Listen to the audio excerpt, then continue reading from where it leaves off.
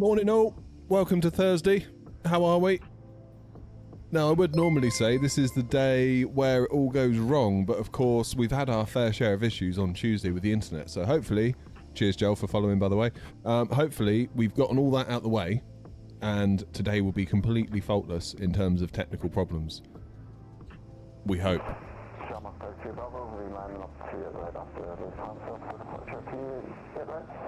Who we got in? We've got Bobby, Philip, Dunk and Joanna. Dunk's cleaning the bathroom. Bloody hell. Steady on, Dunk. Bam. Right, we are planned for today, and when I say today, the whole day. Dublin back to Heathrow in this one to wrap up the first kind of return doodah to Heathrow. So we've done Heathrow to Dublin the other night. We're going to do Dublin back to Heathrow. Then we're going to switch over to Gatwick. And then we're going to fly the first leg of the Gatwick Gallivants, the new Gatwick tour, which is down to Alicante. And that'll do us for daytime. Evening time tonight, providing all goes smoothly and I can do it, I will fly back from Alicante to Gatwick. And that's my day. That's my little plan. If my voice holds out, my voice is not good. It's really not good. So, yeah. See how I sound by the end at 1, 2 o'clock. It's kind of fortuitous on Tuesday that the internet died and that I didn't end up streaming all day and therefore talking all day because it was already pretty bad. I recorded some audio last night for a video for my tech channel. Shout out to the tech channel that I never upload to. And I listened back to it. I was like, damn, dude, you sound rough. So we'll see what happens. Excuse me. Right, let's get the plane fired up. Let's go back to Heathrow. Now, at the moment, we've got London control on, but of course, you know what's going to happen, don't you?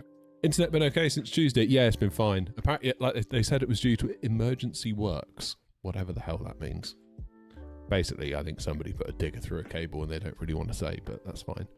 Right, batteries 1 and 2.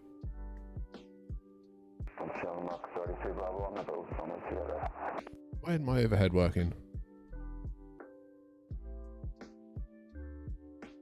Okay, fine, I'll do it with my mouse. I was messing around with USBs yesterday. Might just have a quick check, 2 seconds. 825 taxiing to runway 27 via Tango 2, Foxtrot 2, corrections, Foxtrot outer November and holding at November 1.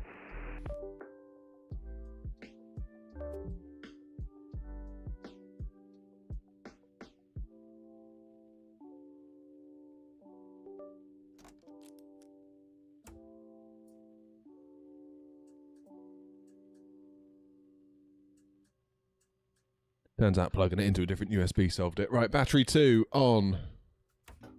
Available power, external, let's go.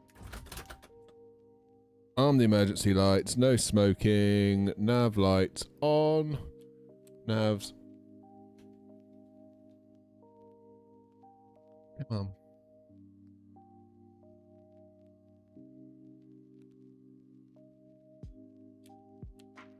Navs 1, 2, 3.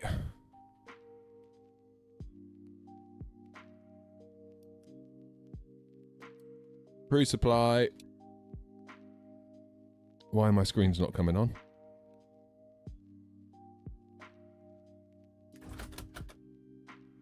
It's better. Didn't press the power button. Good.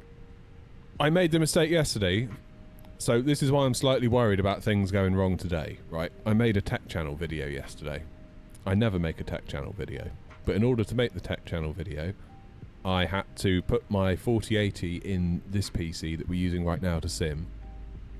I then had to unplug my PC, get rid of it, get my other PC with the 5800X3D and the 4080 back in it, put it where my sim PC normally goes and run a load of benchmarks using that. Basically, I'm doing a 5800 versus 9800X3D video. With like normal games, not like the sim. So... yeah, of course, unplugging everything. I've now got a new IP address this morning on my PC, which meant that VATSIM audio didn't work initially, so I had to plug in the new IP address. I should just give myself a static, really, but...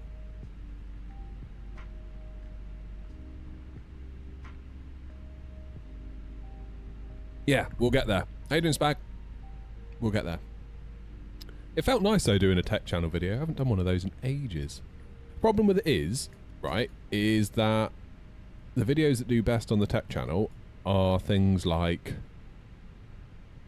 5600X versus 5800X 3D, and we do a load of benchmarks and we talk about it, we break it down, we do the analysis, blah blah blah blah blah. You know, will a 5600X bottleneck a 4080? Will a this do a that? You know, a question with some technology that we can answer. Stuff that people have got on their minds. And that's great, but you quickly run out of things to make videos about without buying new hardware, and I can't really be buying new hardware, sadly. But as I naturally, organically upgrade my stuff, then I can make a tech video. Just need Nvidia to sponsor me. Come on, Nvidia. And AMD. Not so much AMD.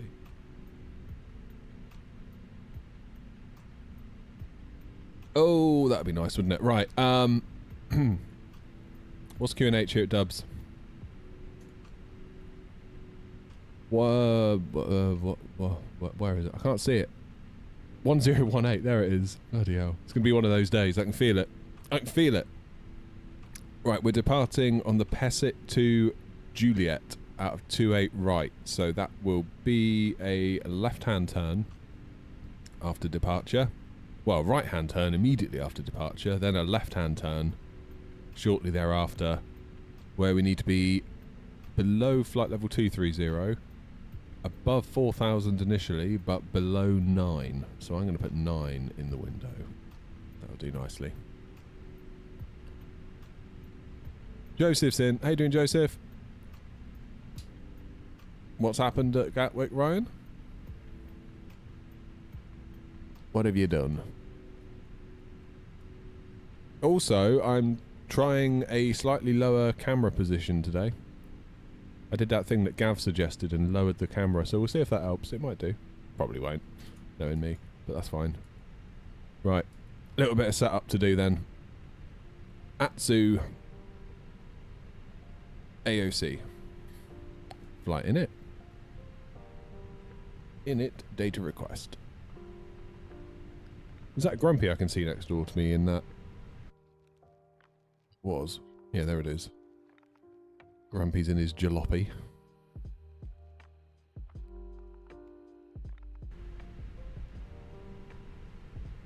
Gotta be Grumpy, right? Right, that's in. Alternate of Manchester. Never done an alternate. Never have I ever done an alternate. Flight number Air0160 160 Foxtrot. Excuse me. And we're cruising at 310 with a cost index. Oops. In you go.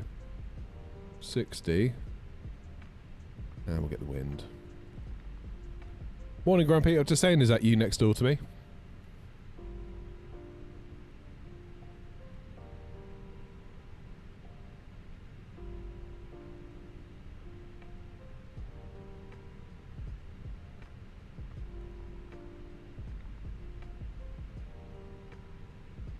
Bags in the BA. Nice.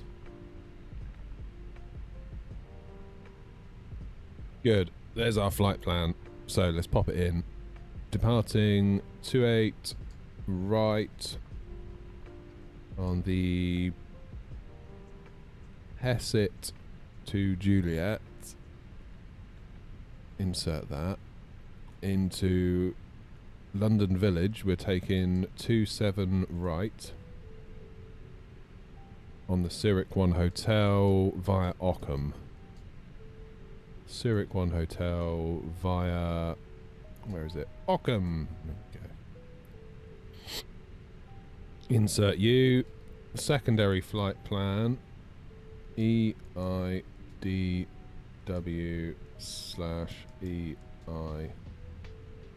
Where is it? DW. Secondary flight plan button. Secondary flight plan. 285 landing at runway 28 right via November 1.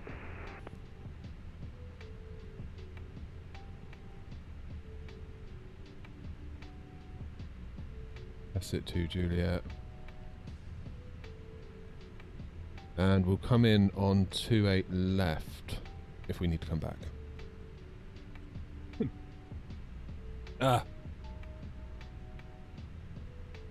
I haven't actually got the livery installed on this PC out here yet, Grumpy, so you're still appearing as the old livery, but it is working. Good. Right. Is GSX doing anything? Of course it's not. No, it is still fueling, to be fair. Request boarding, can I do that? Will that help? No reason why we can't board, why we fuel. Surely the loaders aren't going to do their bit, though. Attach tug now. No.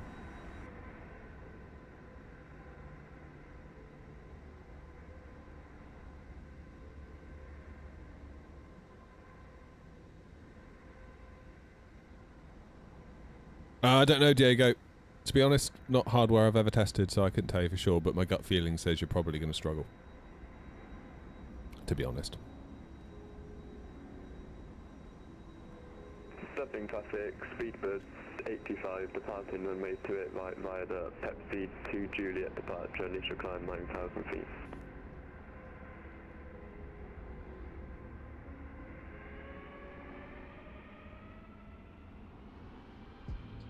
So it's is it a bus from here or do they walk out? I feel like it's going to be a bus.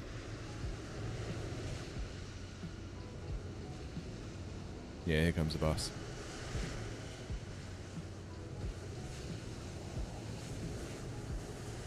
How's it going, Lachlan?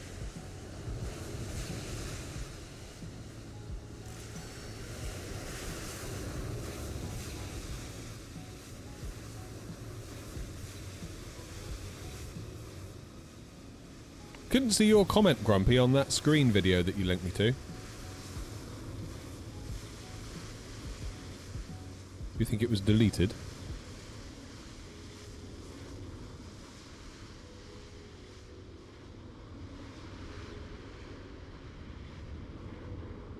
Yeah, I agree with Lachlan. Hopefully no internet issues. I mean, the problem is that they're doing like infrastructure all around the town. Like OpenReach or their contractors are digging little holes everywhere, pulling reels of cable everywhere.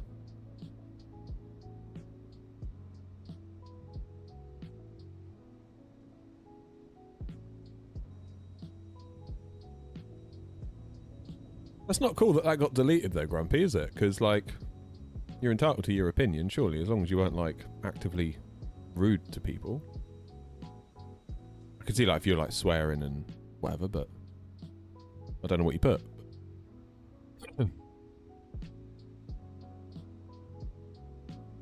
Yeah, I don't get those screens. It's just, I'm seeing a lot of creators make videos about, like, that Rosefire screen, and there's another one. And it's like, guys, they're like 70, 80 quid on Amazon. Why are you paying all this money for like a Rosefire version? And even then, they just tell you to download Pop-Out Manager, which is exactly what I use here.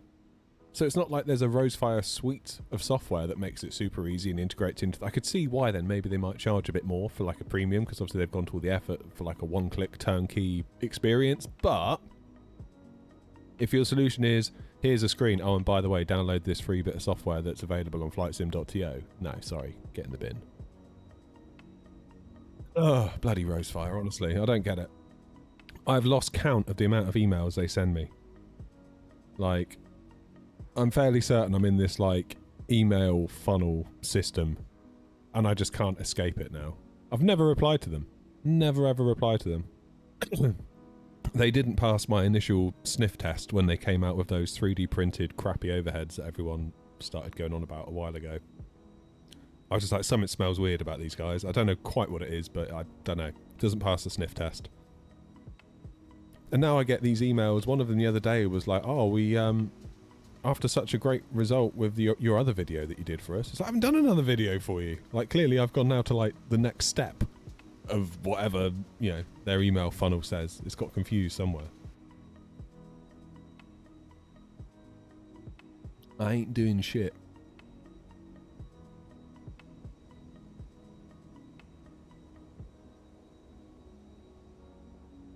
Wild.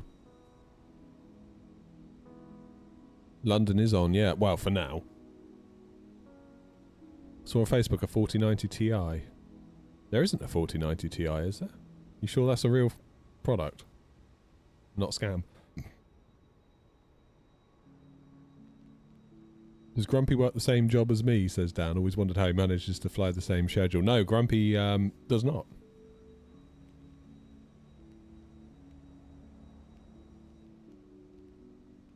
Dan, my plan is to get the masking tape out later tonight and tape off a bit of the wall and see how that looks on the camera and then measure it, if that makes sense. I don't know if that's a good way to do it, but it's the only way I can think of at the moment.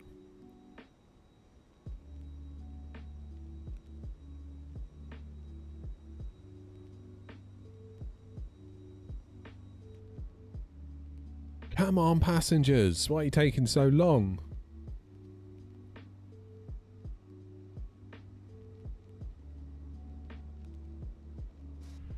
What I'm going to do meantime, now we're fueled,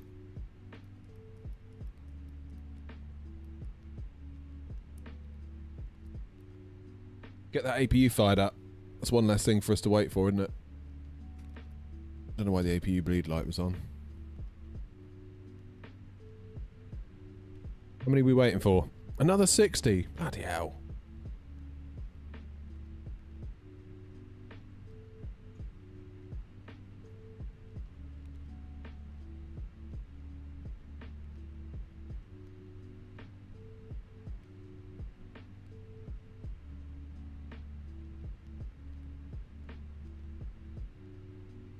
Dublin traffic, Speedbird 825, climbing now, flight level 230. We need an overhead cam. I know. What I'm going to do...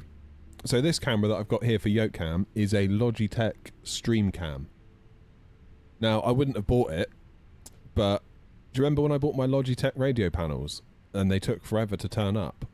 They sent me an email being like, how did we do? And I was like, they haven't turned up yet. Like, why? How can I possibly review or like leave you a feedback? I've even sent you a support ticket, which you haven't responded to. In fact, by the time they did respond to it, the product had been here for like a week. So when I got the how did I do or how did we do email, I just like gave them both barrels basically and just said, actually, you did really shit. Like, to be honest, this is why I would just buy from Amazon and avoid dealing with your Logitech store at all costs. And then they sent me a $100 voucher to say sorry. I was like, damn, that's like the whole cost of the product. But then I was like, I don't want anything from Logitech. Like, there's nothing I want from them. And then I was like, oh, they've got a stream camera. So I bought this with a voucher. But it's not a particularly wide field of view. Compare and contrast to my Elgato face cam, this one. As you can see, shows the room off quite nicely. So I'm wondering, do I get another one of those? And sort of have it kind of, I don't know, up there somewhere, then it can sort of look down on everything. Do you know what I mean? Then that way, oh, loaded. Departure 28 right. Calculate flaps 1, of course it is, it's flipping long runway. 147, 147, 148, flex time 65. How ungrateful. Well, I know, I did feel a bit like, oh, damn, like, but like, what? There's nothing I want from Logitech. Like, they have nothing to offer me except for that radio panel, which I was kind of meh about. Like, it was alright. It's better than nothing, but like now it seems a bit old hat.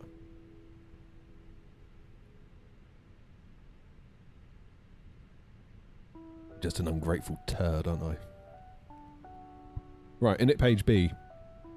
Block fuel, 5.8 tons, loaded, good. Everything else looks reasonable. Zero fuel weight is where it needs to be. Performance page 147, 147, 148 as per the EFB. 65 on the flex temp, 1 down 0.5 on the flaps and the trim. Good. We are ready to rock and or roll, I think.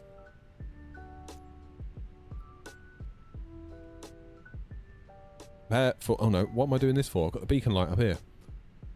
Ready?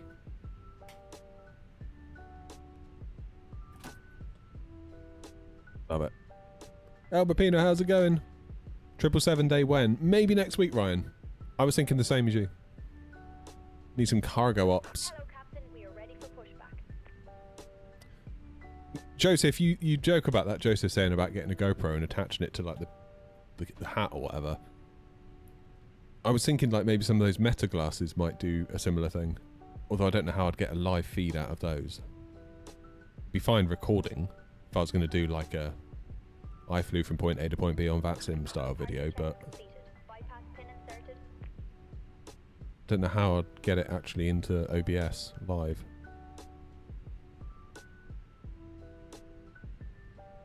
It's an interesting thought though.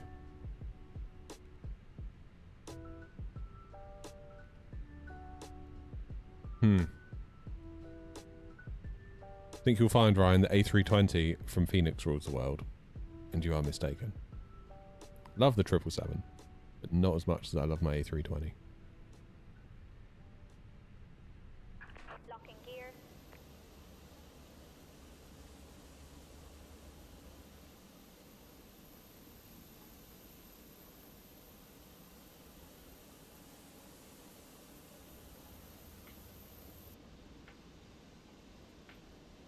Oh, there's a Lufthansa over there.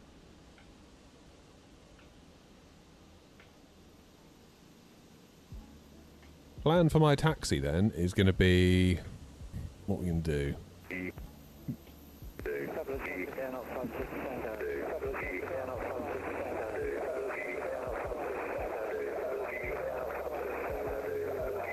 What the bloody hell's going on there, Grumpy? Oh, I can hear myself.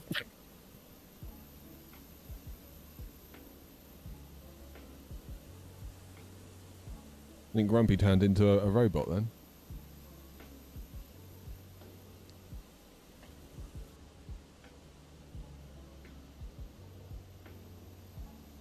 Dublin traffic, very good morning, Air Not 160 Foxtrot stand 124, pushing back, facing west on apron 1, Dublin. Release parking brakes, please. Commencing push. All engines clear. Started wheels. We're off.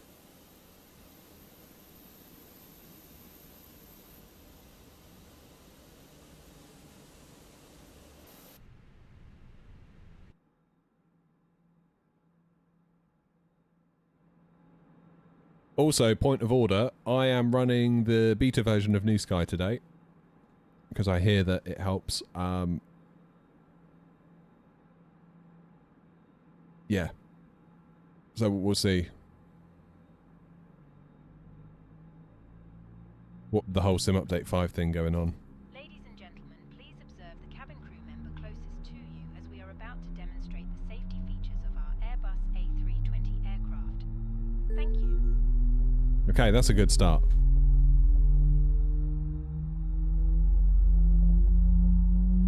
Almost. It says it started, but the prompt hasn't gone away. Please pay attention to illuminated sign. It has actually started it. It's important information about exit Weird. routes, oxygen masks, Hopefully that'll disappear in a moment. and the brace position, which you must adopt. Okay, now it's gone away. Is that like not double started it or anything weird? No, There are fine. 8 emergency exits on this aircraft. The cabin crew are now pointing out the exits nearest to you. Please be aware that your nearest usable exit may be behind you. Emergency Unlocking lighting gear. will guide you to an exit. In an emergency, leave all baggage on board. Your seatbelt is fastened, With flaps adjusted, on. and released as shown. It must be fastened whenever the seatbelt signs are on, and we recommend that you keep it fastened at all times. If the air supply fails, Tow truck disconnected. masks will Bypass drop. pin removed. Pull a mask towards you to start the oxygen. Left is clear. Put Right the is mask clear. over your nose and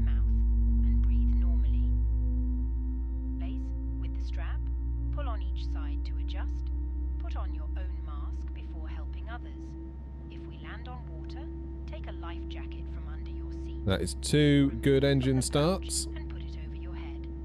Pass the tapes around your waist and click together. Pull the strap to adjust. Do not. Grumpy is currently levitating. Okay, maximum auto brake, arm the speed brakes.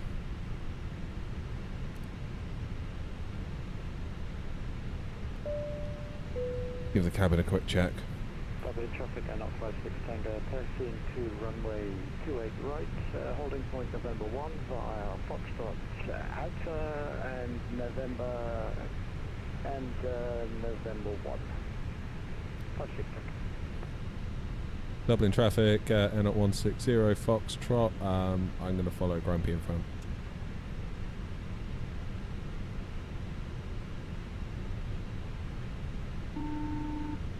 Peak radio calls.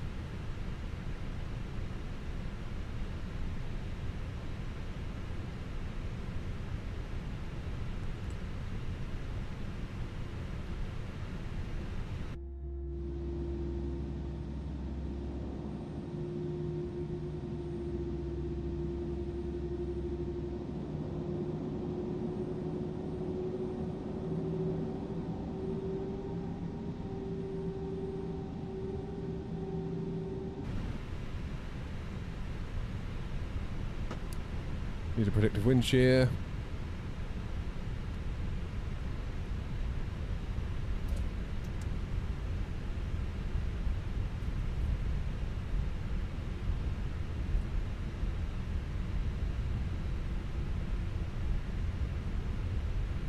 Okay, so I'm going to take Foxtrot Outer,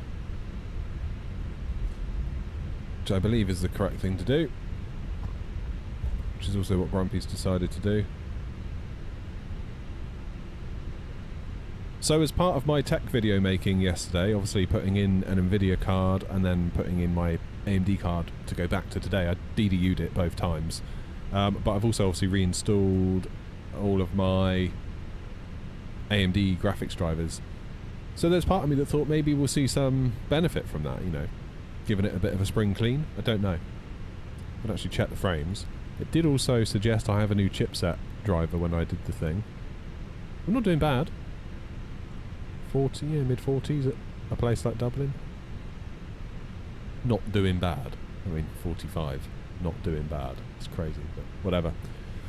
You know what I mean.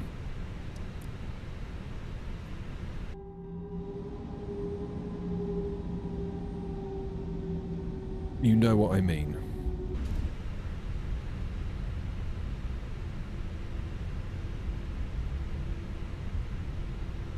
What would you prefer to buy?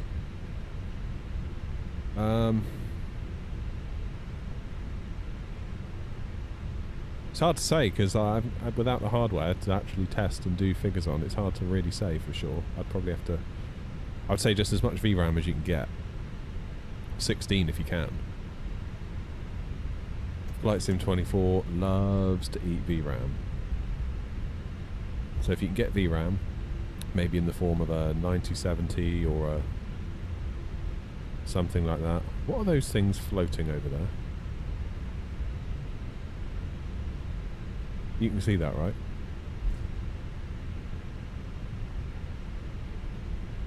My issue, Ryan, right? You're saying about the 777 gives you lots of control. I agree with you. It's a lovely plane. My issue right now is my AB9 is way nicer to use than my Thrustmaster yoke. As good as the PMDG is, it doesn't feel as alive as this A320 does because of my Moza stick.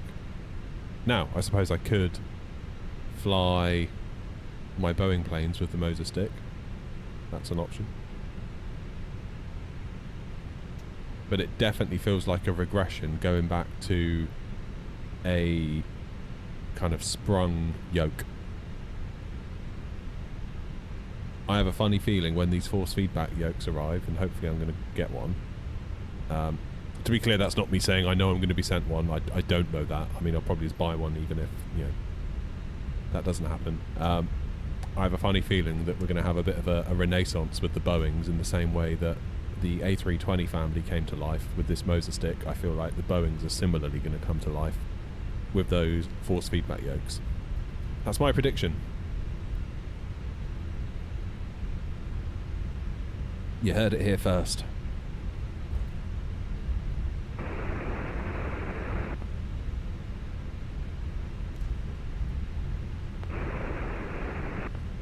Morning, Az. Morning, Az.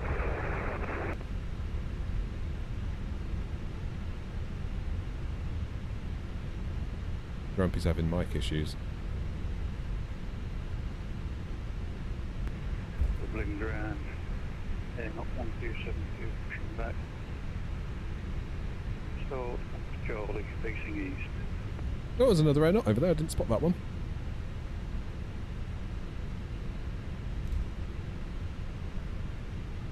Yeah, Chris Grumpy mentioned that to me yesterday. Apparently the trick is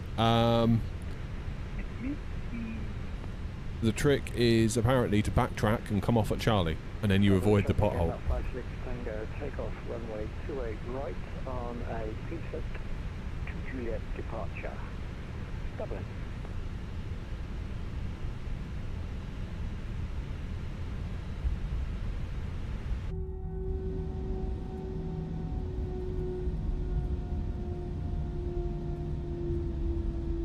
Everyone wave to Grumpy.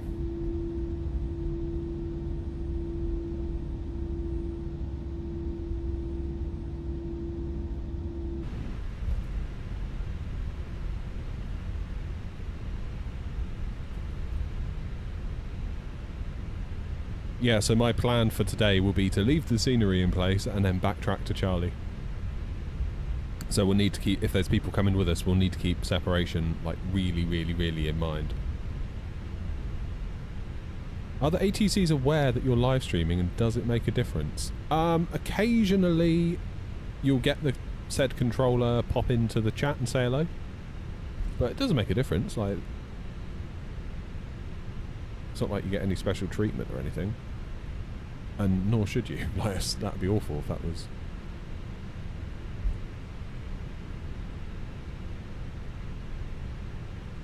I don't know, like, it feels like quite a lot of the time, as soon as we appear, they disappear. But I think that's just the way of VATSIM. I don't think that's them being like, oh god, a streamer's coming towards us, log off. I don't think that's like what it is. I mean, I wouldn't have said I'm big enough really to pose a problem in that regard in any case, but... Dublin Grand, they're not 1272, taxi to 28 right. Alright, let's get some brakes on. Kilo, November, hold at November 1. Anything coming? There shouldn't be. That doesn't mean to say there won't be. Who's that coming with us? Oh, it's Jamie. Nice. Now, come in. Dublin traffic, airnaut 160 Foxtrot, lining up, taking off 28 right on the Pessit to Juliet departure, Dublin.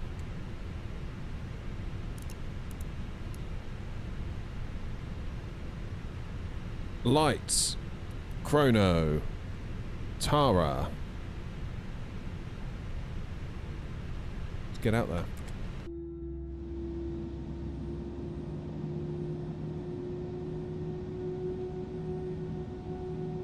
No, I don't think so, Judge. I mean, a lot of controllers live stream as well.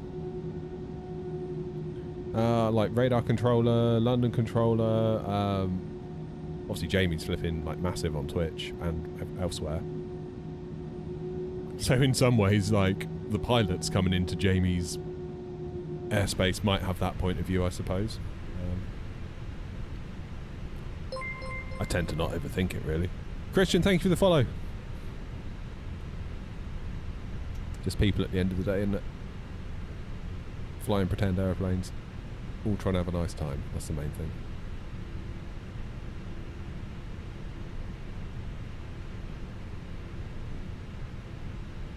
What I don't like seeing is like these little clips that appear where, like, you know, a pilot will get an angry ATC and then post videos like trying to shame the ATC. That's just a horrible side of it. I don't like that at all, really. And then the comments turn super toxic and it ends up all over Reddit. It's like, oh, guys. Come on. We're better than this. Anyway. Shall we? Burn and burn.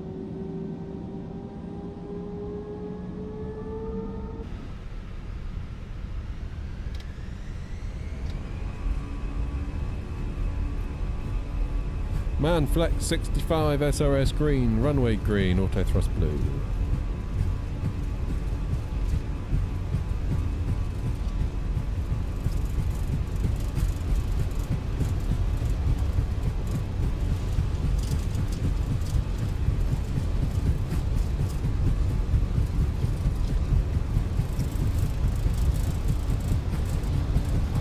V1. Rotate.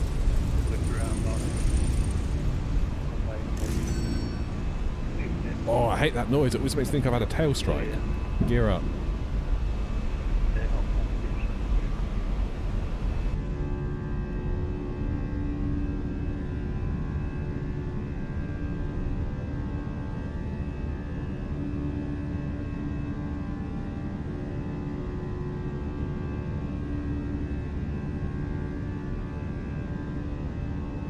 Okay, little turn to the right. Then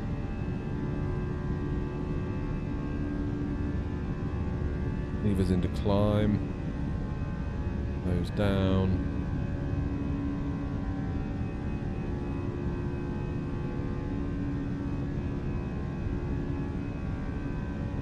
Yeah, I might have to disable that noise. It's GSX sort of issuing you an invoice, isn't it, as you leave the airport. It's like, you've left, and now we charge you. But it always makes you think, tail strike. Flaps up.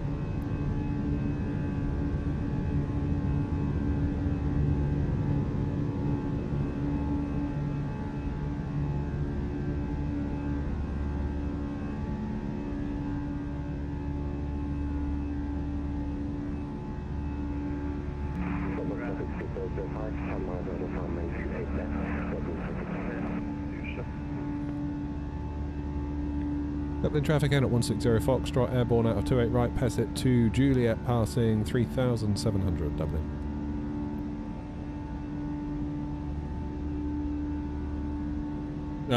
Destroyer thought it was a tail strike as well. Yeah, every time. I might have to see if there's a setting where I can turn off the ka-ching noise, because, yeah. Better not be a bloody tail strike.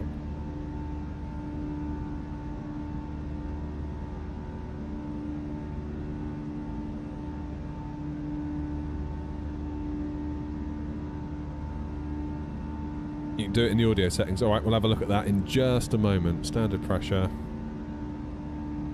Ladies and gentlemen, please keep your seatbelt fastened whilst the seatbelt sign is on. We recommend that you keep your seatbelt fastened whenever you are seated. Toilets are located at each end of the cabin. Remember that smoking is not permitted at any time. This includes e-cigarettes.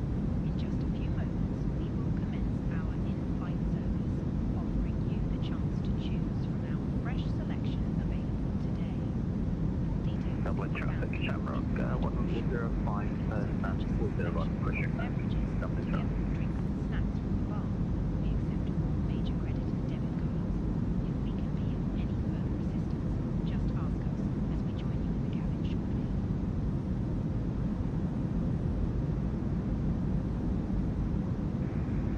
I tell you what, hand flying this A320 with this Moza AB9 is so nice. So very lucky to have the Moza AB9.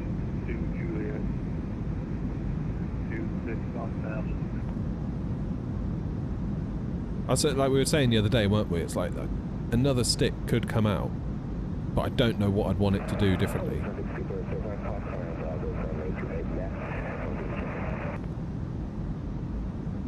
Like, I feel like the only thing it can really do is compete on price.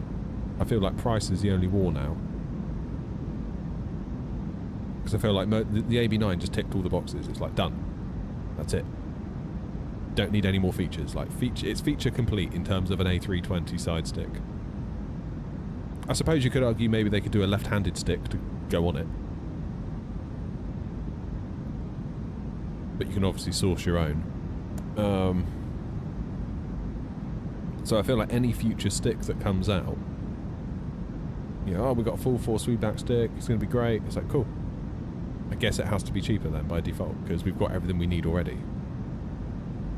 Now, if you're flying military, if you're flying other types of aircraft that are yoke-based, sorry, not yoke-based, stick-based,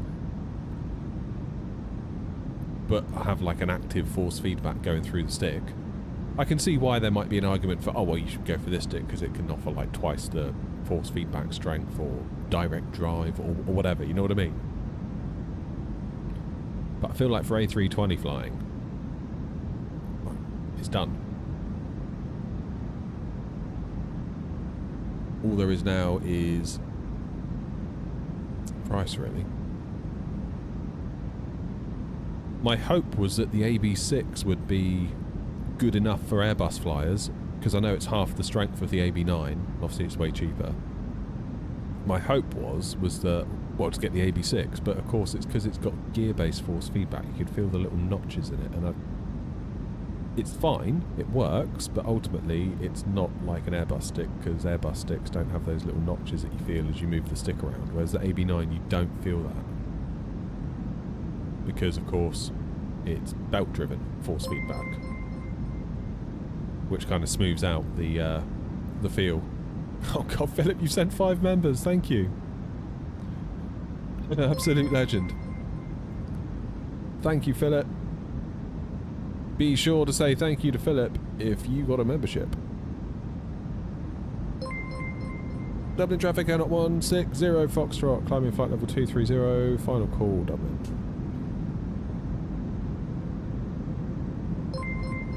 Oh god, it's still dinging. Thanks, Philip. Thank you so much. Isn't the Moza hot swappable? Just twist the stick off the base. You don't twist it off the base, so to speak. I'm going to put the autopilot. I'm still hand flying. It's like got a little nut that you sort of put down on a... You screw it down, basically.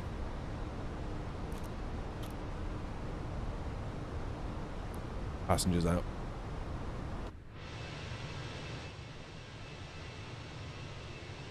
So yeah, you can swap it out. I'm waiting on the Verpil and reviews on the wind control because I want one that works great with helicopters. Fair enough. I don't feel like I'd be the guy to give you that review though, to be honest.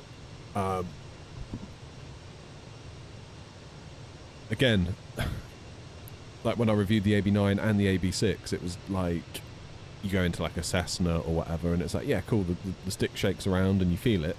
Is it accurate? I don't know. Like I can tell you that it feels like it's shaking around and it's kind of cool, but I don't know.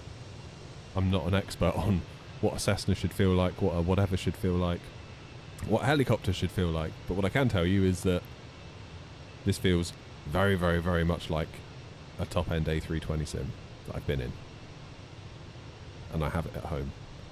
So I can only really look at joysticks through the lens of A320 side sticks. Which is fine by me, but I appreciate it's not ideal for everyone else. Dad, good morning. You're still on the TCA stick? Yeah, I've still got mine. It's a good stick. Started the channel with that stick. Going down to Alicante after this or this evening? No, we're going to go down to Alicante. Sorry, Chief. I've just seen your other message above. We're going down. We're going to land in Heathrow. Then we're going to respawn at Gatwick and go to Alicante straight afterwards. Then tonight, plan is fly back from Alicante for tonight's stream back to Gatwick.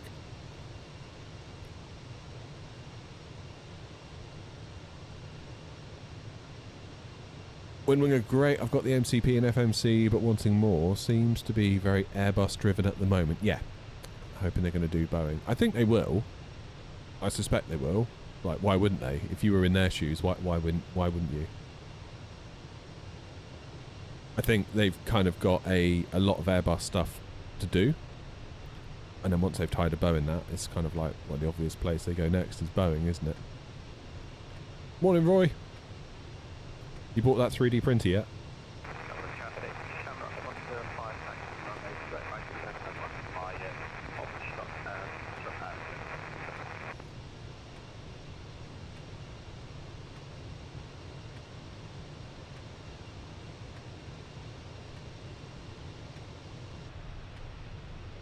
But yeah, very, very lucky to have wind control.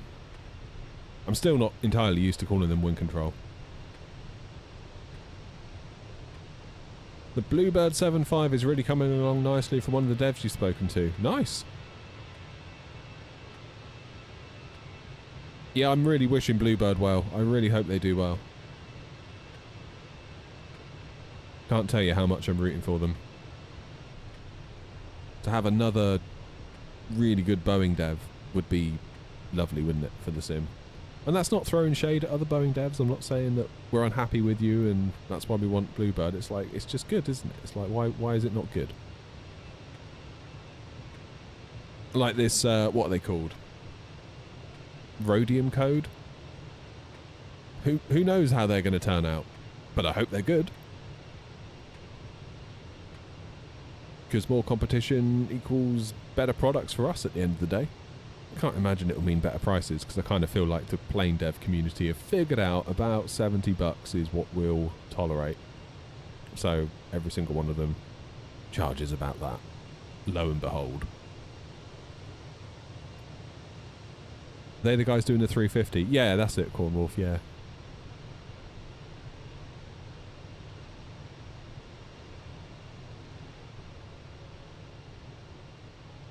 Yeah. I mean, I see a lot of people being like, yeah, I don't think there's going to be any good. I don't think this. I think that. It's like, we don't know. But we just don't know.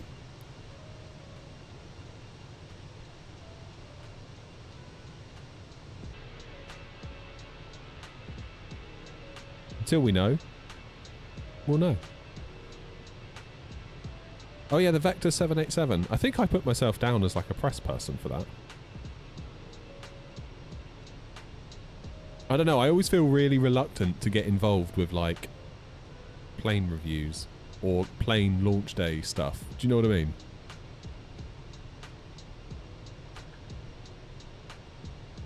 Yeah, Destroyer Moza ain't cheap. It's good gear, but it ain't cheap.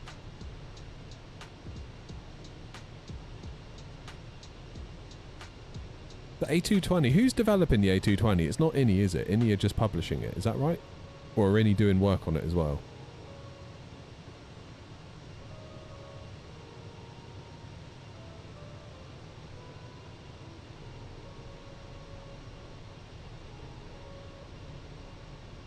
Or are they literally just... I don't know. You tell me.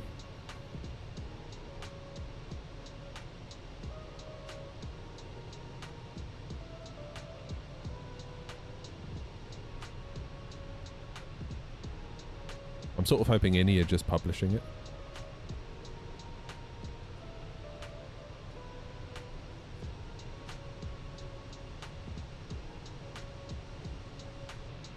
Ordered a Bamboo Lab P2S combo.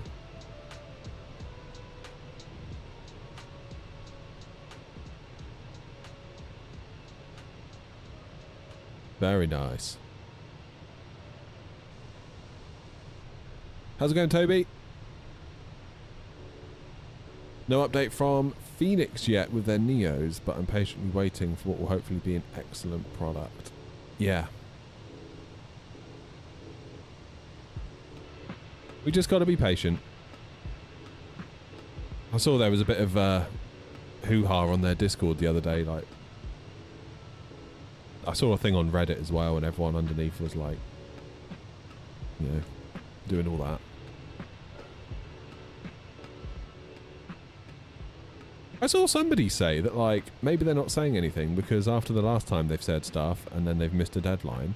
Someone said something about, like, death threats. It's like, who the hell is sending Phoenix devs death threats over a pretend aeroplane? Like, what the hell, man? Some bloody nutters out there, I'll tell you, if that's true. Over an add-on aircraft, a pretend aeroplane. Jeez. So yeah, no wonder they're just keeping their mouth shut, is it? It's like, we're not saying anything until we got something. And then everyone's like, oh, you're not saying anything. It's like, yeah, I wonder why. Like, sometimes I just like, I don't understand. I really don't understand. I just feel like, what the hell? I feel like every time there's like an InnyBuilds live stream, or all those Aerosoft live streams, the amount of just like brain dead stupidity in the live chats is like, what the hell? What the hell? I always come away from those events being like low-key disappointed and just like, I feel like our little corner of the simming community is absolutely lovely, like, but there are some, especially on Reddit, it's like, wow, there are some people out there.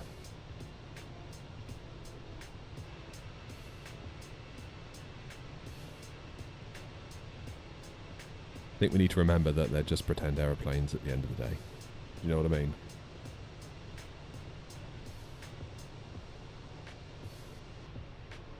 Hey boy, how you doing?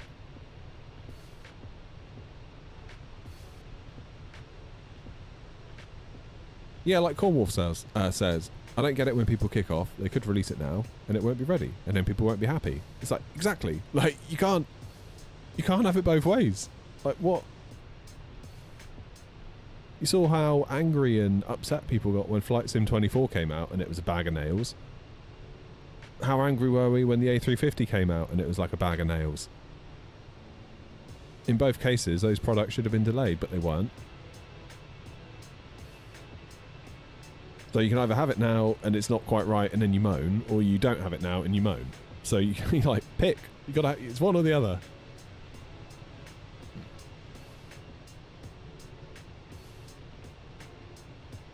So when the likes of PMDG and the likes of Phoenix take forever, good. Suck it up. Wait for it.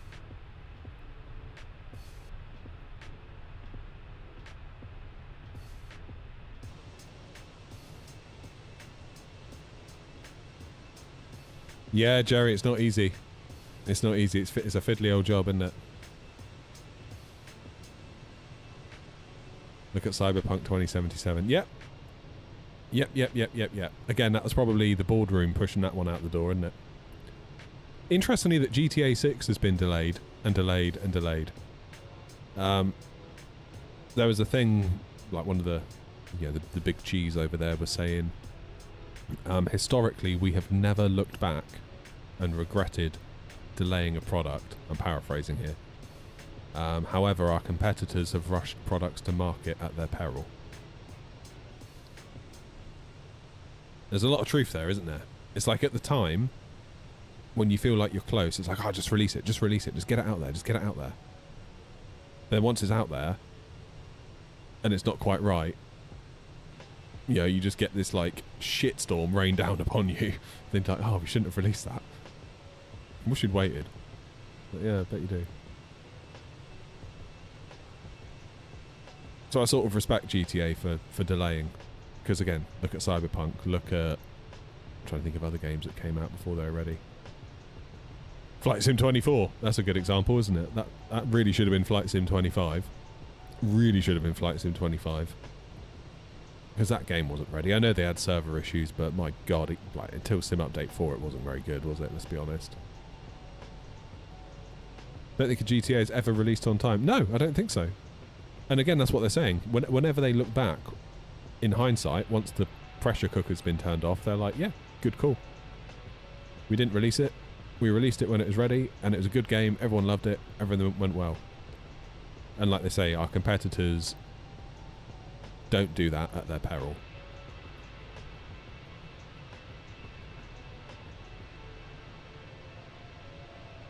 Most F1 games, really. Maybe we should have a new system, like, maybe we should all band together as a community, like, we can say, like, half of the money now, and then you get the other half when you fix it. And then see how quickly those patches come. Quickly, we need the other half of the money.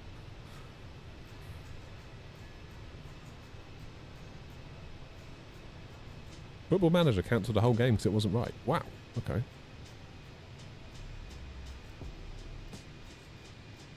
It's funny, I was playing Cyberpunk yesterday. Well, I say playing, I was benchmarking it. Felt super weird. making a video that wasn't for this channel yesterday. My fledgling tech channel. Like and subscribe.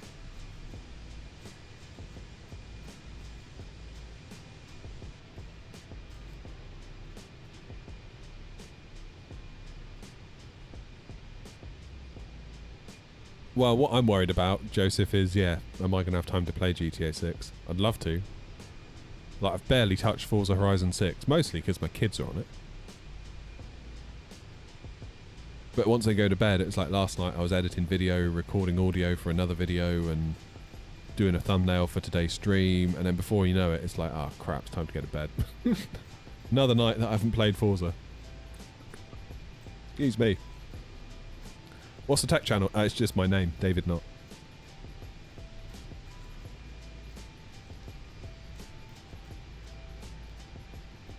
It is probably the most neglected tech channel in all of YouTube. Thing is, if you scroll through the videos, you can see the ones that do well. Like, occasionally, I did a couple of videos where I did some benchmarking with, like, GTA 5 did that ray tracing update, so I did some benchmarking, and the video got, like, no views at all. However, if I do some hardware testing, generally they do pretty alright. Like, it's worth your while doing it, put it that way, providing the video gets the views. Like, it took all day yesterday doing that video, but obviously you're taking a bit of a bet that you hopefully it's going to get the views, but if it does, like, worthwhile use of a day.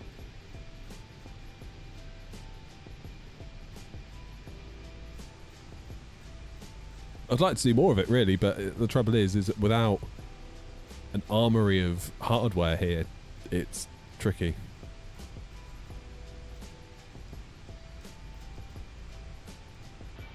So I only really upload to that channel occasionally, when I feel like I've got something to say or want to test something out and just take you guys along for the ride.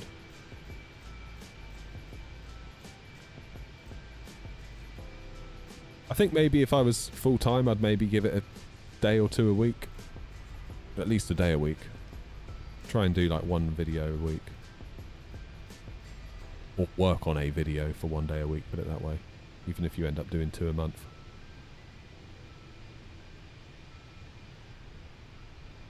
We'll see. One thing I'm feeling with all these extra streams I'm doing is I'm lacking time for video making, and I'm slightly concerned about that because the videos are pretty good. There's videos that I'd like to make that I haven't made. That's what's bothering me. Am I considering full-time? Yeah. Yeah. I mean, it'd be full-time with an asterisk. It would still be a bit of a... not a gamble, but it would be a risk. I think. It wouldn't be like, oh great, we're full-time now and that's the end of it. It would basically be... we've saved up some money to effectively buy us time off of the day job to try full-time for a period. But there is a likelihood that I'd have to go back.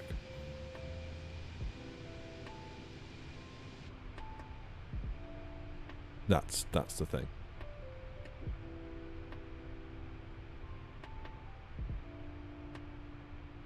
Right, equal time points coming up. What time are we getting in? Flight plan page, come on.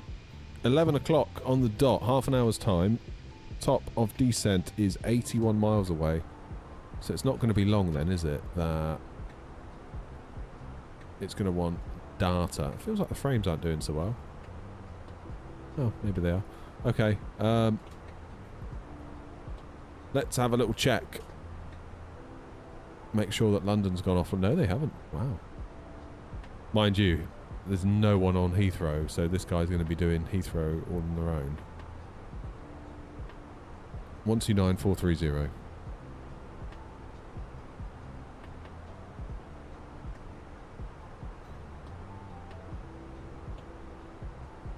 I feel like when I put in my standby frequency, there's like another button that I'm pressing on my setup, and that wipes it out.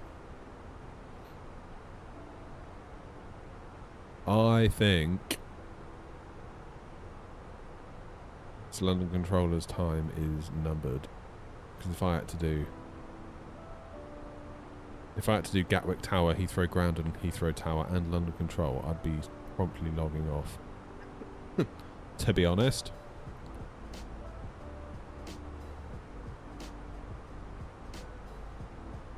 And Stansted and Luton, yeah. Don't forget Bournemouth. And Southampton.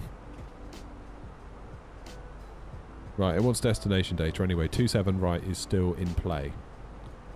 So we'll plan for that.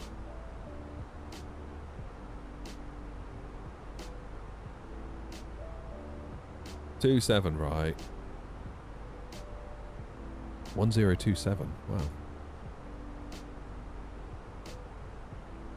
1027. I'll pop that in my thingy. Wind is 210 and 11.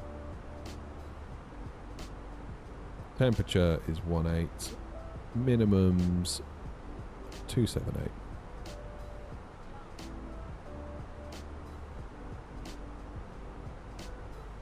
Jolly good. What I might do once we pass our equal time point, because we're basically going to commit to go into Heathrow at that point, is in the secondary flight plan, I'm going to copy in the active and switch over to it's probably going to be 09. Be 09 right, wouldn't it? If they have a wind change. Try it. Zurich 1 Hotel via Ockham.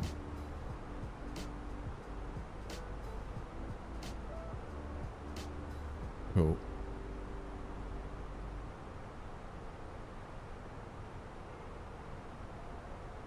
I'm new to flight sim and I want to learn a big plane. Should I start with a 737 or an A320? I'd start A320 because you don't have to buy anything. You could just get the fly-by-wire A32NX for free. Download that, learn it. If you then get the itch and you want to get a bit of a better plane, you could go for like a Phoenix, which is what I'm in right now. You have many an option. Not saying don't get the 7.3 because it's amazing, it's great fun, but you can get most of the way there for nothing on the A320. 64.3 tons is our landing weight, low auto brake, we'll be fine. Excuse me.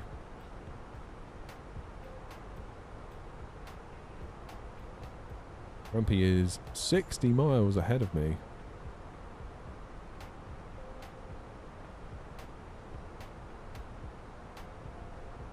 Oh, Ryan, behave. Nothing wrong with the 737. I thought you'd like it, given that you're all like Mr. Boeing over there with your 777.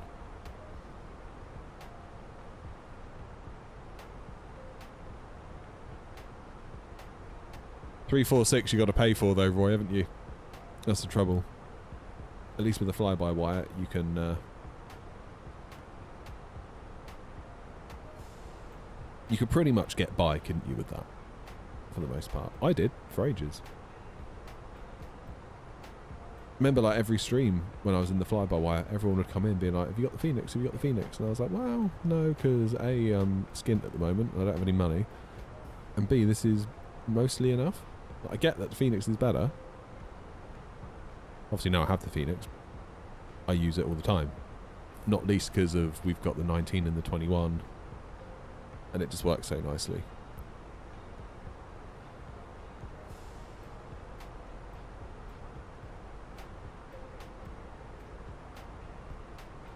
Fly-by-wire's A38 is better than Yinny. Well, the Yinny's not out yet, is it, Ryan?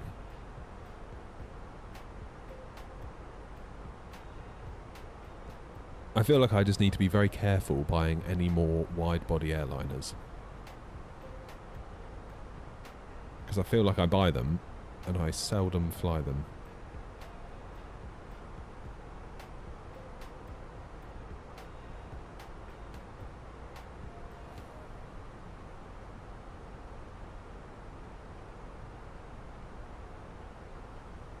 With the exception of the A340. I feel like I'm more likely to fly that. Although we don't have the... has the wind control stuff been updated for the 340 yet, or no? Don't think it has it?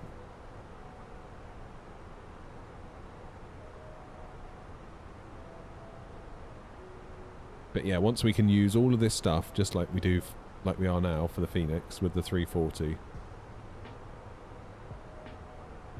be good.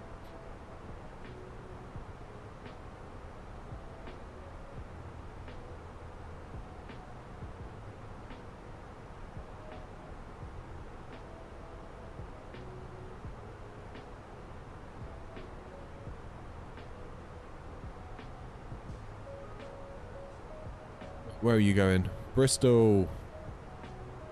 Where are you going? Also Bristol. Oh, I want to go Bristol. Looking reasonably not too bad, isn't it? Let's have a look. We've got... is that Spag? I think it is, yeah. Then we've got Grumpy, then we've got me. Although there is this one that I might conflict with. But we've got control, so... this is why we don't need to worry, really, because...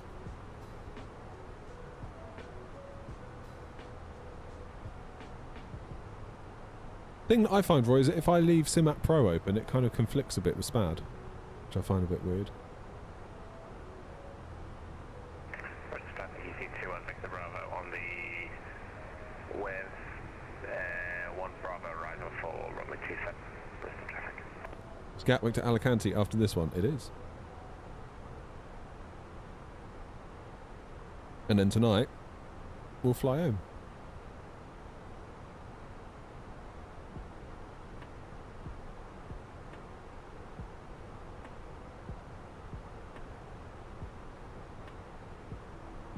And I shall have a coffee while the plane loads to get us to Gatwick.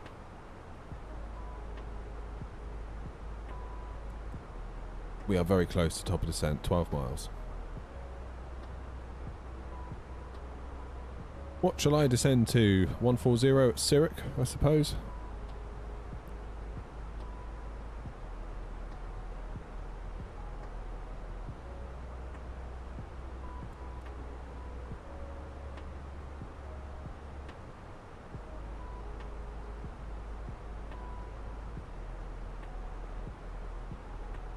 Heathrow traffic out at 160, Foxtrot, flight level 310, Zurich 1 hotel, arrival into 27 right, descending now for 140, level at Zurich.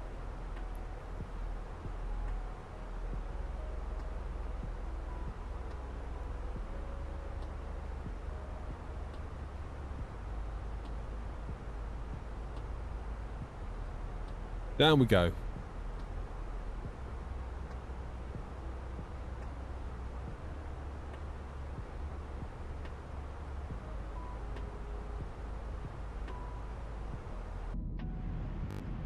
Oh, that's never a good sign when you get audio things like that. That normally means your GPU is going to crash out.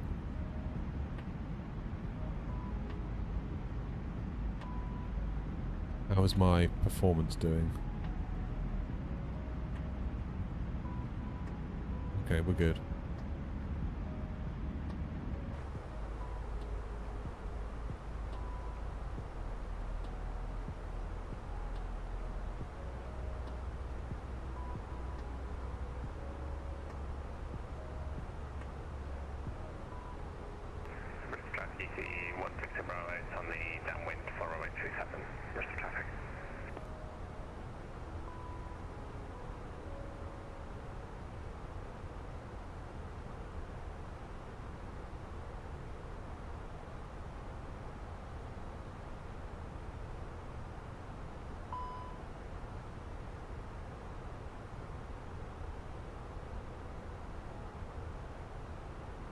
Welcome 08056 Tango. Easy 48 Foxtrot Delta, report passing altitude, climb now, flight level 150. Climbing 150, passing 2000, easy 4 traffic data. Thank you, frequency 38 kilo, continue approach with 1 departure ahead. Blocked. Easy 38 kilo, Quebec, continue approach, expect late landing clearance, there's 1 departing ahead. Continue approach, easy 3 kilo. Seabird 668 Romeo, London, hello, Golf C2 Golf, score 5613.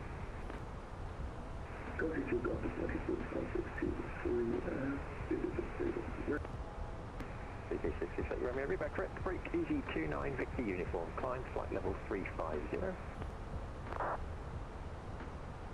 Right there, 670, further with advisory 122.8, g'day. 122.8, g'day, thank you for the help today, gentlemen, thanks. Yeah, break, Speedbird 825, okay bro, right turn on Alpha, and then Yankee to stand 523. Right turn on Alpha.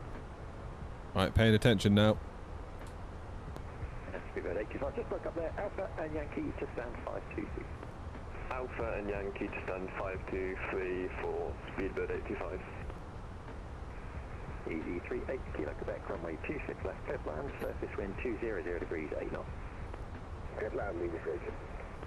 Speedbird 903, descend, flight level 90. Right, this controller's good. They haven't sent me a contact me yet. Speedbird 903, descend, flight level 90. Mike, descend, flight level 90, Easy 3829, thank you. Climb now, flight level 180. Climb 180, is it J tonight?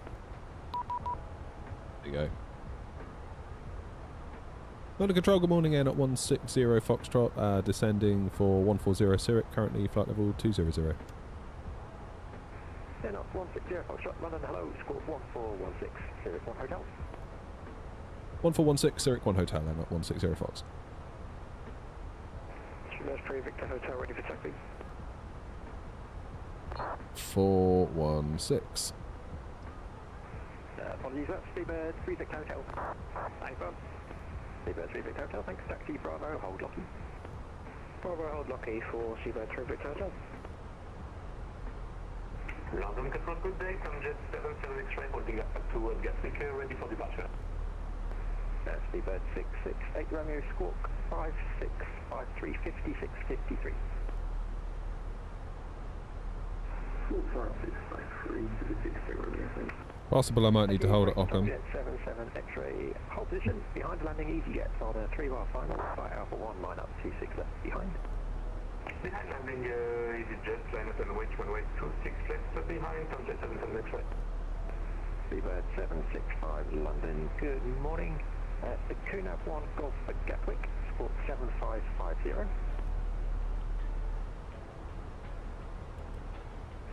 Scandinavian 44 Sierra Whiskey, route direct Dagger, Delta Alpha Golf Golf Alpha. Direct Dagger, Scandi 4. Inbound course is going to be... For the climb low advisory 122.8, thanks very much. Yeah, 417. Easy 48 Fox Delta, flight heading 090 degrees, climb flight level 290.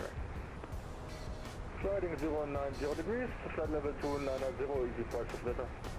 Easy 3829, fly heading 095, climb flight level 290. Fly heading 095 and climb 250. What is the Jason? Flight level 290. 290. Ready for taxi, Skywest 139. Skyway 139, taxi straight ahead, hold at Lockheed. Straight ahead, hold Lockheed, Skywest 139.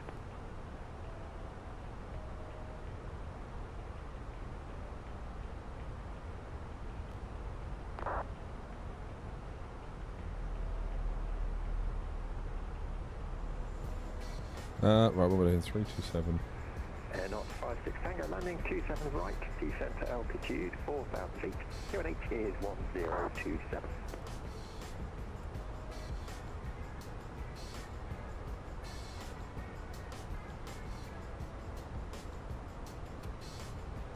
Hey Clark! Sorry guys, I'm having to focus a little bit here. 56 Tango, descent to altitude 4,000 feet, QNH 1027. Descend now 4,000, QNH 1027, 56 Tango. Speedbird 93 Golf. I don't have a flight plan for you. Could you just check and refile, please?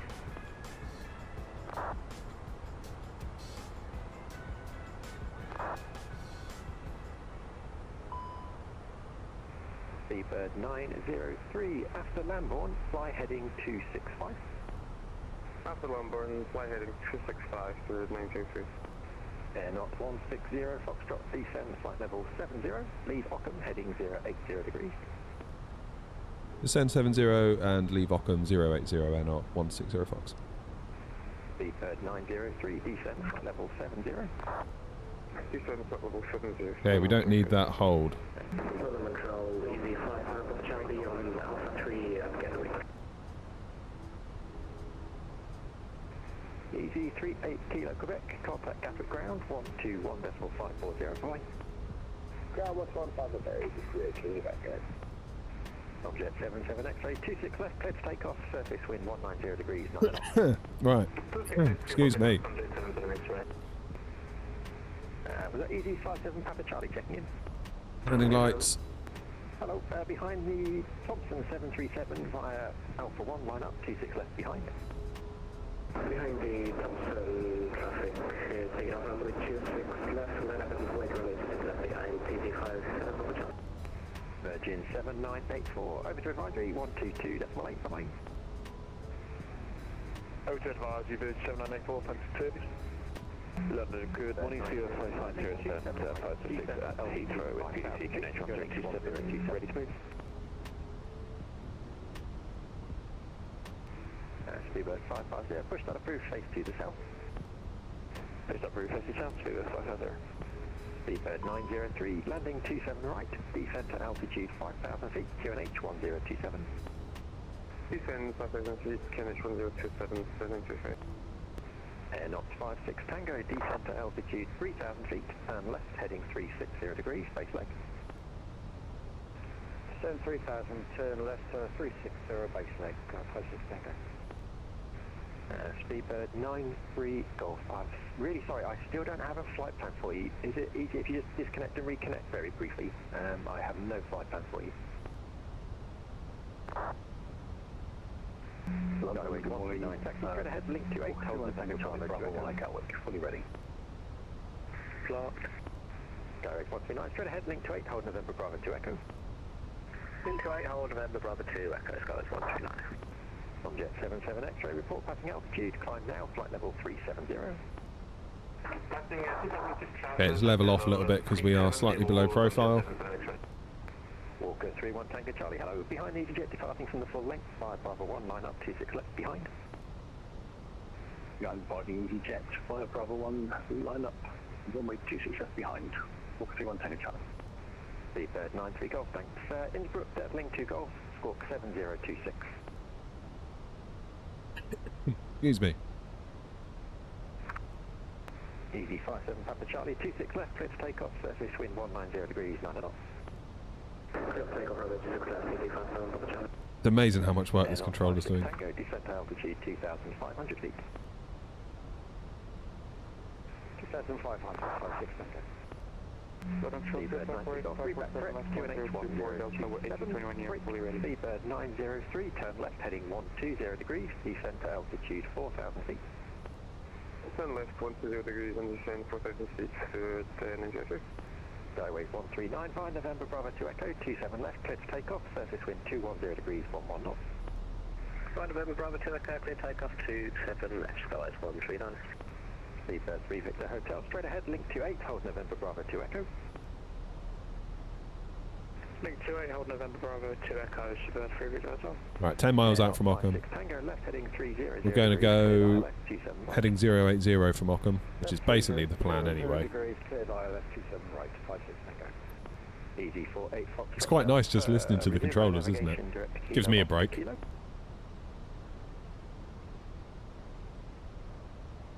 Resume on navigation, which directory is required for the Direct Kilo, Oscar Kilo, and further with Unicom 122.8, bye-bye. Direct Kilo, Oscar Kilo, Unicom, have a great day, easy for UTX by Breakwalker 31 Tango Charlie, 26 left, clear to take off. Strategics of spelling that one out. 26 left, clear to take off. See what happened there.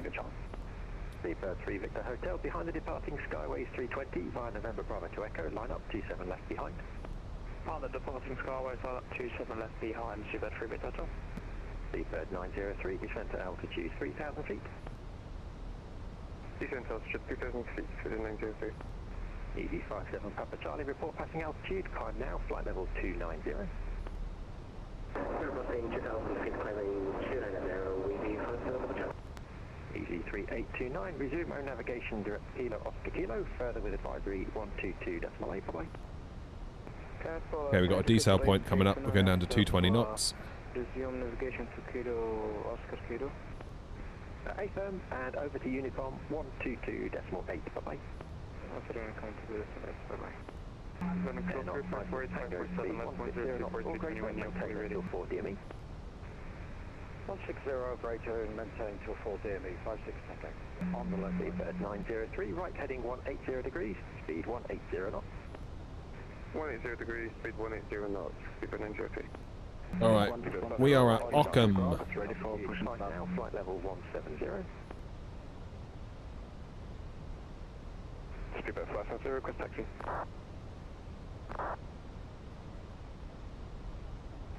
Speedbird 550, taxi via Alpha, hold Lowman. Alpha to London, Speedbird 550. Qantas 10, request push. Okay, that's 080. And start approved. 7,000 feet. We'll leave it there. It's South, Qantas 10. Then 225, request Tango push. 27 right, clear to land, surface wind 210 degrees, 11 knots. Clear to land, 27 At this point, we might get to see Grumpy, but there's too much cloud. Walker 31 Tango Charlie, passing 4,000 feet, route direct to the Sithead. Nice one, Harold. Broken, so I think at the end of your transmission, say again, please, Tango Charlie. Walker 31 Tango Charlie, passing 4,000 feet, route direct to Sithead. Passing 4,000 feet, direct Sithead for Walker 31 Tango Charlie. Speedbird 903 right, heading 240 degrees, once established localizer 27 right, descend with the glide path. 240 degrees, and once established in the localizer, it's quite fast, for the 903. Speedbird 3 Victor Hotel 27 Bit of right, anti-ice. takeoff, surface wind 210 degrees, 11 knots. 27 left, clear for takeoff, Speedbird 3 Victor Hotel. Skyways 139, report passing altitude, climb now, flight level 140. Climbing 140 and passing 5,200, that's 139. Thank you, break there, landing 7 right, with 18 miles to go, descent to altitude 4,000 feet, QNH 1027. 27 right and descend to 4,000 feet, QNH 1027, and not 160 Fox. Speedbird 903, once you're established, speed 160 knots or greater, maintain until 4 DME. 160 knots are great until 4 DME. Hey, 27 right is confirmed, that's good. Subjet 77 X-ray, climb, flight level 370, if not already. Excuse me. Runway control, red nose 1831, I'll shot runway 26 left. Red nose 1831, London, hello, via Alpha 1, runway 26 left, clear for takeoff, surface wind 190 degrees, 9 knots. 26 left, clear to take off, Baromet 1, red nose 1831. Easy 57, Papa Charlie, route direct, kilo Oscar kilo. Huh. Direct kilo, Oscar. See some London. London control, Super 285, Super, then 555, information Charlie, request 542, San Francisco. Speedbird 285, hello, San Francisco, umlaut 1 Golf, squawk 7756. Squawking 7756 on the 2 Golf for San Francisco, Super 285, Super. Read back correct, but the umlaut 1 Golf.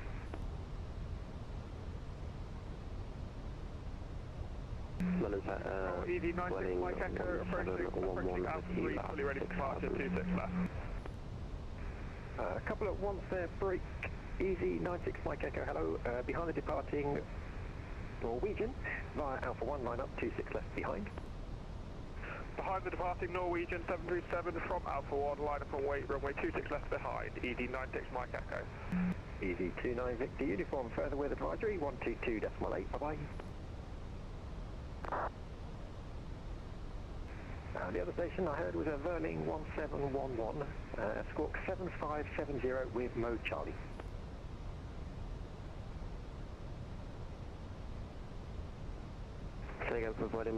When are we going to get base legged, I wonder? Verling 1711, squawk 7570 with mode Charlie.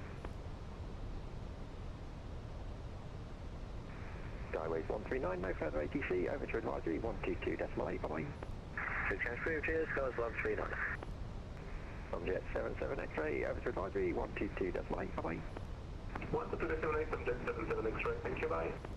And up 160 Foxtrot, turn left, heading 350 degrees, base leg. Left 350 base leg, air not 160 Foxtrot. Seabird 3 Victor Hotel, climb flight level 250 and route direct to Zidil. Flight level 250, route direct to Zidil for Seabird 3 Victor Hotel. Red nose 1831, report passing altitude, climb now, flight level 130.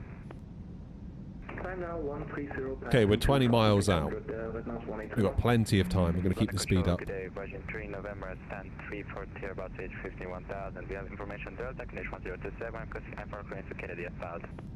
Virgin 3 November, hello, Compton 3 Golf, squawk 0272. Could you please repeat that squawk for Virgin 3 November? Virgin 3 November, squawk 0272.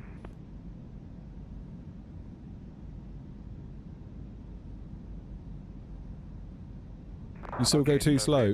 I mean, normally, Clark, I would aim to get to 180 knots by 10 miles, then go down to 160 and maintain until 4 or 5, then go to final approach speed. Welcome, taxi via Alpha and Lima to stand 242. Alpha Lima 242, 56 Tango, thank you. And out 160 Foxtrot, turn left, heading 300 degrees. Once established, localizer 27 right, descend with the glide path. Left 300 degrees, and once established with the localizer, descend with the glide for 27 right and at 160 Foxtrot. Egypt Air 123, if your frequency, don't cover Manchester, I'm afraid. Stick with Unicom 122.8.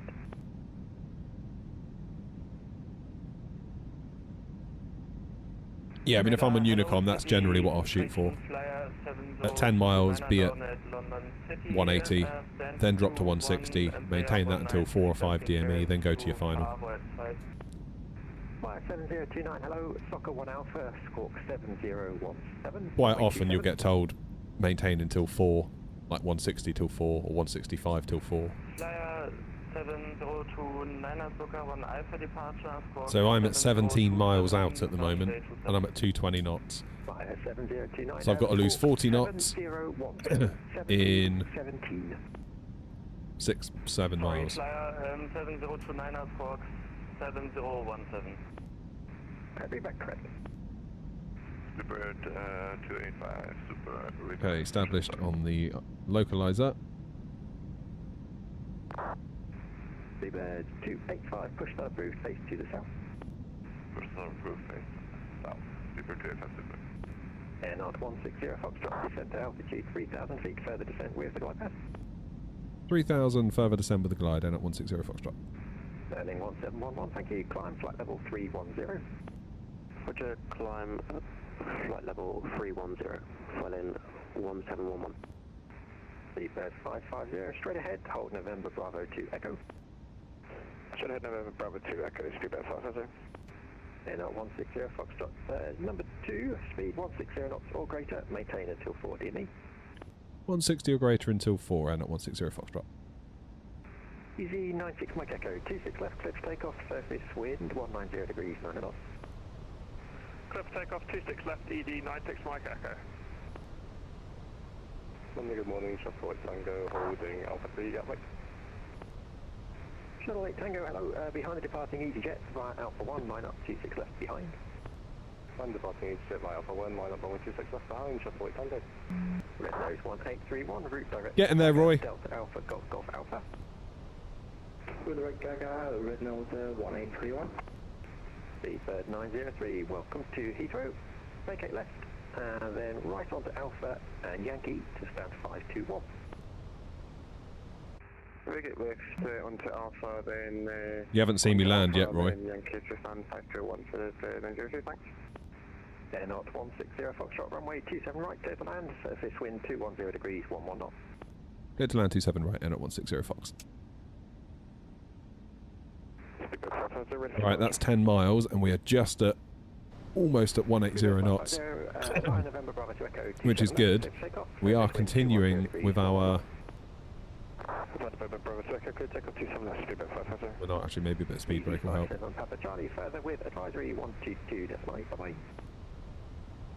There we go. Now we go flaps 3. which will hopefully help us maintain. 7 Papa Charlie to Unicom 122.8. Bye bye. Walker 31 Tango Charlie. Unrestricted climb, flight level 170. Flaps full. 170, walk 31 Tango Charlie. No, correction, red nose 1831, further climb with advisory. So 160 till 4, our VAP is 139, so we've got a further 20 knots to lose. Once we hit 4 DME. ED96 Mike Echo, airborne passing 2200, Minfo 1 Mike. ED96 Mike Echo, thank you. Climb now, flight level 180. 11 o'clock, Now, flight level bang on 180, time. ED96 Mike Echo. Shuttle 8 Tango, runway 26 left, clear for takeoff, surface wind 190 degrees, 9 knots. Clear for takeoff, runway 26 left, Shuttle 8 Tango. 1.0, request taxi. Get the gear down. Lights on. 0 taxi, left on Bravo. Hold Go around altitude is set. left Bravo, hold lucky, 1.0. Flaps full, speed brake armed.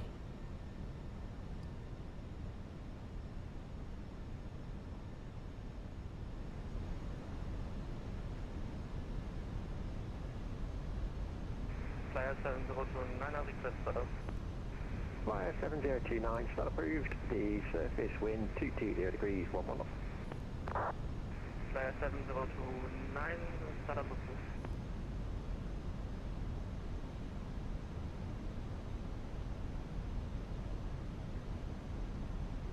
Okay, let's go final approach speed. Seabird 550. Could have sworn I was now, flight level in my 170. activate approach mode, but clearly I wasn't. 1400. We are now. Walker 31 Tango Charlie, further with advisory 122. Quite a bit of a crab, actually. 122.8, thanks for your help. Walker 31 Tango Charlie. Bye bye. Virgin 3 November, stand 342, requesting push to start. Virgin 3 November, push start approved, face south. Face south, Virgin 3 November. Okay, we've got to remember, we've got our new little cabin view. Passing altitude, climb now, flight level 190. They're passing 2,000 feet, climb level 190, Shuttle 8 Tango. Easy 96 Mike Echo, direct Kilo Oscar Kilo.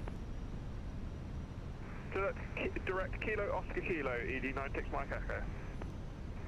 Seabird 550, passing 4,000 feet, route direct to Zamab. Passing 4,000, direct Zamab, Seabird 550.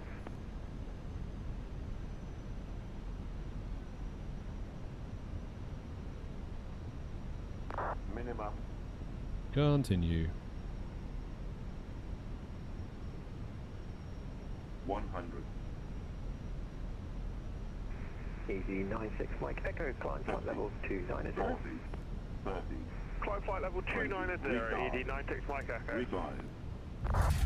Oh god, that's a bit hard, wasn't it? There goes the bloody engine as well. Ugh. How many feet per minute was that? Cheers, Dan.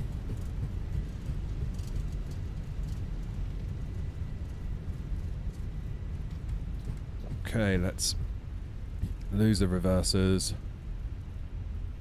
How many feet per minute was that? I can't see. 264? Oh, that was fine. Why did it make that noise? That Phoenix noise caught me out there.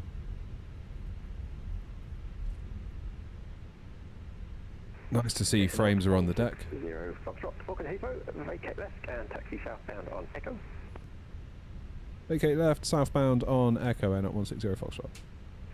And in fact, you turned off nice and early there. Brilliant. Right on Alpha and then Echo, hold Echo 1. Right on Alpha, then hold... sorry, can you repeat? Hold Echo 1 initially, please. It's going to be stand 305 right. Hold Echo 1 initially for 305 right, N at 160 Foxtrot, thanks.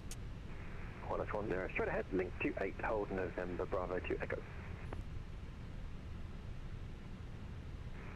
Corner from 0, please repeat. Taxi straight ahead, link to 8, hold November Bravo to Echo. Right, there's Alpha. Link to 8 and hold November Bravo to Echo, quarter from 0. Shuttle 8 Tango, left turn, direct pop on. Sender, Dublin, Foxtrot Tango. Seabird 3 Victor Hotel, further with advisory 122.8. Bye-bye. Calm down, Ryan. That was fine. Over to advisory, thanks for the service. Seabird 3 Victor Hotel, good morning. Yeah.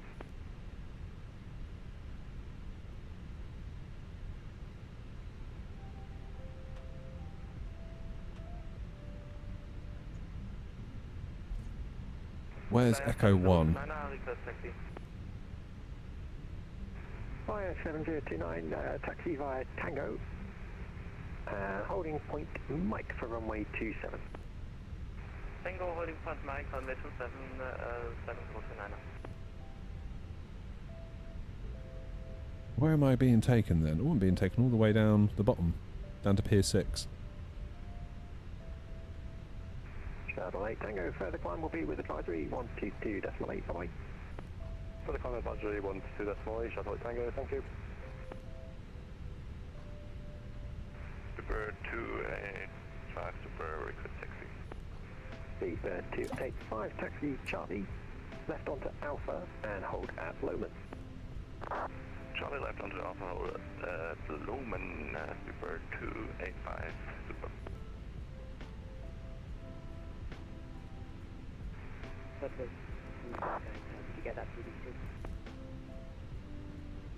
Here we go. Left onto Echo. Apologies, the last station asking for PDC. I don't have any requests pending.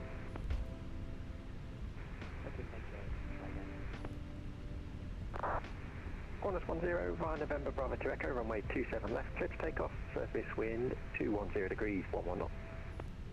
Via November Bravo to Echo, clear to take off, runway 27 left, Qantas 10. So we're going down the bottom here, then we're going to make a left. Go to 305 right, I believe. So let's tell GSX where we're going. Base 3 Victor Hotel, hello, clear to Paris, Maxit 1 Golf, squawk 7646. Maxit 1 Golf, watch 7646 is Base 3 Victor Hotel, read back correct. Good afternoon, Lufthansa 2 X-ray November, stand 21 under about A320 Neo, with information ICOM request clearance to Navigraph. Lufthansa, hello, stand by, break, Speedbird 550, climb flight level 370. How you doing, Drifter? Any build Heathrow? Yeah. Lufthansa 2 X-ray November. Don't know what the frames are doing. Settling to Golf departure. Not too bad, actually. 6472. Which is unusual. Could you communicate that being 2 Golf departure, squawk 6472, Lufthansa 2 X-ray November. Lufthansa 2 X-ray November, read back correct. Virgin 39, requesting taxi. Virgin 3 November, taxi Foxtrot, hold Foxtrot 1. Foxtrot hold, Foxtrot 1, Virgin 3 November. Phoenix, yeah. Not 160 Foxtrot, left on to Bravo, parking stand 305 right, good morning. Left Bravo, Bravo 305 right. Thanks very much. Not 60 Fox. Qantas 1027 left, clear to take off, surface wind 210 degrees, 11 knots. Passing flight level 164, and we are Logan to hotel arrival. What happened to the stream on Tuesday? Yeah, my internet died. Qantas 10, just to confirm, clear to take off, runway 27 left. Clear to take off, 27 left, Qantas 10. Beeline 2 level right, London, hello, squawk 4417, descend, flight level 90. Can't do a lot without internet, it turns out. 4417 in the box, and down to flight level 90, fill in the mic. Easy 96 Mike Echo, further climb with advisory 122.8, bye-bye. Advisory 122.8 for ED96 Mike Echo, bye-bye, thank you. London, The grid squares on the tarmac, is that true to life? I believe so. They're like concrete pads, aren't they? Little squares. Oh, my voice is going. 7029, runway 27, clear to take off, surface wind 220 degrees, 11 knots. Runway 27, clear for takeoff, 7029, thanks. Cool bean. Dublin, Copton 3 Golf departure, squawk 1076. Right. Nearly there. Plenty of time to get to Alicante as well.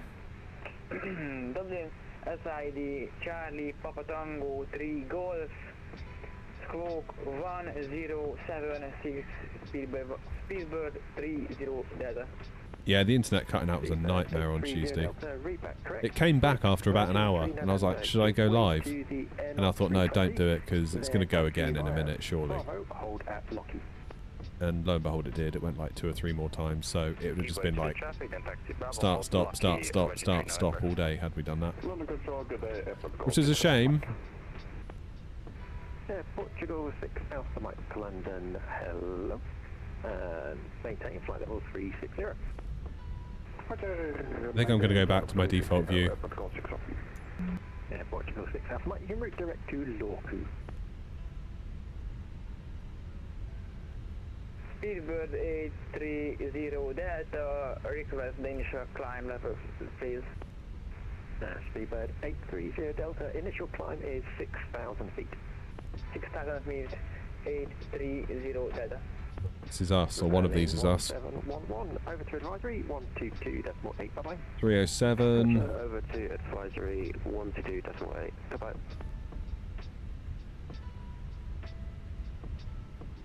And that is the local for the Airport Control 6 on. Okay, then. 1610, report passing altitude, please. Climb now. This will be us. 290.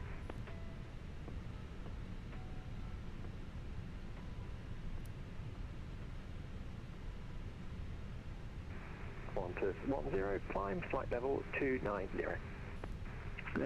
Have I landed? I have. Flight level 290. Devil was that? Just answer 2 extra November, stand 219, request percent start. Someone saying hello. Lufthansa 2 X-ray November, push and start approved, face to the south. Face to the south, push and start approved, Lufthansa 2 X-ray November. Flyer 7029, report passing altitude please, climb now, flight level 80. Flyer 7029 at 5,000 feet and climbing to flight level 80. Beeline to Lima Mike, after Lambourne, fly heading 265. After Lambourne, heading 265 to Lima Mike. Virgin 3 November, straight ahead, link to 8, hold November. Come on, Bravo we can do it. Link to 8, hold November Bravo 2 Echo, Virgin 3 November. Seabird 28, Come on. straight ahead, hold November Bravo 2 Whiskey. Straight ahead, hold November Bravo 2 Whiskey, Speedbird 285. Yes, I did it. London Centre. Oh, great, right. APU is on. Let's turn off my one remaining engine. 38, hello, Mike 1, runway 26 left, clear to take off, surface wind 210 degrees, 10 knots. Close the flight. Fire Mike 1, clear for takeoff, 26 left, easy CTA. Flyer 7029, make a right hand turn, route direct to Lima Yankee. Still not closed it though, is it? Yes, close the flight. Right hand turn to Lima Yankee Delta. What? Flyer 7029. Was it actually a tail strike? And climb flight level 3. Holy shit. Climbing 350. Was that really a tail strike? And it thought I was 17 meters from the center line. No. No, surely not. We weren't off the center line. Were we? Base 3 Victor Hotel, wait for start. That's something's not right there. I am on the beta version of New Sky. 30 just check the squawk for me, please. You don't appear to be showing. Oh, there you are. Okay, give way to Lufthansa 320 shortly to tap. Yeah, I might need to give up the VA, guys. I'm sorry. Sorry. Yeah, something's gone amiss there, isn't it? Alright, we're going to go back to the non-beta version of New Sky, because we're not having that.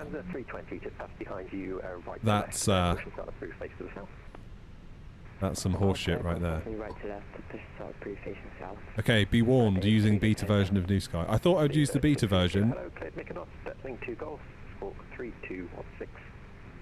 Thought I'd use the beta version because of all the Sim Update 5 things, but I think quite clearly it's still not quite right, is it? I didn't pitch off like that. And I was definitely not 17 metres off of the centre line either. Was I? Surely I wasn't. I thought like I felt like that was a really nice takeoff. Joanna, can you go back and watch it and let me know what you think? Bloody hell. Well, we're going to have to redo that leg again on another day, aren't we? Thanks to New Sky. Let's kill the beta version of New Sky. And let's load the proper one. That's it's wild. Okay, we're back on the non-beta version. What a shame. Oh, sorry everybody. Sorry, Grumpy. Grumpy's going to come after me now, isn't he? Right, we're disconnected and... Oh man, what a shame. Oh well, we'll just have to fly back again. Let's go to Gatwick now.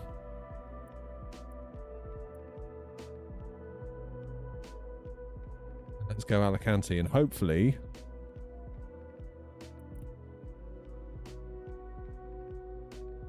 Hopefully we'll be alright. Is anyone in my space at Gatwick? They better not be. Of course they're not. They wouldn't dare. 5, 6, 7. Let's go. New Sky finally being honest. Yeah, right, whatever. On the centre line and no strike. See? Thank you, Joanna. Rob, screw you. Right. We're back at Crawley International.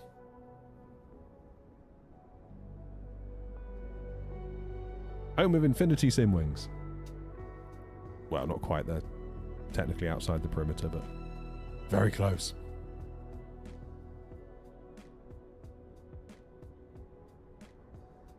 Pullback was way above the ground. Blame GSX. There you go. Let's blame GSX. Well, I feel exonerated. If Joanna says it wasn't, I believe her. I wonder if starting the flight twice messed with the position tracking. I'm getting V-pilot now. Yeah, people saying hello. That is Lufthansa 452 saying, yo, what's up? Watching your stream, love your content, thank you. And we've got... what's BAG? What airline is that? Nice to see you at Heathrow. Love your videos. Because of you, I've just started New Sky. Awesome.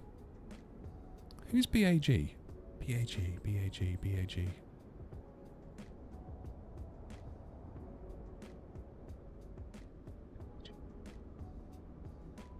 Not British Airways, is it? It's BAW. I'm going to kick myself. Someone's going to put it in chat and I'm going to be like, oh yeah. BAG. Can't think.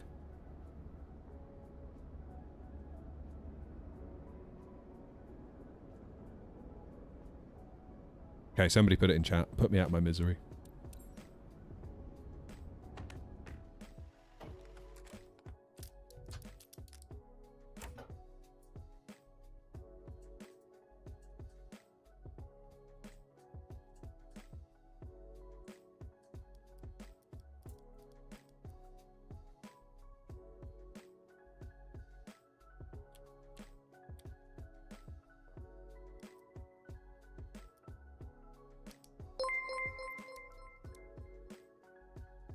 Right, we're getting there. Boba Bro, thank you. Thanks for the raid. Nice to see you. Hope you're well. How was your stream? Where's my pop-out manager gone? I need to do this again. Bird Base Aviation. Okay, I don't feel quite so silly because I've never heard of that. I thought you were going to say like a really obvious airline and I'd have been like, oh.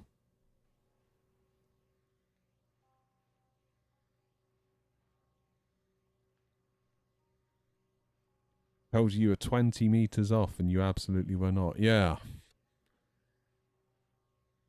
A lot of weird things going on since Sim Update 5, I fancy. Do you know what I mean? Right, I need to very quickly make a flight plan. What an absolute shocker that is. Maybe I'll have to message myself and beg me to delete my own flight later. That's what I'll do. Right, we'll forget that happened. I'm convinced I flew nicely. Even if Ryan wasn't happy with the landing. Bloody bumming pilots.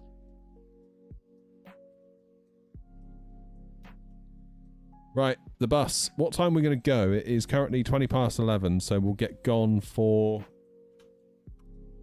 10 to 12 latest. Then we should get there with plenty of time.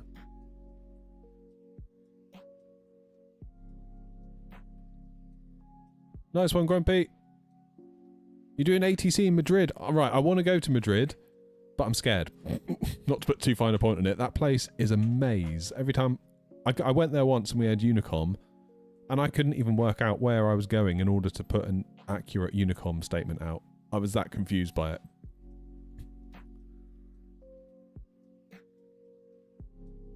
I was that confused. I was like, I'm going to gate whatever it is via... Oh, I can't even work it out looking at the charts. Training required, I think, for Madrid. Chief is saying Madrid is really difficult. 4-3 Echo is the call sign.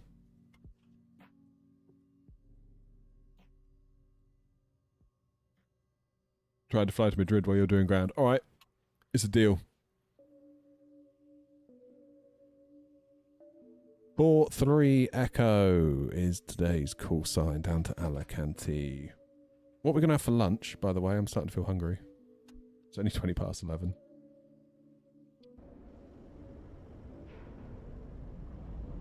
Where is everyone? Is it just me up here all on my own? Billy no mates. Oh, there you go. Who is that? That is... Air Arabia.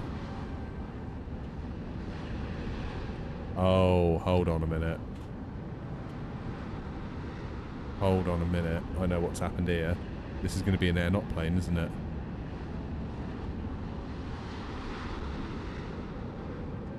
Isn't it? Yeah, A320. So I installed an Air Arabia livery the other day, and it's done an Air Canada on us. Oh god, FSLTL can't come quick enough, can it?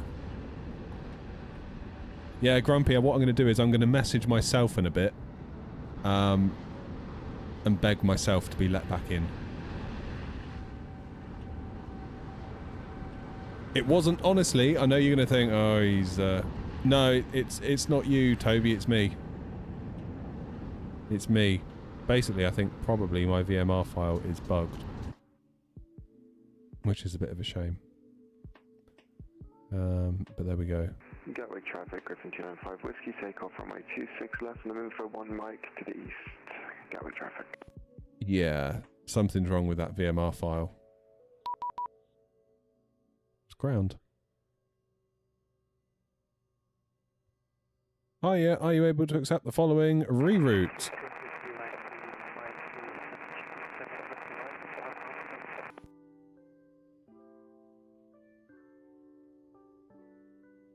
Should be alright.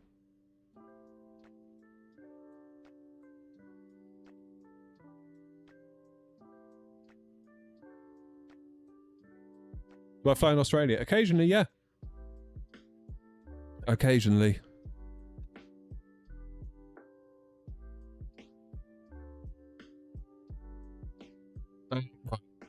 External power.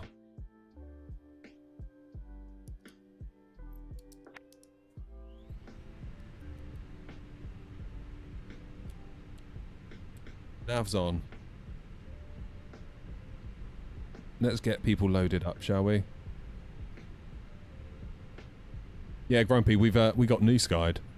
It told me that I had a tail strike on takeoff, which we didn't, and it told me I was 20 meters from the runway center line on takeoff, which we weren't.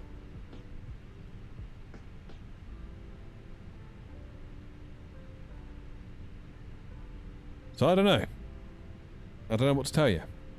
I was using the new Sky Beta for the first time in forever because I've heard that it's a good idea to give it a go because of Sim Update 5. Some people have found it's better, so I was like, yeah, go on then, I'll give that a whirl. And it seems that I've paid the price rather tragically.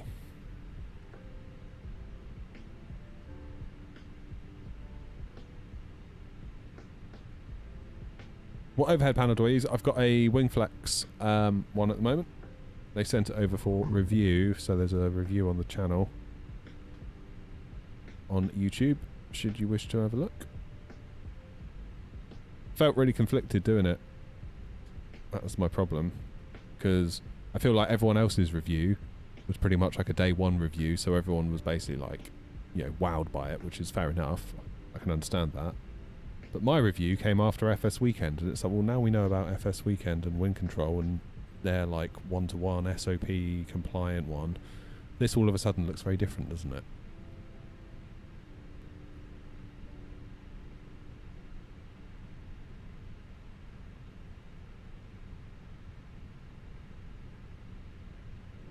Right, so ATC's given me a reroute. Are you able to accept the following reroute? I've already said yes. Bogner, then Benbow, then Drake, then Sitet. So is that a Bogner 1 X-ray?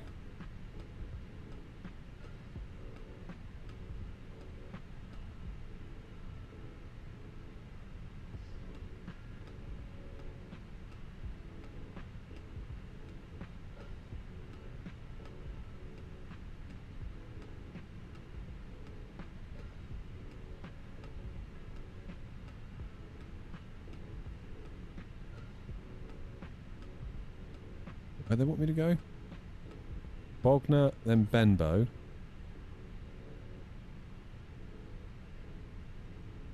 Drake, then Sitet.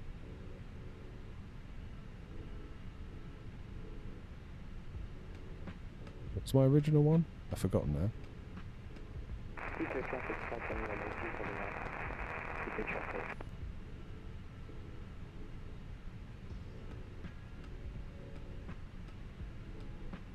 It's me on Seaford.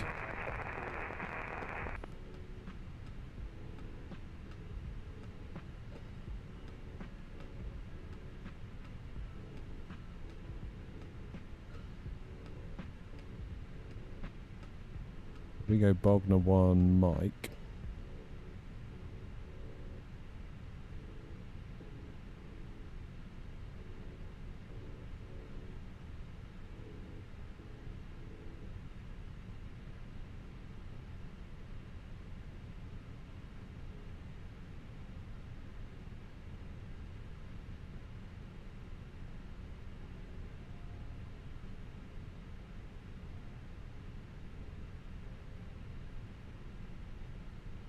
Especially as the controller saying basically should we go to Bogner via the Bogner 1 Mike waypoints? That would make sense.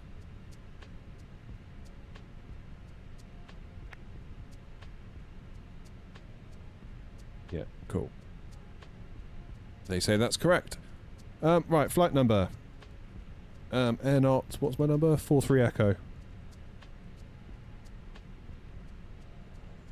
Cost index I'm presuming is 60. No, 47, and cruising at 350.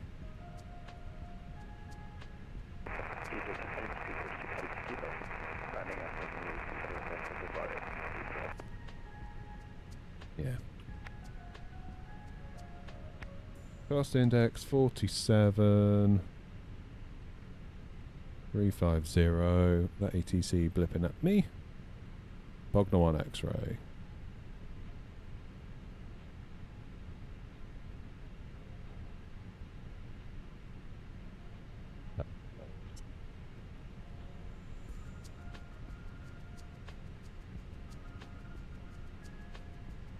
That'll do.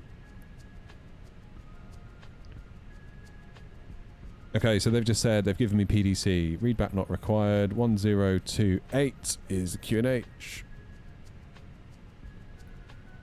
Oh no, sorry, that's actually the time. But the QNH is... What is a QNH? 1027. I knew it was close. Okay, Airnaut 43 Echo cleared to Alicante off runway 26 left via Bogner 1 X-ray, squawk 3372, report aircraft type and stand number when ready for pushback. Target off block time 1050 Zulu. Nice. Let's get all this fired in then. Let's do our departure. Let's do the wind first. How long's the flight? 2 and a bit. Time for lunch, basically.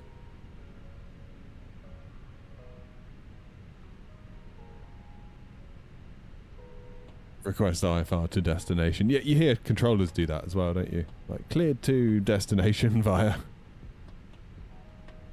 Departing, 26 left. Bogner 1 X-ray. Heathrow traffic, Lufthansa 1373, landing ILS runway 25 right.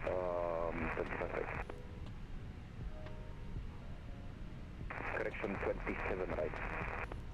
Here we go, Bogner. Then we're going to go... We're going to delete Seaford.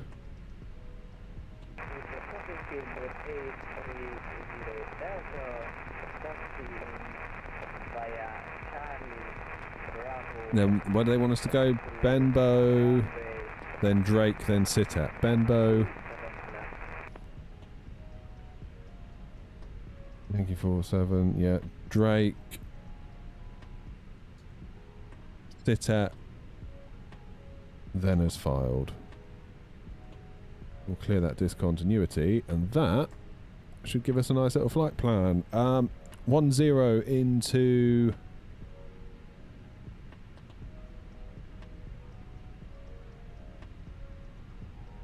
Do the Vilna to transition.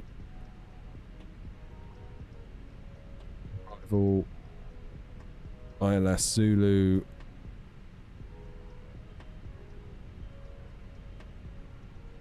Heathrow traffic, Cathay 22 Charlie, pushing back, stand 324. Good. That'll do us nicely. I'm going to contact ground. Sorry, 329. 21450.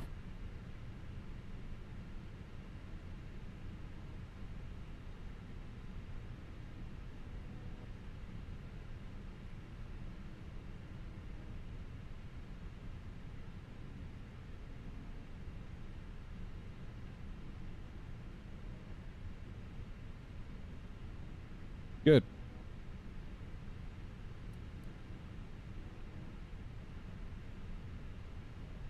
DLGSX, I've forgotten to start you loading again, haven't I?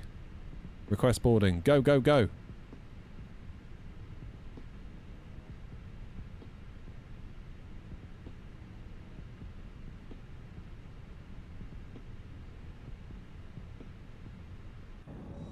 Might hold us up somewhat.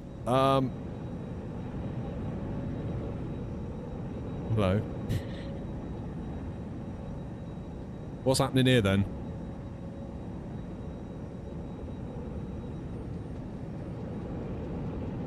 Bet you clip my wing.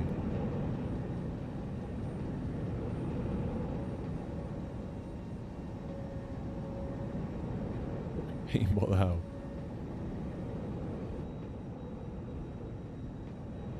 What is going on here?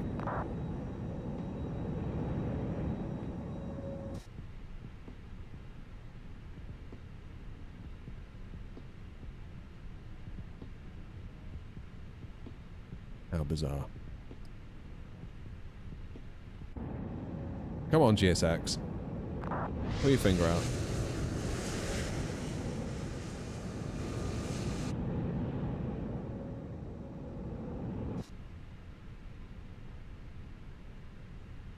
We'll leave that for a minute. Let's do my secondary flight plan. EGKK/EGKK. Secondary flight plan button. Into the secondary flight plan. Lanky, thank you for 17 months on Twitch. You absolute legend. Thank you. Departure 26 left. Bogner 1 X-ray. Then we come back onto 26 left if we need it. That'll do nicely. You guys hearing that? Where's the bloody fuel truck? Come on. What's it doing? Why have I not been fueled? I've not been fueled, but it's loading cargo. Gatwick ground, Griffin 33 Lima Delta, radio check please. Griffin 33 Lima Delta, very good morning, Gatwick ground, we're busy 5.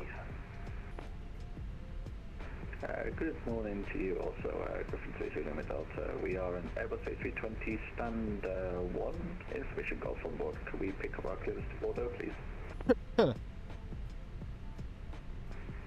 Griffin 33 Lima Delta, cleared to Bordeaux off 26 left by the Bogner 1 X-ray departure, squawk 7274.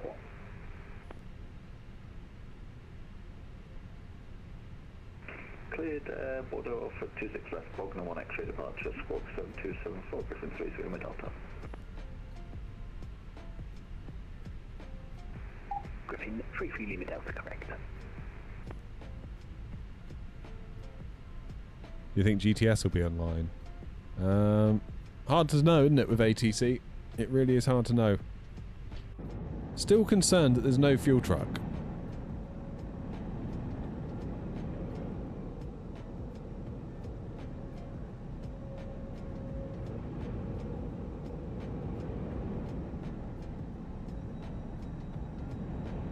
Weird.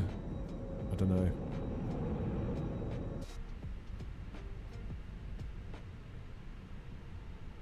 I'm gonna reset everything.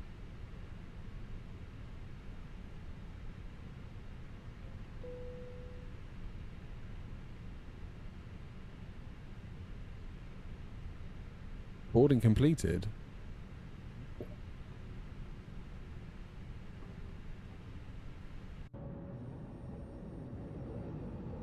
I can see what's going to happen here. I'm going to get fed up in a minute and just tell it to do it instantly.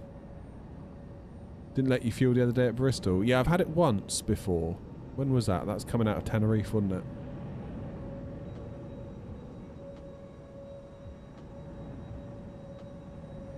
Right, if we get a fuel truck, we'll be in luck.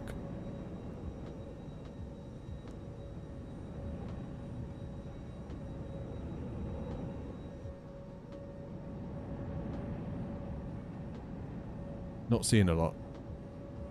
TBH. I'd like to be off blocks within 10 minutes max. This could be a problem.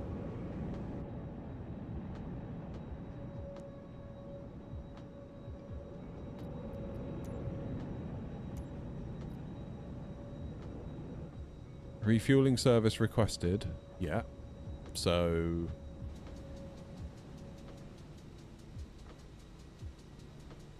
could you maybe refuel me?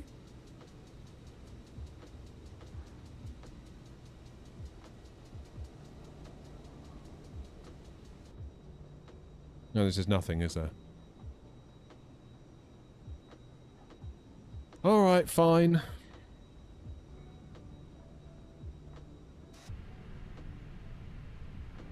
Reset.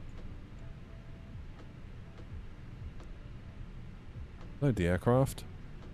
Instantly. Send to MCDU. Departure, 26 left, sync the weather. 150, 150, 153, flaps down, 0.3. Send to MCDU. So, init page B is right, zero fuel weight is right, performance page is also correct, flaps 2, down point, thingy.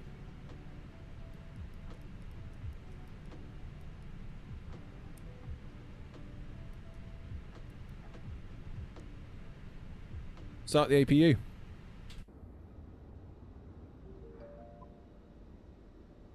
It's alright, we've just reloaded it all instantly now, so we'll get on our way.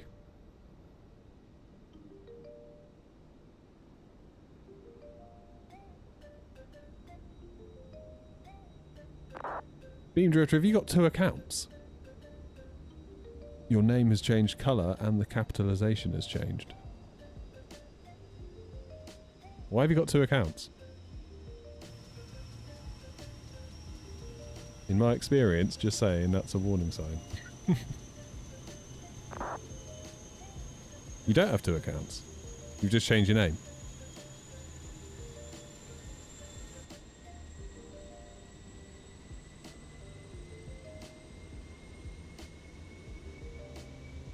Just remember to shut those doors.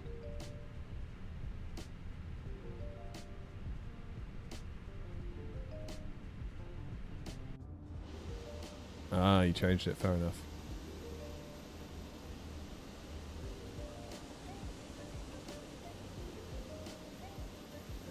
See you, Ryan.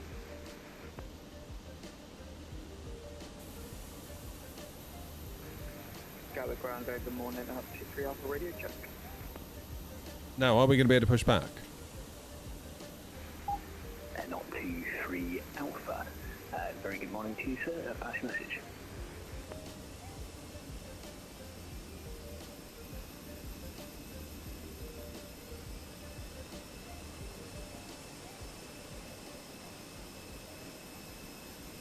It's not looking too good, is it?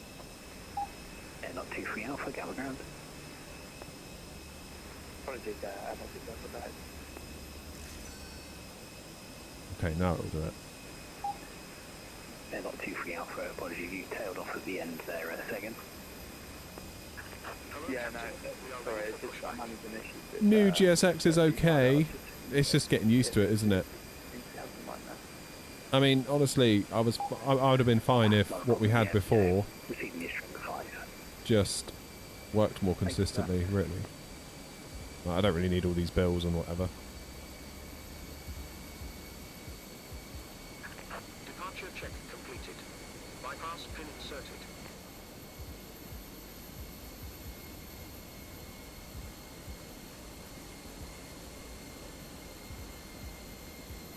Oh, Toby.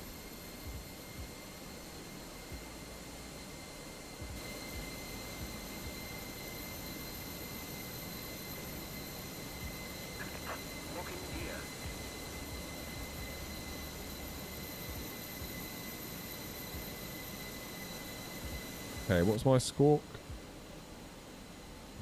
Squawk 3372.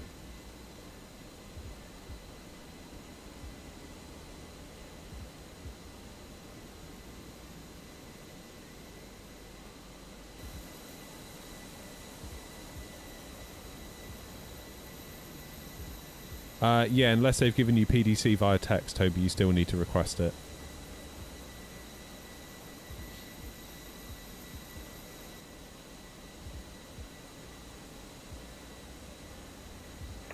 Gatwick Ground, Griffin 33 on the Delta, ready for push and start, please.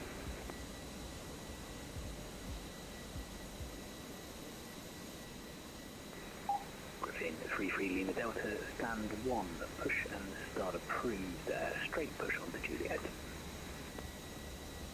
Push and start approved, straight push onto Juliet, Griffin 33 on the Delta. Gatwick Ground, good morning. Air Not 43 Echo, stand 567, ready for push and start. Air Not 43 Echo, stand 567, push and start approved. Base south on Quebec, Alpha. Release parking brakes.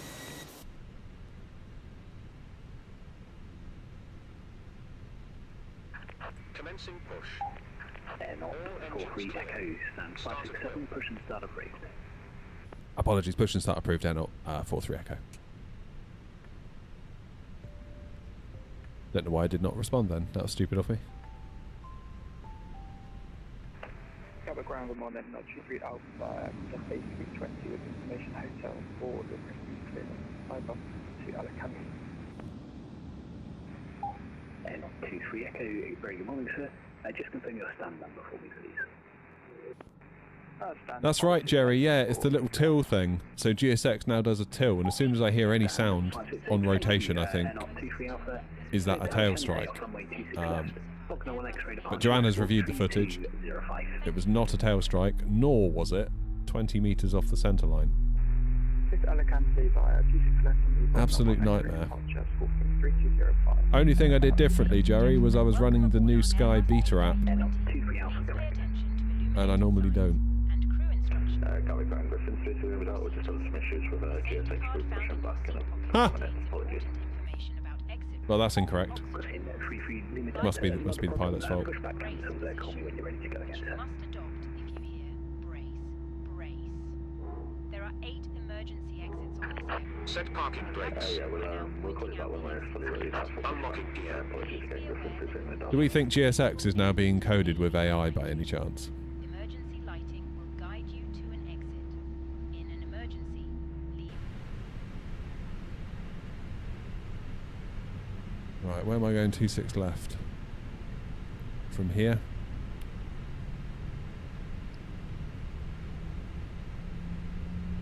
what we thinking? Quebec Alpha Lima Papa Alpha Sierra?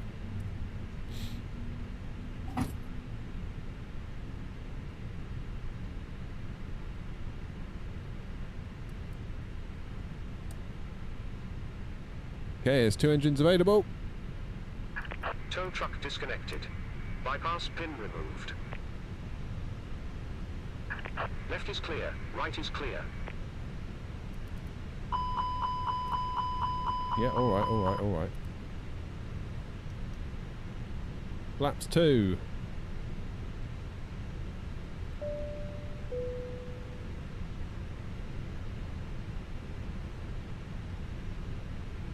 Flaps 2, down point 3. 1, 2, 3.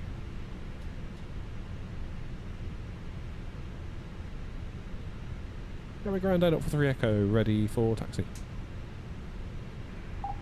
N0 43 Echo taxi, Quebec Alpha, left on Lima, Papa and Alpha Sierra to hold Alpha 2. Quebec Alpha Lima, Papa Alpha Sierra to hold Alpha 2 for 26 left, down 43 Echo. Cheers, Beam. Gatwick Ground, Griffin 2, so we're going to don't let it appears we've fixed it, I think. Can we request motion start again, please?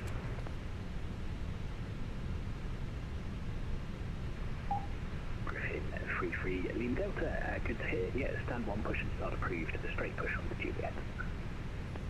Push start, please. Straight push on the Juliet, Griffin 2. So I will review the footage myself later. I mean, I've taken off just like that so many times. And there's been no issue whatsoever.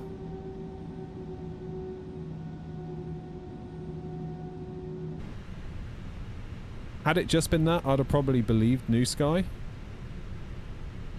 But given that it said I was also 20 metres off the centre line, I suspect it maybe thought I was still on the ground when I was in the air and I started to do a turn. And was probably pitching up at quite a lot at that point. I don't know.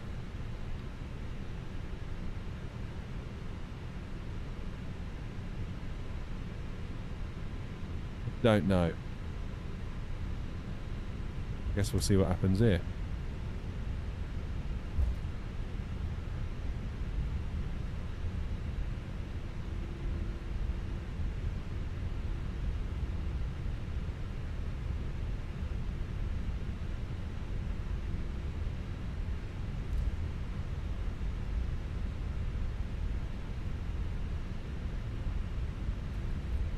If it was, it was. We'll take the L and we'll move on, but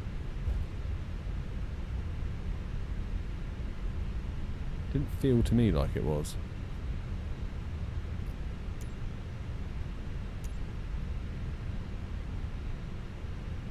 How can I get rid of these sounds? Audio. Yeah, get rid of that. No strike. The initial rotate was fine. Pullback was off the ground. Yeah, that's what I thought.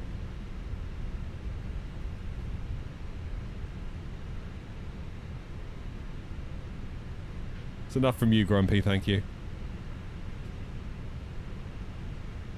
Gatwick seems awful quiet.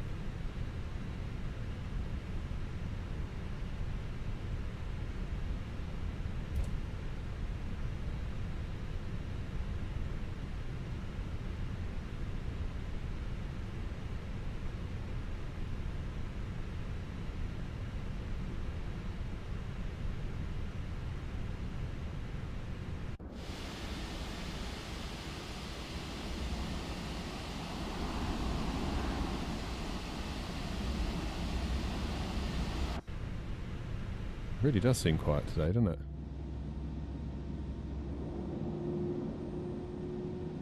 This is Any Builds Gatwick.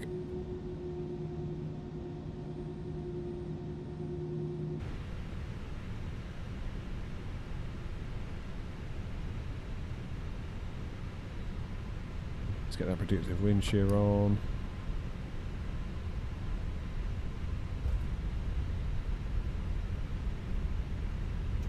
I'm going to buy some locking casters for my chair tonight. I feel like I'm constantly using my heels to pull myself back into my rudder pedals. Which is quite annoying. Griffin 33 Lima Delta, taxi Whiskey Victor and Mike, hold Mike 1. Whiskey, Victor, Mike, hold Mike 1, Griffin 33 Lima Delta.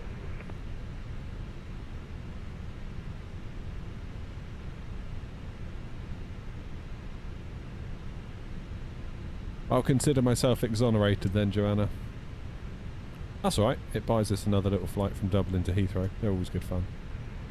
And I'll 23 Alpha is span 568 push stop.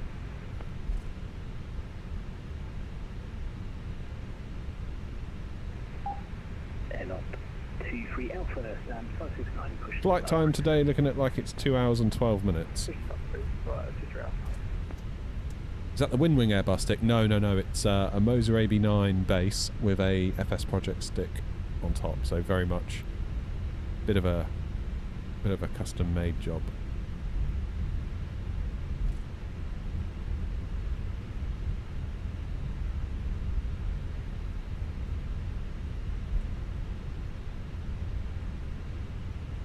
Yeah, I'm only on carpet tiles, Jerry, so they don't offer a huge amount of resistance. But at least it's not like laminate or something, you know, vinyl or something like that, you know. Quiet, Grumpy. Griffin 33 Lima Delta, nothing further this time, continue on advisory 122.8, good morning. 122.8, thank you very much for the service. Good morning to you, Griffin 33 Lima Delta. Not 43 Echo, same for you as well, sir. Continue on advisory 122.8. Good morning. Up to advisory 122.8. Thanks for your help this morning. See you soon. Not 43 Echo.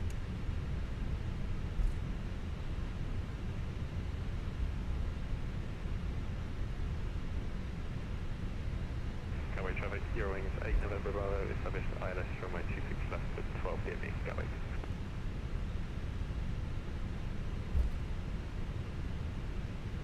Gatwick traffic, Griffin 33 Lima Delta, lining up runway 26 left via Mike 1.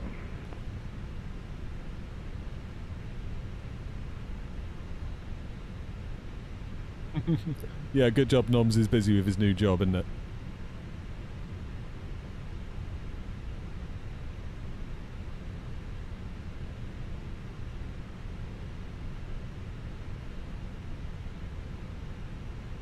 Right. Wouldn't it be funny now if I get a tail strike? Like, actually.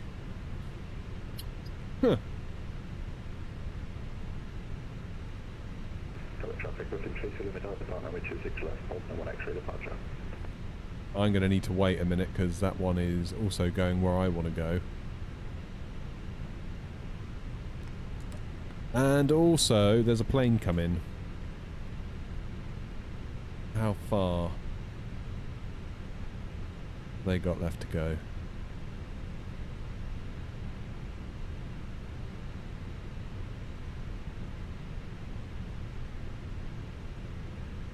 Now, currently 8 miles out, but I could really do with giving a couple of minutes of separation.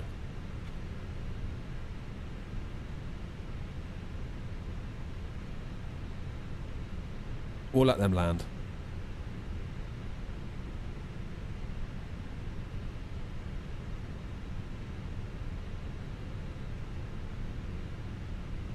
Airnaut 43 Echo, Gatwick traffic, holding Alpha 2 for 26 left. We'll wait for the arriving traffic, currently on a 6-7 mile final. That'll give us some separation with the traffic just departed Gatwick.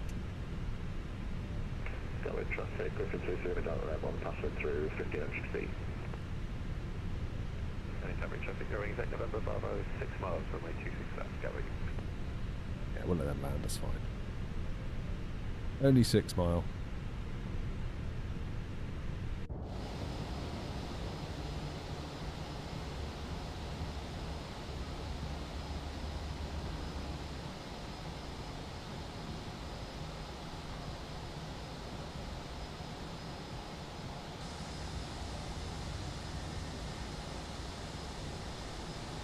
Thought 6-7 was dead. Oh god, I didn't even realise I said that. Damn.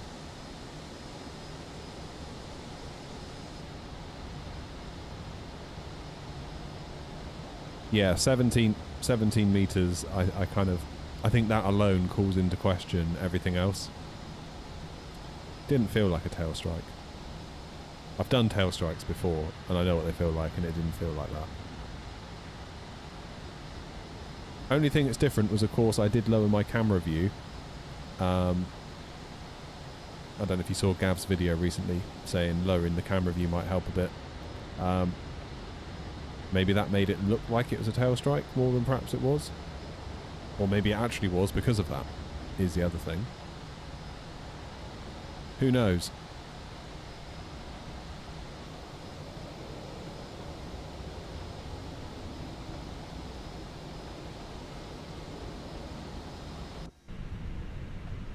Can we see the plane yet? Yeah, they are. They're coming. Gatwick traffic, Eurowings 8 November Bravo, short final 26 left, Gatwick. Get plane spotting, shall we?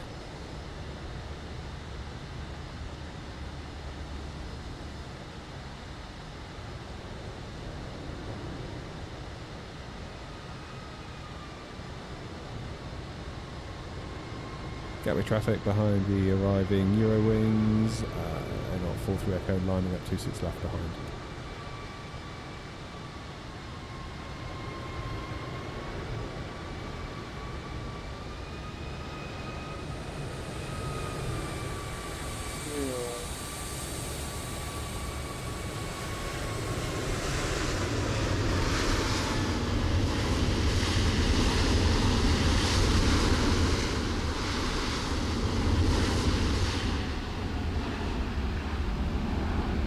Well done, Captain.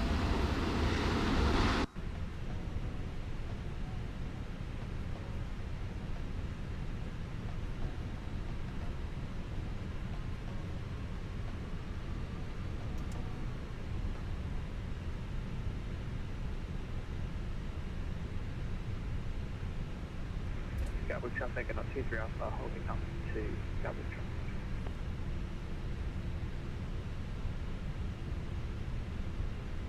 Gatwick traffic, Eurowings 8 November Bravo is clear runway 26 left, Gatwick.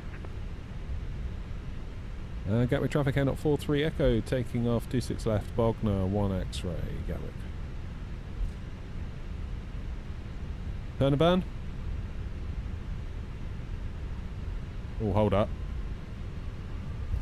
Hold up. Gatwick traffic behind departing. Oh, that's bloody close, wasn't it?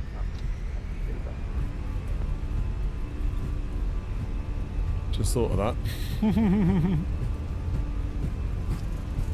Today is not our day for New Sky, is it?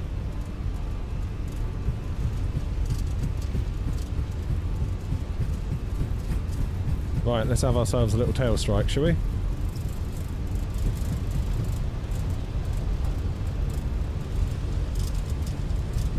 V1, rotate.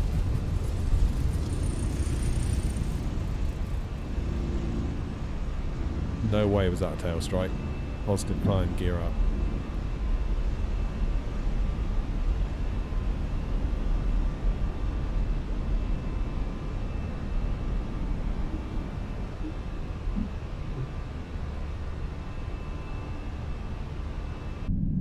Gatwick traffic, Eurowings 8 November Bravo, taxi to stand 3, 08 left, Alpha November, Whiskey, Gatwick traffic. Gatwick traffic, out 43 Echo, airborne out of 26 left, passing 1,600 Gatwick.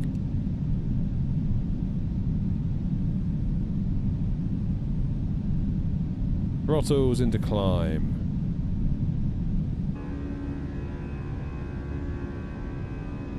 I'm not loving my wing views, I might edit them on the way. And we also need to start thinking about lunch options. Gravy and chips. Maps 1.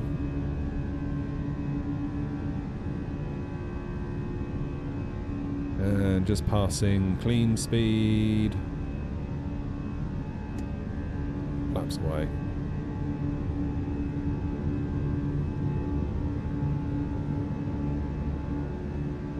Start to climb so we don't overspeed.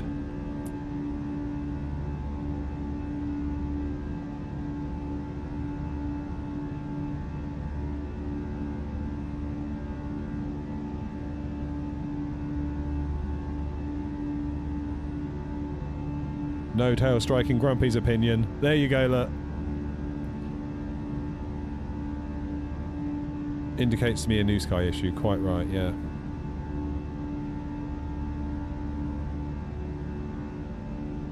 Yeah, so I was running the beta version of New Sky Grumpy on the advice of people saying, Sim Update 5, try the beta. So I did. And that happened. So now I've gone running back to the original version. So we'll wait and see. Only thing I can think of is that I clicked the start flight button on the prompt. Then I started New Sky within New Sky, but the prompt didn't go away, so I clicked it again. So maybe that made 2 instances of my flight tracking. That's all I can think of. In just a few moments, we will commence our in-flight service, offering you the chance to choose from our fresh selection available today. Full details can be found in your in-flight brochure. You can also purchase a selection of hot beverages together with drinks. Well, I'm glad I'm off the hook anyway. We accept all major credit and debit cards. If we can be of any further assistance, just ask us as we join you in the cabin shortly.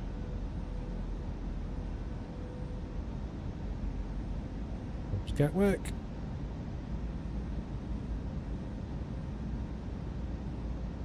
I could actually fancy chips for lunch now I've thought about it.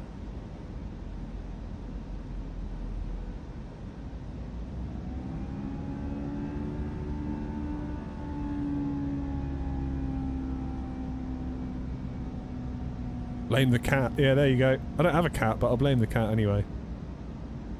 I should probably go and let the dog out in the garden in a minute. He could probably do with the piddle.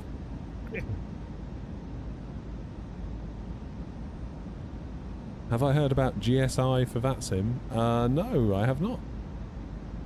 GSI? Oh, chicken nuggets, I'd love chicken nuggets. Traffic and actually down for airborne now, passing 1500 from 1 extra departure, Gatwick.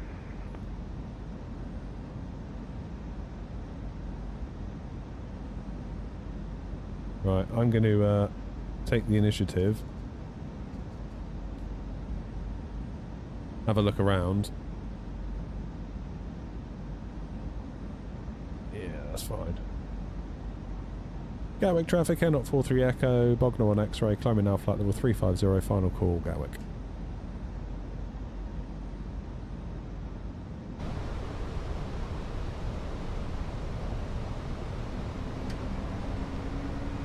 Let's go!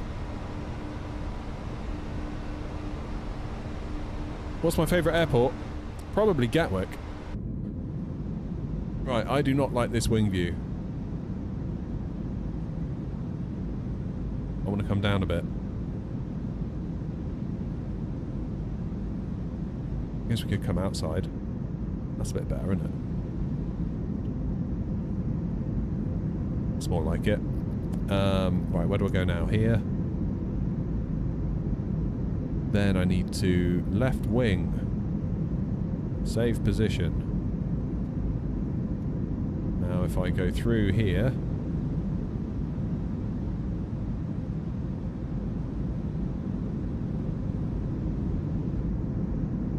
And then if I do the same thing for my... Yeah, we'll save that. For my right wing.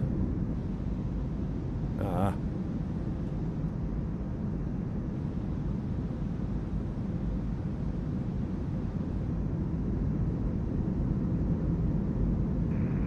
That's more like it. Save. What's happened to my colours? They were sinking, maybe? That's completely wrong.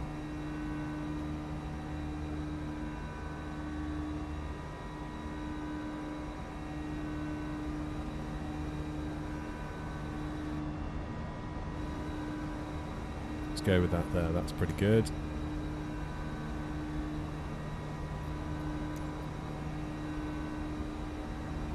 Left.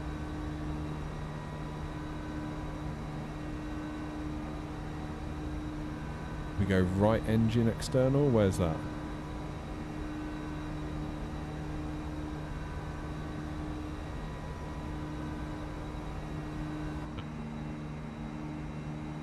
Adult 43 Echo, adult 2 ground. 43 Echo.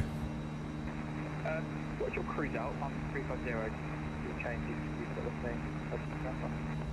Yeah, we're 350 also. No worries. I'll go correction 370 then. That's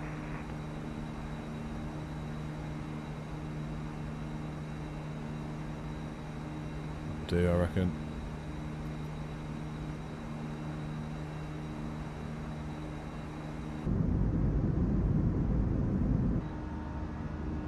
Lovely jubbly.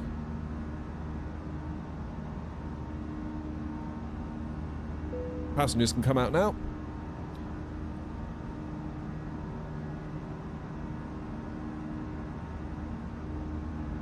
So what's this thing that we talked about? GSI for VATSIM? What's that all about then? What add-ons? Destroyer, various airports, the Phoenix,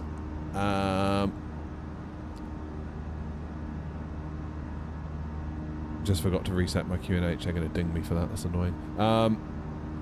Too busy sorting out my views. Chase plane, GSX, that GFX thing as well. Right, can we expect any ATC at all? No. Which is about right, isn't it? Was that any Bill's Gatwick? Yeah, it was, yeah. It was indeed. Right, I'm going to start with a coffee, and we'll have lunch at about... I'll start lunch at about 1:45. I'm going to whack some chips in the oven, I don't care. It's Thursday. YOLO. And there will be no gravy. Not after last time.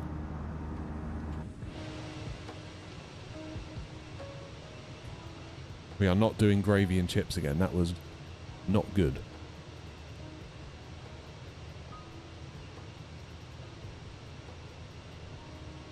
Not good indeedy. Right, folks, I'll leave you with some nice views. I'll temporarily disconnect from VATSIM.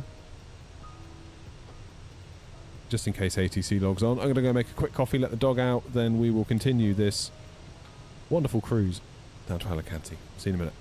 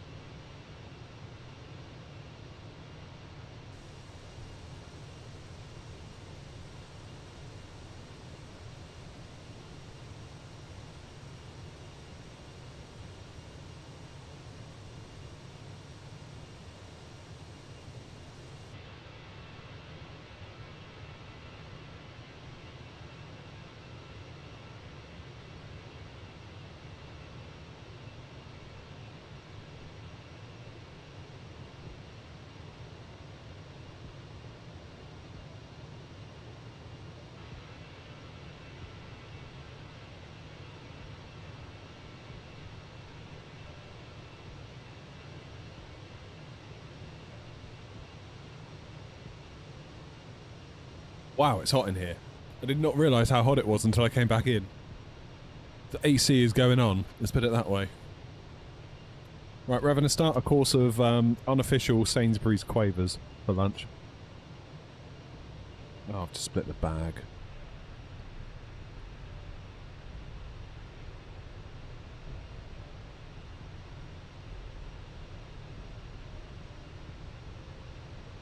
Oh, Chief, yeah, that's dangerous, that, isn't it? I've had that at Heathrow once. I was like, why can't I start my engines?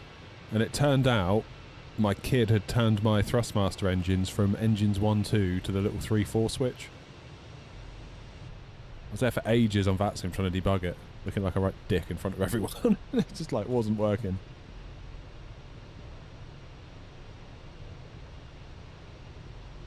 Lo and behold, it was the child.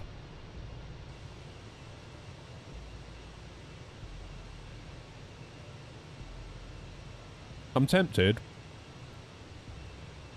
I am tempted to download the FSLTL on the GitHub thing.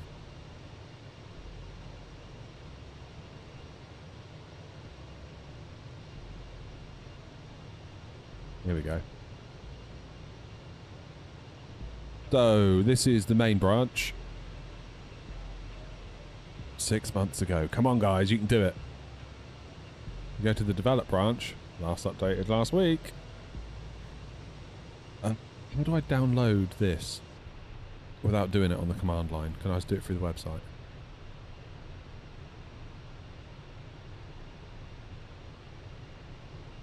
Kids are a nightmare. It's a challenge, isn't it?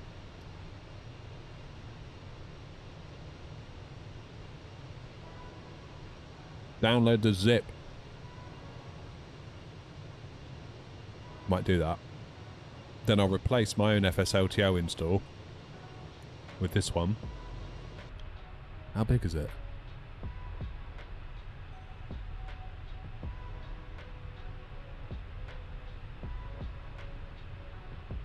It's one of those where it doesn't give you a total file size.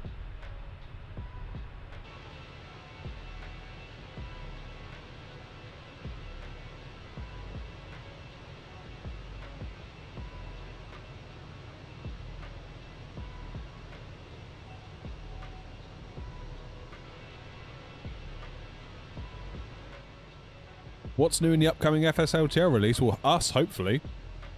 That's why I've got such an unhealthy interest in it. Literally, I'm constantly monitoring their develop branch. Every time they change something, I'm like, oh, is this it? It hasn't been yet. But we live in an insane amount of hope.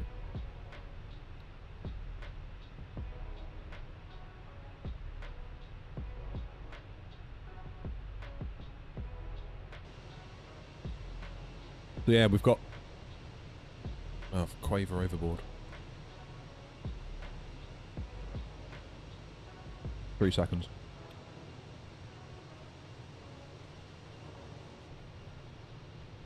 Yeah, that's why we want them to release it. So that I can be an FSLTL. And that everybody that sees us on VATSIM should then see us once they upgrade FSLTL. They'll see us. That'd be amazing. Aiden, how are you? Good afternoon. That'll be a hell of a good day, that will be. It'll feel like we've earned that as well.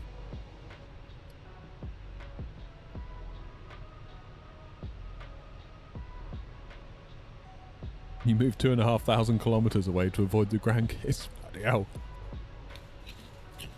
Surely grandkids are like the ultimate though, because you can just give them back.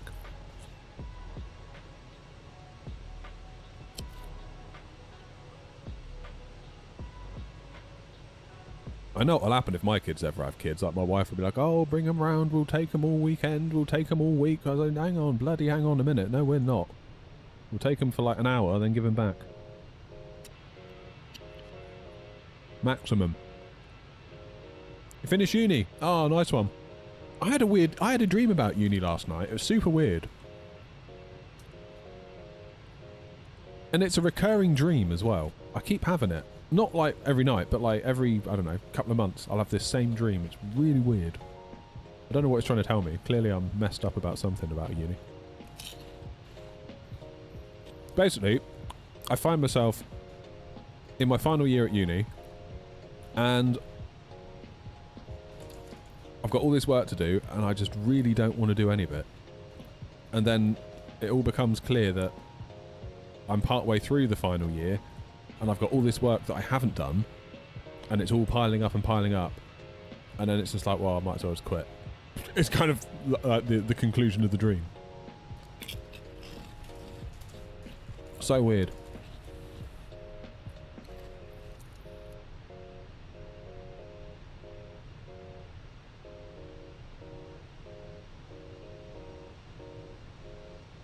So I don't know what that's all about.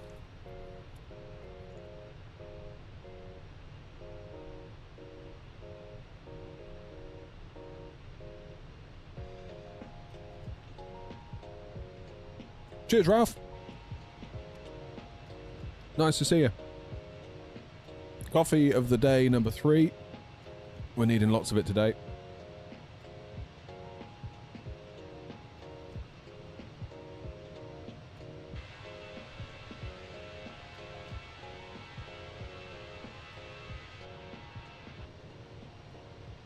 Oh, almost certainly, Joanna.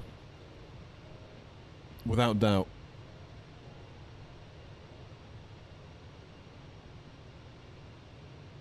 Yeah, the dream always starts. I'm sat at a desk, like, bored sick of this assignment that I'm doing. And then it all becomes apparent that, like, oh, you've got that assignment that you haven't done, you've got this exam that you missed, you've got that other... It's like, bloody hell. And it's just this real deep feeling of, I don't want to do this, I don't want to be here.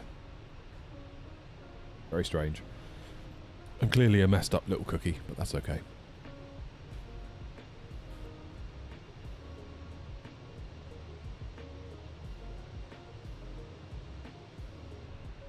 If you're too close, the grandkids keep landing on your doorstep. Yeah, that's true.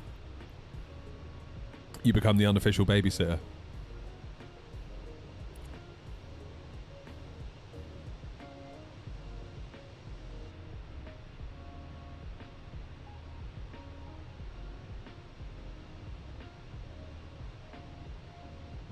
Yeah, we never really had that. With, like, my parents or my wife's parents. Like, my parents are close, but we've never really left the kids with them, like, you know, for a week, or they've never, like, babysat for an extended period. My wife's parents are further away, which obviously, that, like you say, Jerry, that kind of creates the boundary there, doesn't it?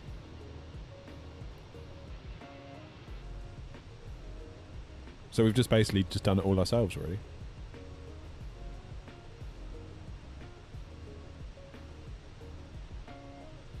Like, I was talking to someone, and he had kids similar age to us, and he was saying, oh yeah, I've got this my wife's doing this at work, and I'm doing this at work, and we're both really busy. And I'm like, what do you do with your kids? Like, he's like, oh, my mum does it all. I was like, you lucky so-and-so.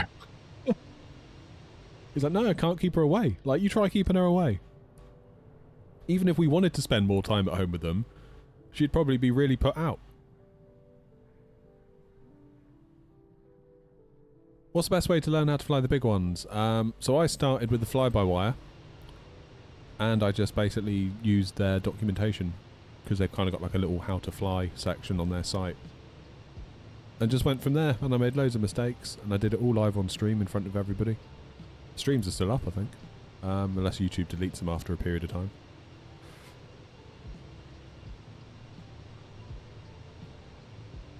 So yeah. Fly-by-wire, if you don't want to spend any money, is probably your best way with the A32NX, because you can learn as much as you need to learn, really. Then you can move into a Phoenix once you think you like it and you don't mind spending some money. But it will get you most of the way there, the fly-by-wire. Wordle, good shout, Philip.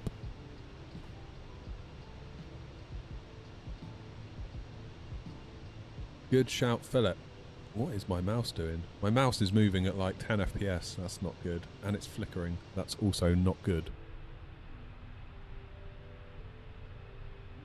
Don't like the look of that. Bloody AMD.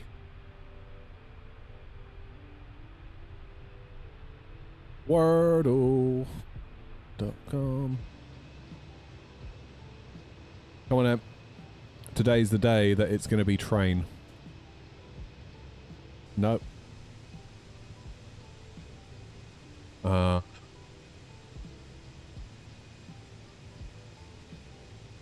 Let's just get the other vowels in. Let's go with Laos. Oh, okay.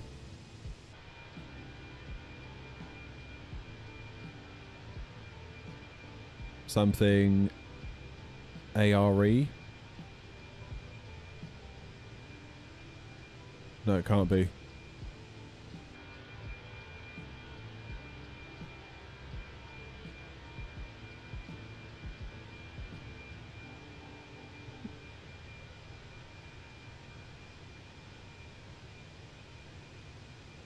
Do not look in the Discord.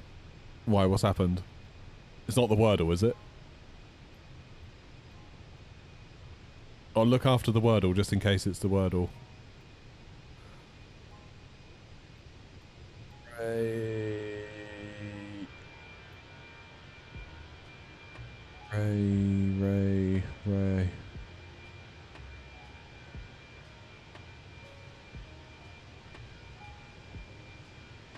No, is he on the end? Something like raced or raged.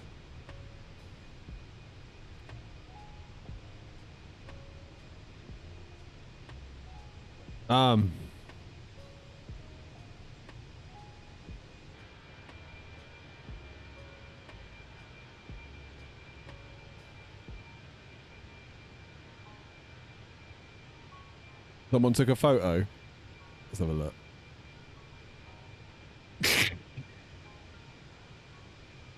Joseph, how could you? You lot are so nasty to me. Bunch of assholes.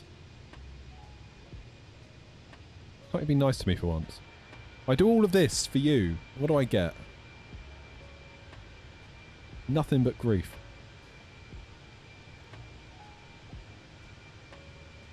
I run the virtual airline, I do the channel, do the Twitch, the TikTok, everything. It's never good enough, is it? I get money. Not nearly enough, let me assure you. I need to be on 6 figures for the amount of abuse I take. Agree. Oh, Philip, that's a good one. Of course it is. How can it not be agree?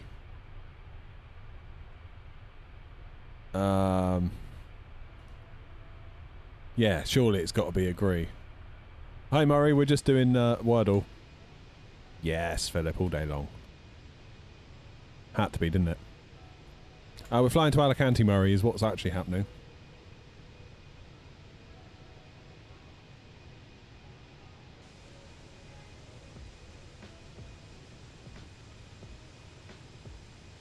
GG's, Philip. As the kids would say. It's not a bad little image. I'm guessing that's ChatGPT that's made that. That's not bad, is it? It could have been farce. I suppose it could have been. Is Chase playing doing those cinematics? Yeah.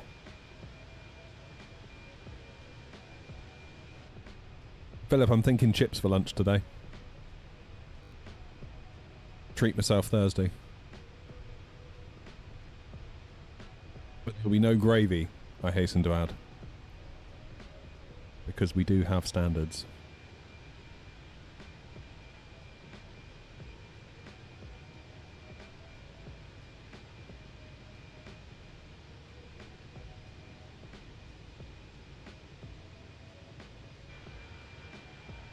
Maybe look at like 320 sim pilot, Ralph.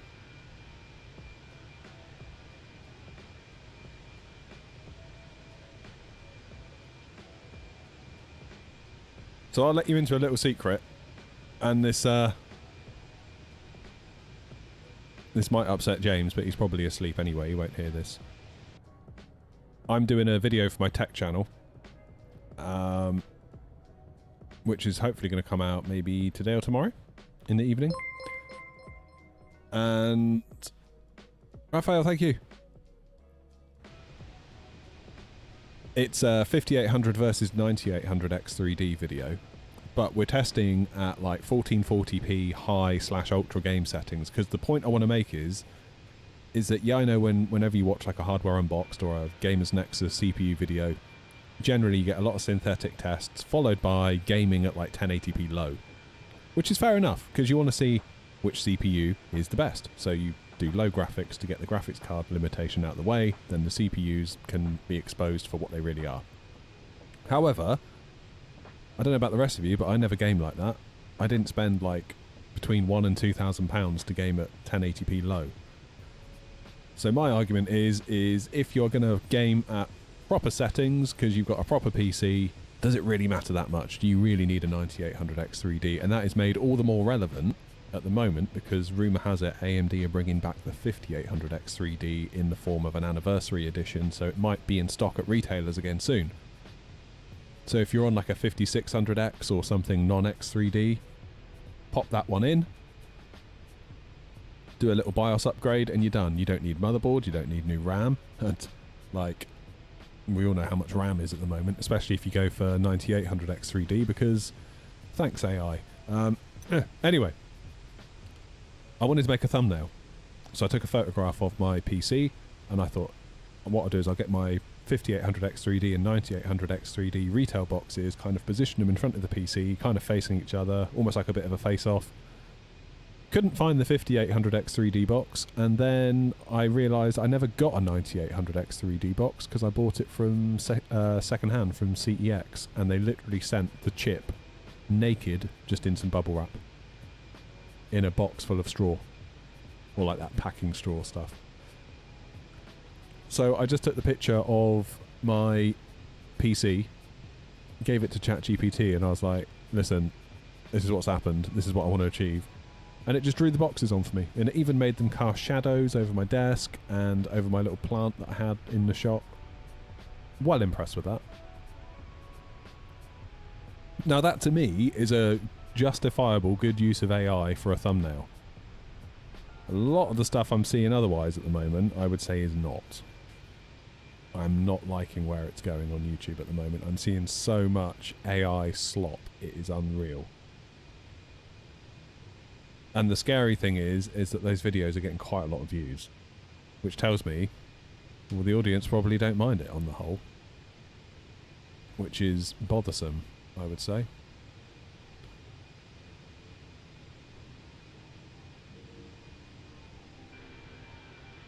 I'm not just talking about flight simmers, by the way. I'm talking about like all over YouTube. It's everywhere.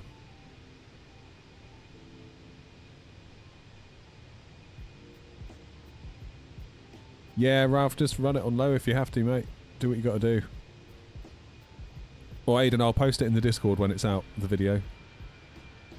I tested Forza Horizon 6, Call of Duty Black Ops 7 in the benchmark mode. We also went into Warzone.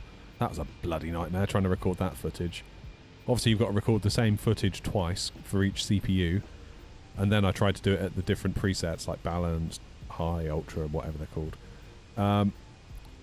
Try doing that on Warzone without getting shot. It's quite difficult. So that took most of like the morning just to get that footage. It's really annoying.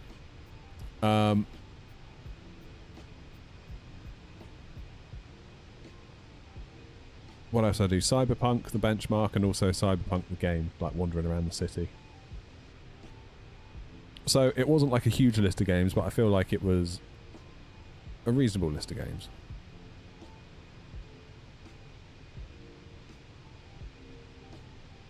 But yeah, interesting results.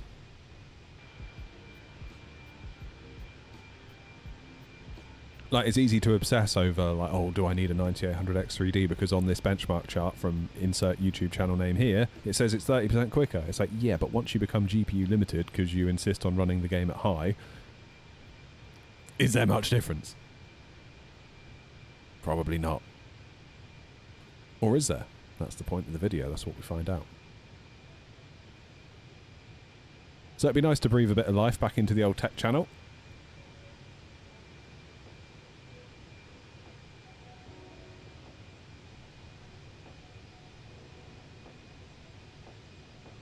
How you doing, Tasman? Yeah, I mean, I'm very much in favour of using AI as a tool. as an assistant, but I do not want it running things for me. Does that make sense? Like this little stand that I made for all this, that was AI that did that. Designed me a 3D model, I turned it into an STL file, excuse me, and then we printed it. Great. But there was a hell of a lot of input from me. Like I was heavily directing it again and again and again, refining.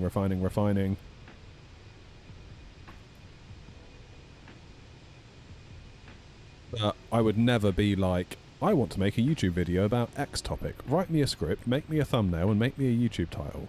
No, we're not doing that. I'm sorry, we're never doing that. Not on this channel.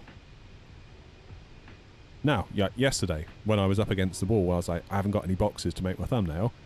Take a picture of my PC, and I said, do not add any text, do not do anything with the contrast of the image, don't do anything except add these boxes. I will sort everything else out. Basically, I don't want you putting your mucky little paws all over it.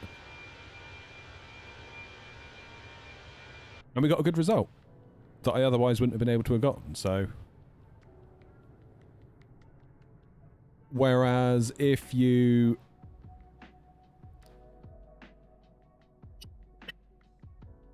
Had I just been like... Well, I did actually. I said to the AI after it made the image for me, and I re-uploaded my edited version after I did the text and sorted all the bits out. I re-uploaded it, and I said, what do you think of this? And they were like, yeah, it's great. I said, would you have done the same? They were like, no.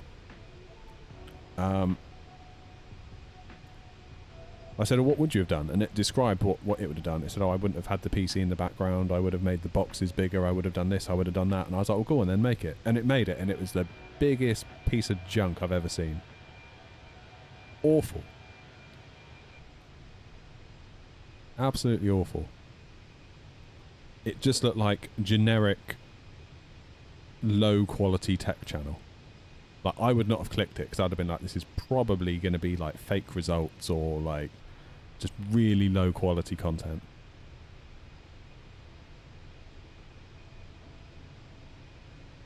Yeah, Chief, I agree. I agree. Loads of people, even just in the flight sim space, are doing it. Like there was like 3 creators that I saw the other day. They all came up in my timeline almost one after another, and all their thumbnails looked the same pretty much, just with colours changed. And it was like, oh man, really? Is this where it's gotten to? They've all got the little circle in the bottom left with a logo in it. The text all looks like, you know, kind of wow, wow, wow, like neon style text almost. All that kind of like handwritey font with like the black kind of scratchy background. It's either that or it's the other. I've actually started to redesign my kind of graphical elements that I use for the stream or for like thumbnails, because for years now I've used like white and yellow text on my thumbnails, and I've always been a bit conflicted about that because yellow and white aren't my colours, but then if I use my colours they don't work very well on a thumbnail. But the trouble is, everyone else who's now starting to use AI spits out a white and yellow text based thumbnail. So immediately I now look like everyone else, because everyone else has now started using AI. So I'm going back to the drawing board and I'm trying to make a new set of graphical assets that makes me still look nice, hopefully. But equally so I stand out. Like, it got to the point the other day, I was live on, is it last Tuesday? And somebody accused me of using AI for my YouTube thumbnail when I didn't. And I think it was because of that yellow and white text thing that I was doing. It was all good. Like, they were like, oh, sorry, I had no idea. I just assumed. I was like, no, honestly, I made that myself. Honest. Like. So it's really weird at the moment. It's really, really weird. Like, I put up a post on YouTube, and I put up an example of one of mine versus what AI generated, and everyone said use yours, so I can only take that as a good thing. Also, there's a weird kind of jarring nature, because you see these thumbnails that look super glossy, super clean, almost like really highly produced, even though we know it's AI that's done it, really. And then you click through and the video doesn't really match up to that at all. Like, you click through and it's like janky flight sim footage or whatever, and it's like, oh, okay. It's very strange at the moment. It's very strange. My sincere hope is that I can kind of ride all this out by maintaining my own kind of set of standards, if you like. And hopefully there will be, at some point, a bit of a renaissance in that people just get sick to death of AI. They can smell it immediately, they avoid it, and then in the long term, maybe I'll come out ahead. I don't know. Or it could very well easily be that I resist it and get left behind. That's what scares me a bit. But you know, what can you do?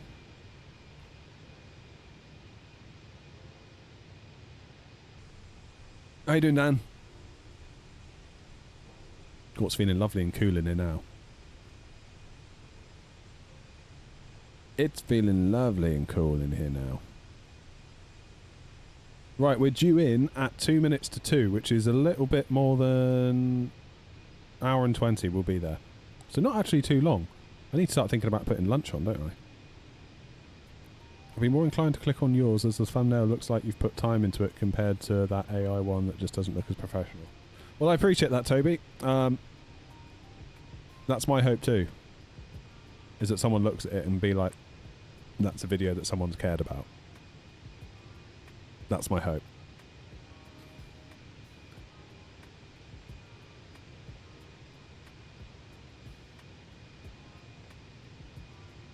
It must be a really terrifying time for graphic designers as well.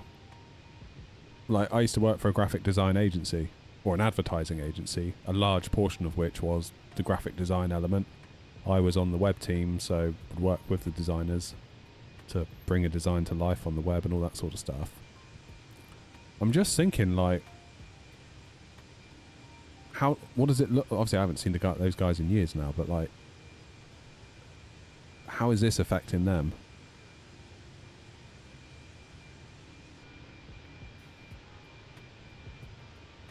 Don't know. Wouldn't surprise me if they're just using it, to be honest. Just be like, oh, F it, just use it. Clients won't know. I can just hear them saying that, actually. They'll never know. As long as the client gets what the client wants, the client doesn't care how it's made. Get it done. Particularly for coding websites as well. Like, a lot of the websites we would do were not very complex, to be honest. We had some really cool ones that we worked on, like some really kind of ambitious projects that were great fun. The clients were really good. They were like ambitious business owners that wanted to like push and push and push. They were awesome, really cool. But then at the same time, they would accept like Mrs. Smith down the road with a B&B who just wants a homepage with a contact telephone number on the front and a couple of pictures and a, you know, don't even put prices on or like a little booking thing. None of that. Just like, please call for availability.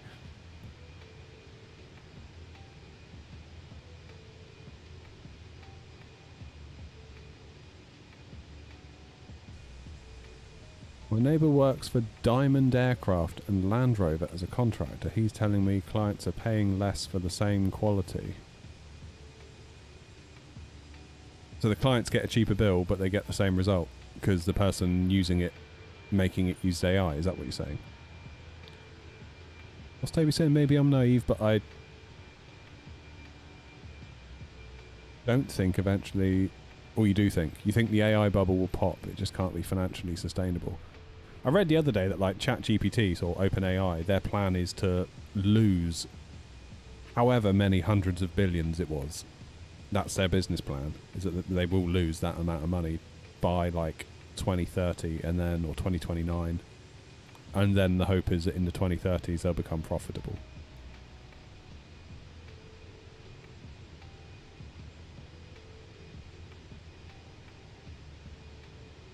Makes you wonder what Apple's going to do in all of this, doesn't it? Because typically Apple are rarely a first mover in an industry.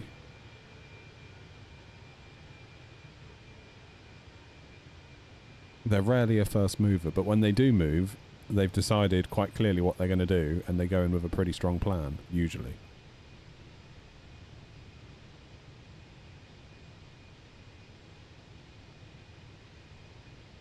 Makes you wonder if, like, all what's being run in the data center right now, you know, at enormous cost that requires, like, rows and rows of data centers or, like, racks of servers. Would there come a point where Apple bring out, like, the M15 chip that can do most of what most people want most of the time in terms of AI locally with an LLM that you can run locally? Don't know. I feel like that can maybe be something they do in the future. They'll always be behind the bleeding edge because whatever they can do locally, obviously a data center will probably do like 100 times faster. But then, like, will there come a point of diminishing returns? Almost like monitors now. Like if you get a 60 hertz monitor go to 120 or 144 or 165 hertz, it's like night and day compared to 60. Then you go to 240 and it's like, yeah, I mean, it's nice, but let's be real, 144 was fine. 360, 500 hertz. We're into diminishing returns.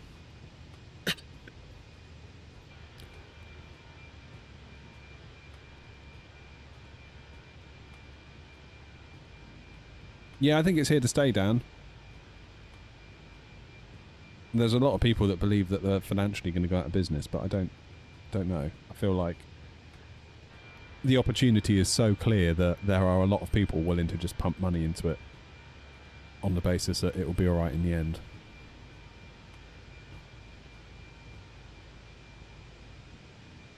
But yeah, it's interesting times. I mean, I don't mind using it where it can help me. Like, if I'm struggling to think of a title, if I've got like 3 ideas but I can't decide, I'll like put them in and be like, what do you think? And there's been an occasion where it's like, why don't you blend those two together? And it's like, actually, that's a bloody good idea. Never thought of that. But I would never just be like, make me a title.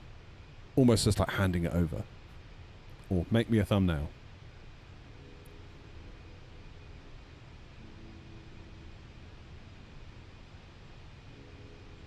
Yeah, so I don't think there's any shame in using it at all.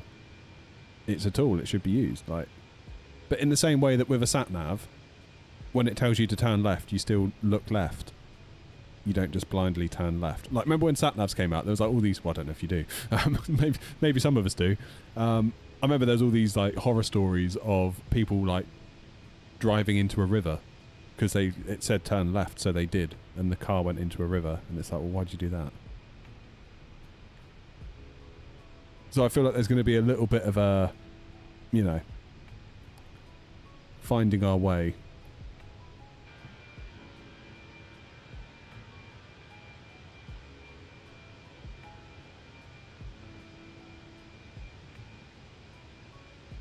You went the wrong way down the one-way road. Oh no!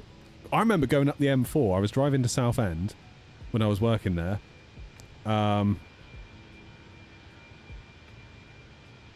And I was, going up the M4. I think I was in the fast lane. There's like a couple of lorries that, when 2 lorries overtake each other and the other one goes past at like 1 mile an hour quicker than the other one. So I had to go out into the fast lane. And then I saw a sign saying, like, on, the overhead signs, it was like, slow down, oncoming vehicle. I was like, what the? Oncoming vehicle? Like this, I'm already doing 70. If they're doing 70, that's a combined speed of 140. That's not good. So we all come to a halt. Like the whole carriageway just sort of, and there was like coppers in front of us, like slowing us all down. I'm thinking, good God, what's going to happen here? Turns out the oncoming vehicle was on the other side. So there's a bloke, little old man in like an old metro going along opposite direction in the fast lane on the M4. It's like, wow. Skellen, cheers for the follow, mate. It's a fast lane, Philip. Of course it is.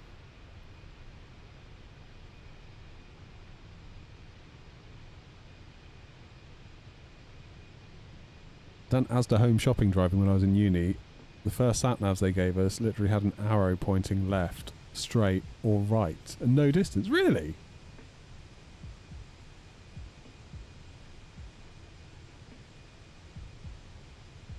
Oh, Cheddar Gorge, I haven't been there in years.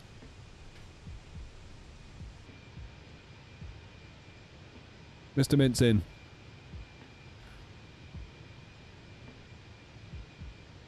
How you doing, Mr. Mint? We're having very insightful conversation about AI and sat-navs. And I need to get my lunch on. Right, I'll be back in a minute. I'm going to go and whack the oven on. I'm going to disconnect from VATSIM. Philip's in charge. See you in a minute.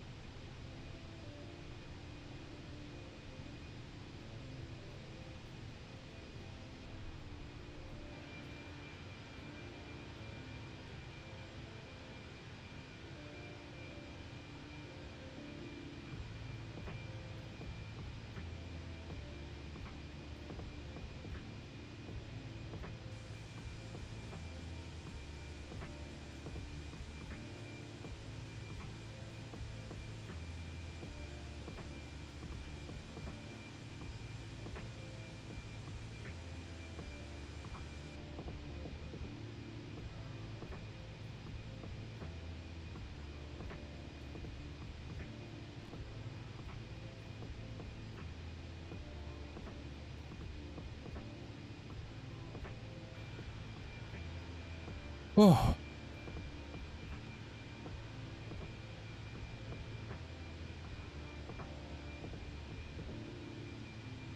Just found a USB cable on the floor. What the hell is that for?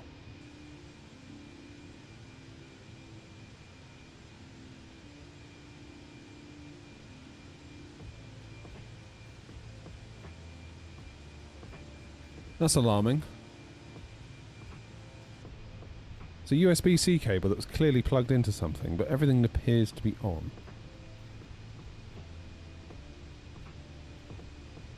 MCDU's powered, ECAM, throttles, AGP. Oh man. What could it be?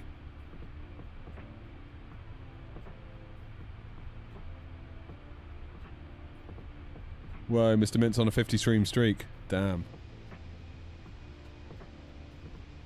I don't know where this has come from, but it's wrapped around my rudder pedal. Standby.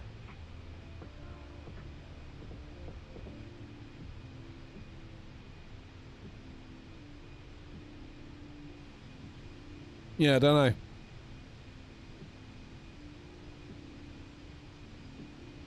Don't know. What time are we at? My Simac Pro clock has stopped. We've been in the air 53 minutes, or entered the runway for 53 minutes. 350 until top of descent. 4:55 until we get there.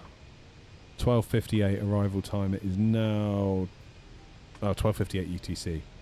So 1:58 is when we'll get there. Gosh, I prefer the term follically challenged. No, look at me whiz by.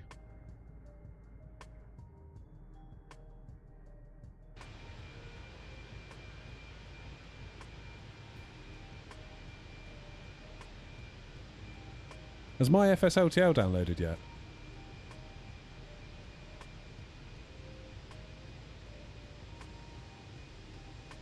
What did I grab for lunch? I'm doing chips, Philip. Oven chips.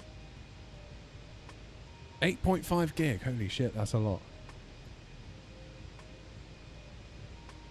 Can I unzip it while I'm running the sim? Is that going to ruin everything? Might even put a bit of cheese on top, Philip, and go nuts. Treat yourself Thursday, isn't it?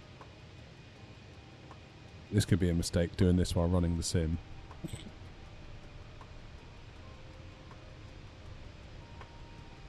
I'll tell you what, when we get to Alicante, I'll quickly install this, and maybe if whoever's flying with me could hang out at the gate, and I'll respawn and see if it works.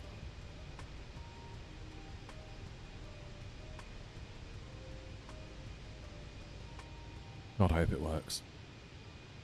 You imagine if they finally upgrade it and then it doesn't work.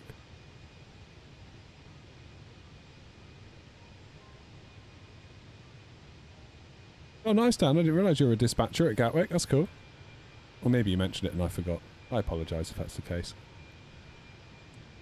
Yeah, we've got a tour out of Gatwick. This is what we're doing, Dan, for the virtual airline. Let me show you. Where are we? Search airlines. Here we are, look. Go to the awards. The Gatwick Gallivants is the new one. We've got Heathrow Hoppers, the Heathrow Heavies for long haul, Mastering Bristol, and the Gatwick Gallivants. So we're doing the first leg at the moment. Gatwick to Alicante, Alicante back to Gatwick. Then you do Gatwick Vienna, Vienna back to Gatwick. Corfu back to Gatwick, Bordeaux back to Gatwick, Warsaw back to Gatwick, Ibiza, you're getting the theme now, Naples, Porto, Rhodes, Marseille, Prague, Palma, Pisa, Seville, and finally the final boss of the tour, Madeira.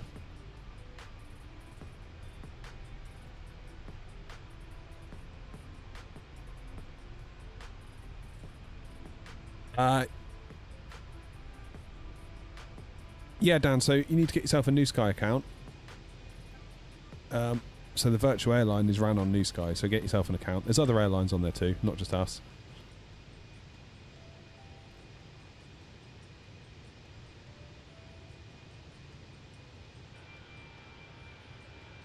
You need to do one flight with the New Sky Academy just to get a pilot rating of 9.0 or above. So basically do a flight and get more than 9. And you can join the party. OG's in.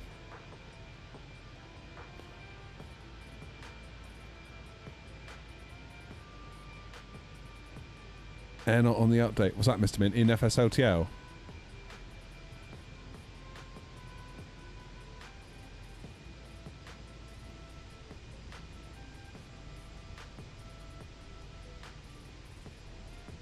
Yeah, hopefully. I'm just having a little look now, actually.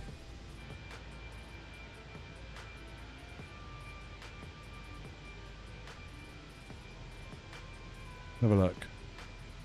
Here it is. So if we go to sim objects, airplanes, and these are all the liveries, basically.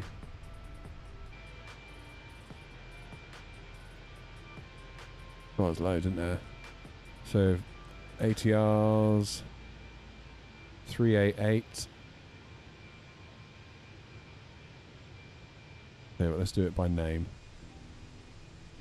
Here we go. A320neo. So if we keep coming down, you see we've got A320N underscore then whatever the airline call sign is. Hopefully we're going to see an XNO in a moment.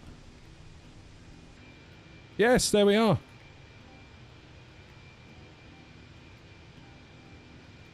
Hell yeah. 321N. Keep coming down. XNO. A300. We didn't do an A300 livery. We did a 319 though. 319. XNO. Regular 320. Lots of these for the regular 320, isn't there? XNO. 321 regular. XNO again. Now, what did we do for the 330? I can't remember what we did for the 330. Did we do the 330-200? I don't think we did. Or did we? Yes, I did. And the 330-300?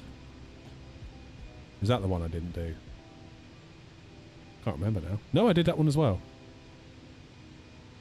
343. Air not, there we are, nice. 346. Air not. Now, they've only got the 350-900. They don't have a 3D model for the 1000.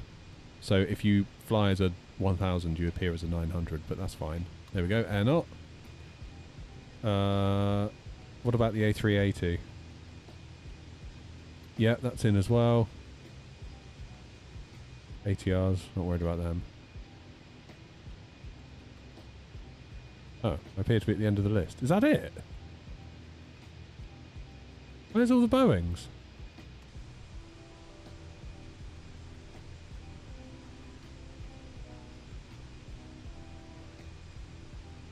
Where's it all gone?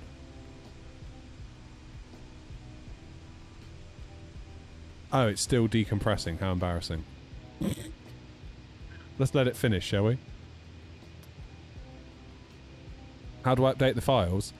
Well, you have to wait for them to release it properly through the Flight FSO. No, what's it called? Fly-by-wire installer. Can you fly your VA using X-Plane? Would the issue be lack of liveries? Yeah, there'll be no liveries.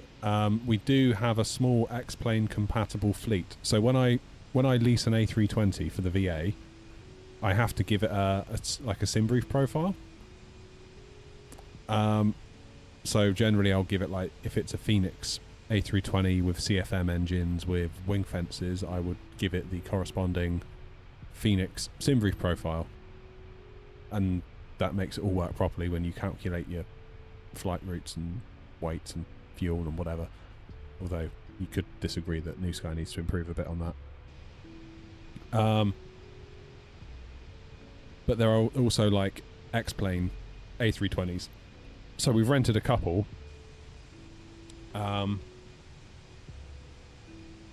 have got just X-Plane. So they don't get flown very much, but it does give the X-Planers planes to hop into. Obviously, without a livery. Right, I need to go and turn my oven chips. My alarm's gone off. Back in a mo.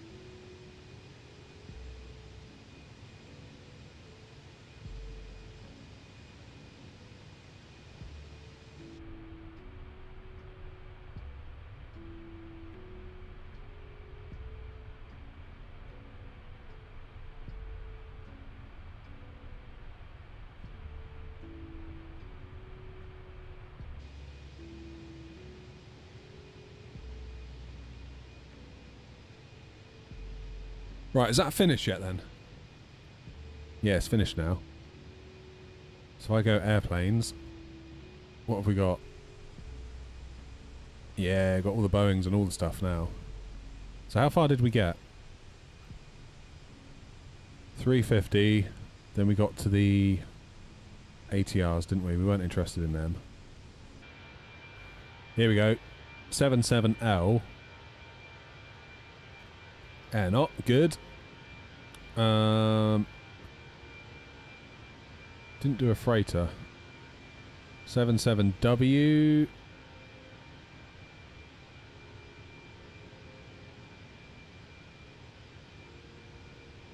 Oh, there we are. Yep, that's fine. I did a 787 for Clark, I think. But it was a 789, not a 78X. 733. No, we did not do a 733 or a 734. We did a 738, which is the correct Boeing 737. Where are we? There we are. 737's in. I didn't do a freighter. We didn't do a 9. We did a 744 though. There we go. 747-400. Do all the others. Did we do a 76? Yeah, I did. I did a 767-300. Can't do a 75 though, because they don't have a 3D model. But that's okay. 777-200. Did I do one of them?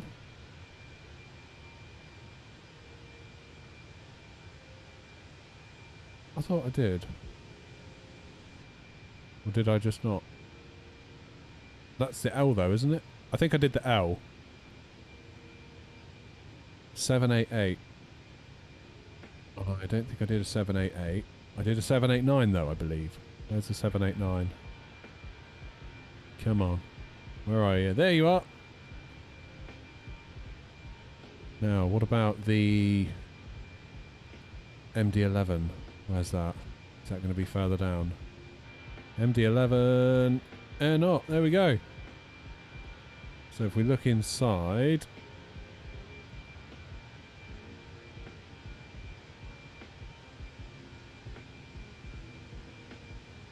There she is. Looking mighty fine. Now, what about the VMRs? Rules option 1, option 2, option 3. Okay.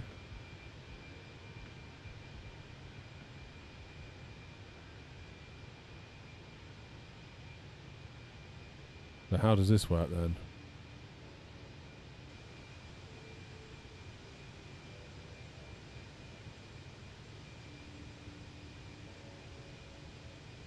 So we got Air Not 319. They've given me a 319 Neo. Cool. So if you can activate SIM as Air Not A319 Neo, it will show my regular 319 livery. Good. If you connect as a 320 Neo, it will show the 20 Neo. Get out of it. If you connect as a 32N, it also shows the 320 Neo. A321 shows as a 321. A318 shows as a 319, so we're covered even if a 318 comes out at some point. And obviously the 19 shows as a 19. We've got the 332, 333. Wait, what? Oh, 338. I thought that was 388. I was like, why would the A380 show up as an A330? But the 338 and the 339 are the Neos, aren't they? The respective Neos. 342, 343 will show my 343 livery. Good. And the 345. 346 will show the 346. Don't know if you're even able to see this, to be honest. Can I make it bigger? That might be an idea. Preferences. Settings. Font size. Let's go with 28. That's better.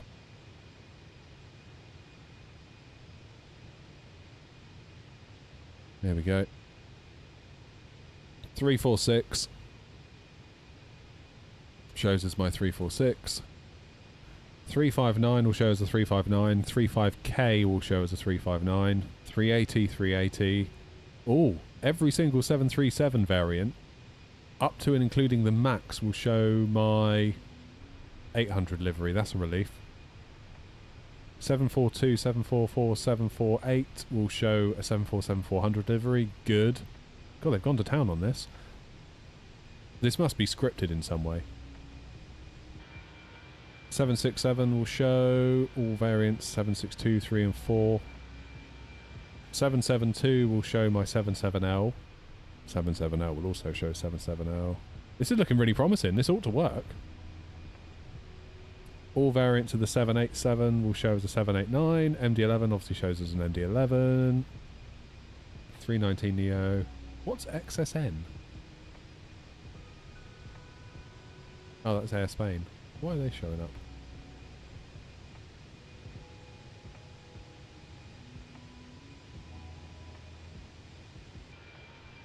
Happy days. Well, that looks great, right? That ought to work.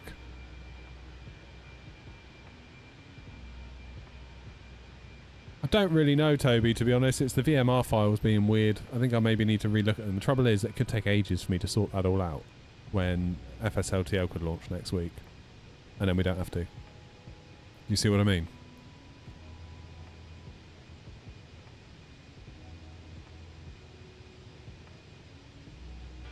Maybe download the developed version of FSLTL and manually install it.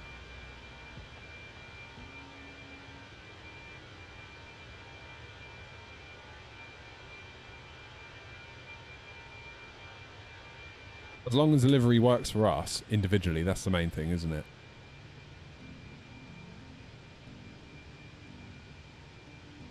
But yeah, it'd be brilliant when FSLTL's out. All the controllers will be able to see us. Everyone else on VATSIM will be able to see us as we're taxiing around. I wonder how many extra people will want to join the VA. Because obviously if we're seen, if we're more visible, we might get a few more people wanting to join us. Which would be cool. Pretty damn cool. Right, I've got 2 minutes on my chip timer.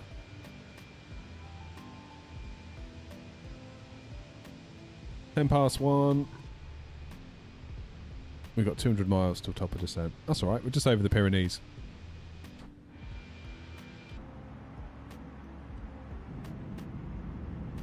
Easy peasy.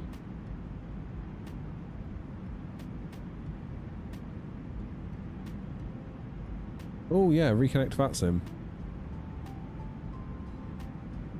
I think we'll be okay. Is this download a preview of FSLTL then?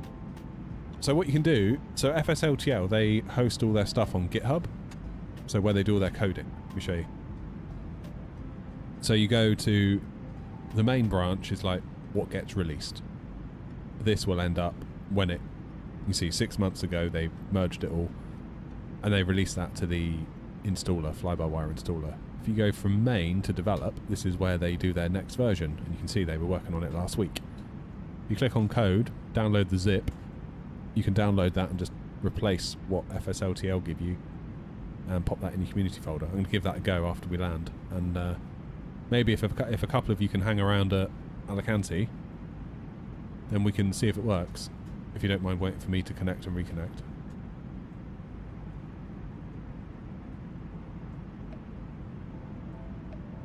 Oh, Toby, we've got like 30 miles between us. We're fine. Plenty of time. I mean, that doesn't solve the wider issue of controllers and everyone else being able to see us, but it does mean that we can see each other potentially a lot easier. I need to go and sort my food out. Back in a moment.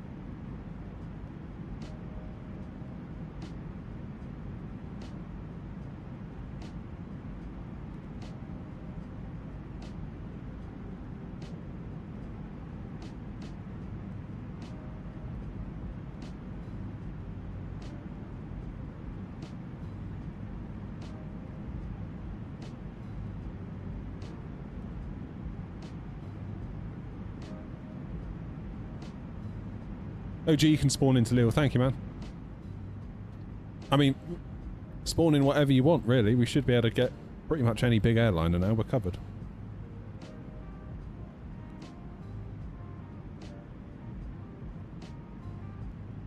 Oh. They're hot.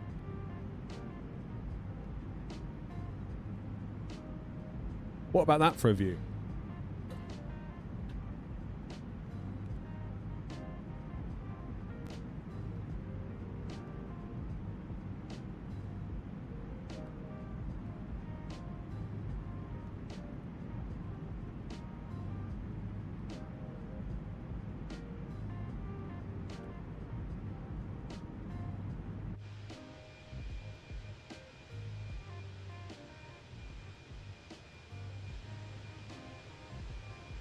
Maybe that's what we should all be doing then, from now on. Using the develop branch of FSLTL.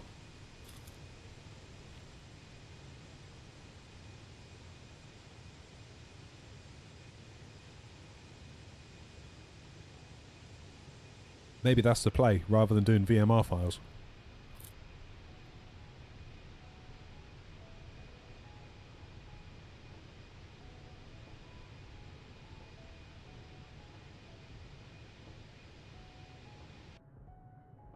Philip, I don't know if you're still there, but I just saw your little signs that you made. They're really good.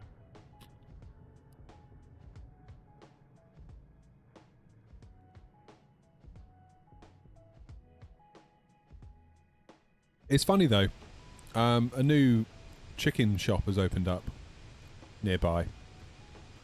Like, you know, fried chicken or whatever. And they put up a Facebook thing, basically trying to be like, hey guys, we're here, kind of thing. Quite a few people in the comments were like, did you make your logo yourself or did you use AI? And therefore, are the pictures of all the food that you're putting up, is that AI? Because it was like on this background. It's weird, people are getting... They're sort of becoming more attuned to it, aren't they?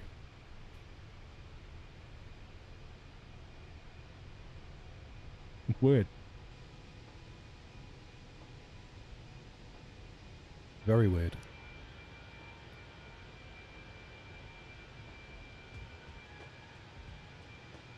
Treat yourself Thursday, Toby. Philip's idea.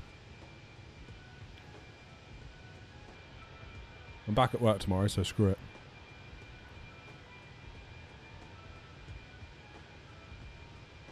Well, I'm back at work as far as I know.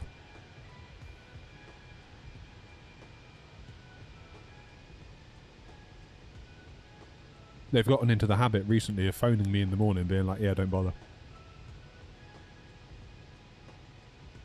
Although that has dried up in recent weeks.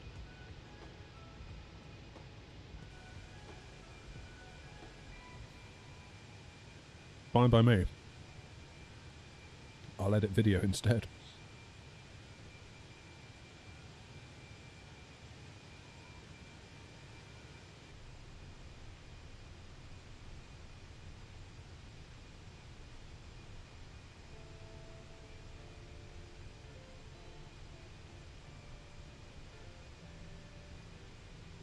What's the verdict on Forza Horizon 6 then, OG, if you're still in? I've not really had a huge amount of time in it. I've only got up to my like green wristband, I think.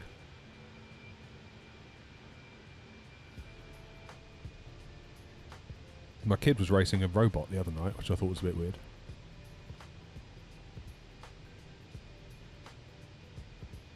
Very good game though.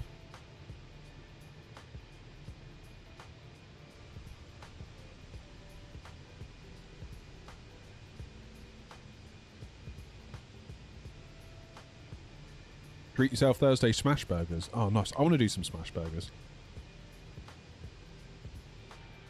I've never had a smash burger.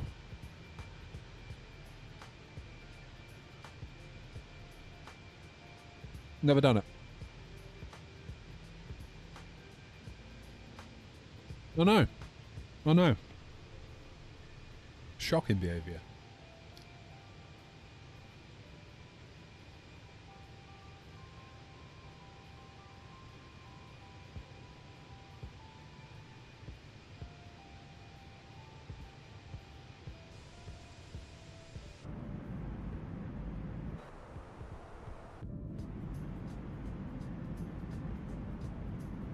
Oh dear, I seem to have put my right wing as my left wing.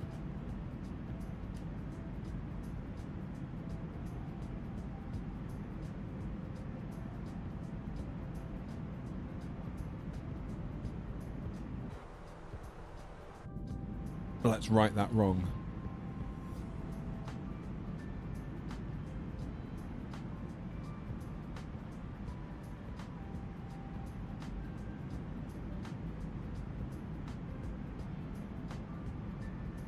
Will do. Chase plane, where are you?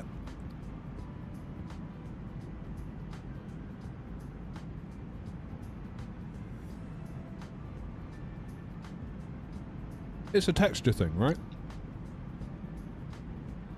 It's just a texture thing. You have like multiple thin burgers as opposed to one big fat one. Is that right?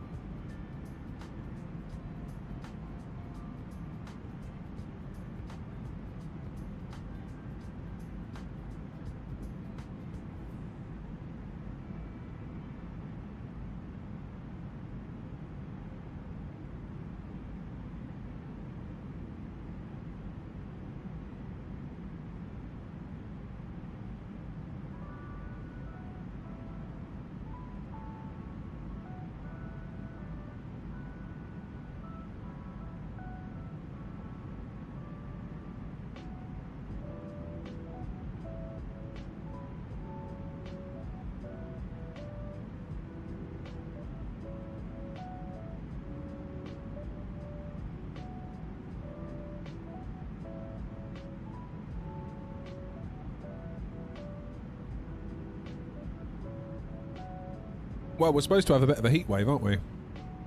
So maybe what I'll do is get the old barbecue out, because we got the barbecue that splits into two sections. You got like the griddle bit, or like the rails, whatever you call them. And then we got like a flat, almost like a, what do you call it? What's the word for it? Flat bit of metal.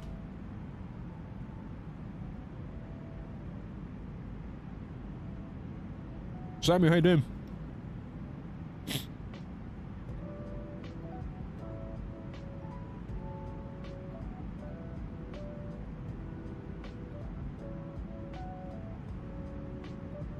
London on Monday is going to be 31.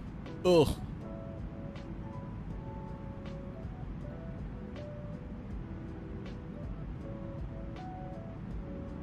No, no, and no.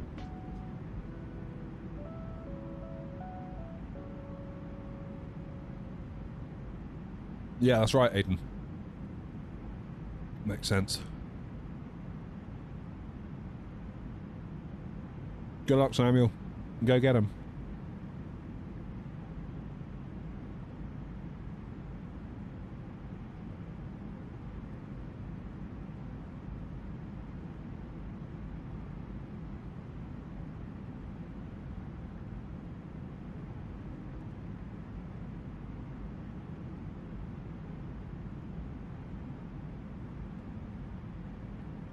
Alright, I'll do smash burgers and let you know. I need one of those little metal press things, don't I?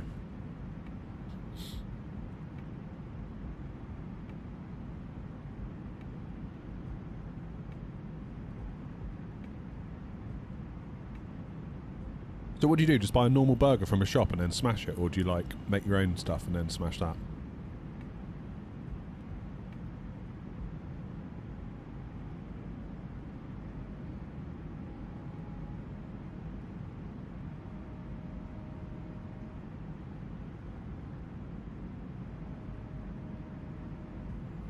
Make your own, nice, that's the way.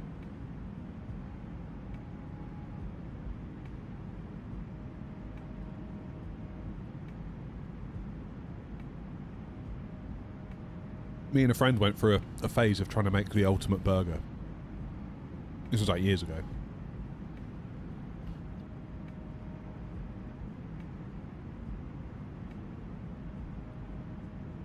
And basically, what we did, we ended up watching this like crazy documentary all about it. We would basically lay out a load of cling film on the worktop, and you'd sort of lay your mince out all in a row, mostly beef 20%, but also throw in a bit of pork as well and sort of mix that through. And then you would sort of roll it up into a sausage and sort of spin the cling film to sort of gradually tighten and tighten and tighten and tighten to make this almost like a sausage of mincemeat. But then all the strands of mincemeat are like going the same way. Put it in the fridge, let it firm up, then just literally take a knife and almost cut it like a fresh loaf of bread to get these little burgers out of it.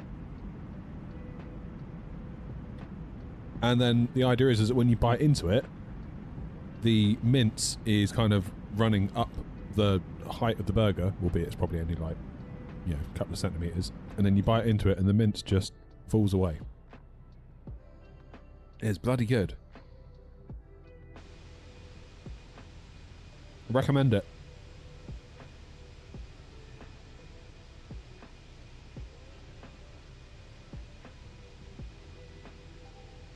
Dave from Tasmania.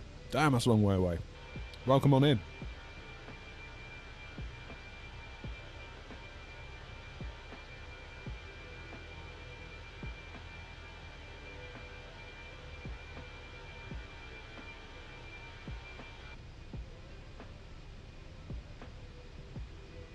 That must be Barca over there. That was a Blumenthal recipe. You're quite right, Joanna. Yeah, we watched one of his programs about like trying to find the ultimate burger or something on the Food Network. And we were like, we have to do that.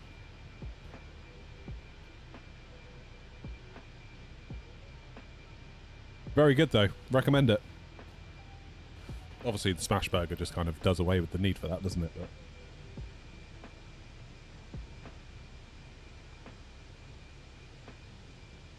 use your palm like a man, says Mr. Mint.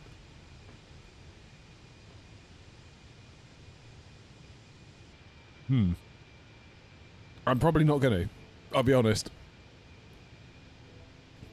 Smash onions into the mincemeat. Yeah, I guess you'd want the onions really tiny, wouldn't you? Almost like when you do a risotto, you want the onions almost like dust. So they melt away into it. Oh, I fancy a risotto now. There's a thought. Right, we are 98 miles from top of descent. We're nearly there. That's gone quick. Because we've all had such a nice time, isn't it? Right, we're still looking at runway 10. I'm presuming there's absolutely no ATC. Of course there isn't. So what's the wind doing then? Navigraph says 4 knots across the runway, 8 knots down it. Toby, point of order. Are you using the freeware Alicante scenery?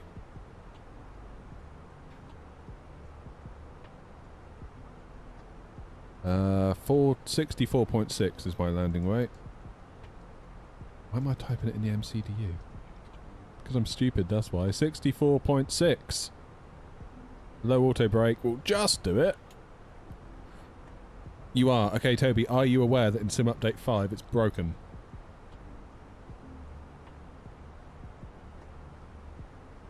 Grumpy told me about this.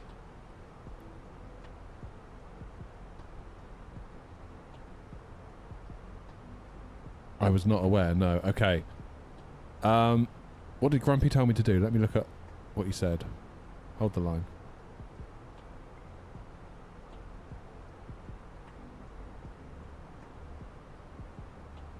Backtrack to Charlie 4.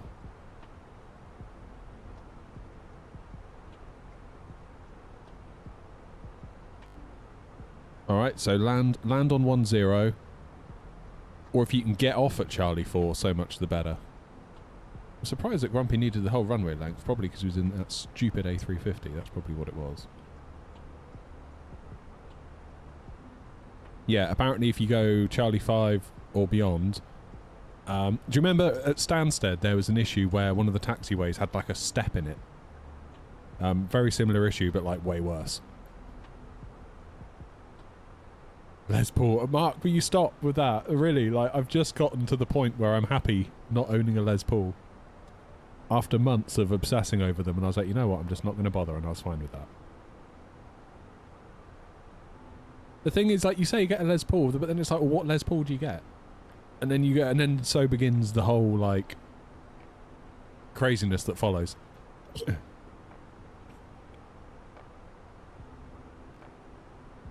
For me, it's going to be one of two Les Pauls, I think. It's either going to be a white Les Paul custom, or the Matt Heafy Les Paul custom, which is also a white Les Paul custom that he's customed.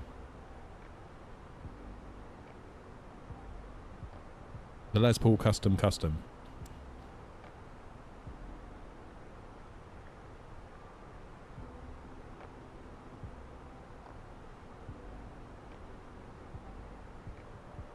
I would love it. I mean, at the minute, all right, don't judge me.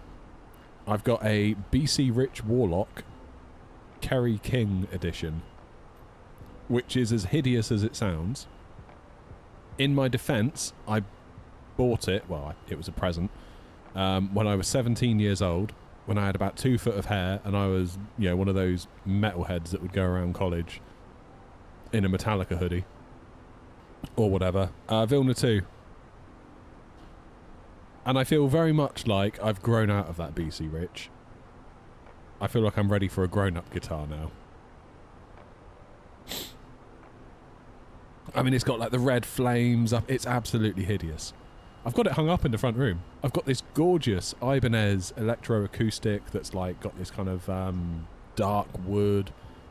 Absolutely amazing guitar. Incredible guitar. Got so lucky with that. I ordered it on a whim.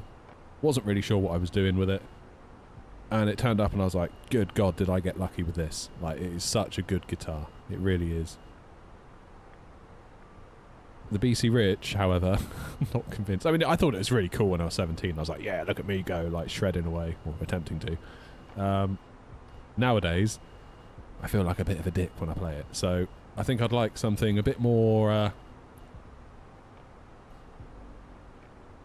What I'd really like is a white Les Paul custom without a scratch plate at factory, therefore it doesn't have the little holes left from when you remove it yourself, with EMG 8185s.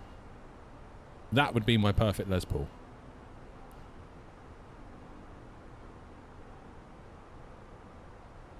The other alternative is Epiphone have just done a white Explorer, kind of 80s style Explorer with EMGs.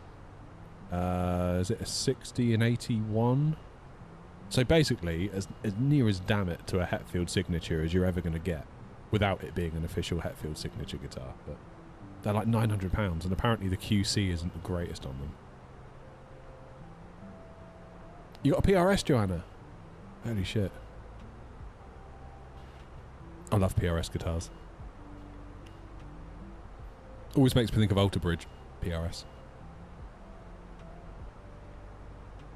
Never thought you'd have me as a Trivium fan. Yeah, I love all that stuff. I mean, I'll go all over the map with music. I'd go all over the map, but I always come home to, like, you know, metal, I suppose. Like, top 3 or top 5 would be Metallica, Ozzy, R.I.P., Black Label Society. What else am I listening to at the moment? I'm getting into Tool. I was listening to Tool this morning before the stream. I was like getting my stuff ready. I was just having my headphones on, connected to Bluetooth on my phone, just like listening to Tool. I was like, God, these guys are underrated. Well, they're not underrated, but I've underrated them. I should listen to them more. Vilna 2. Toby, sorry. 3 Charlie, Vilna 2. Talking about guitars. Have I ever owned a Gretsch? No. Not familiar.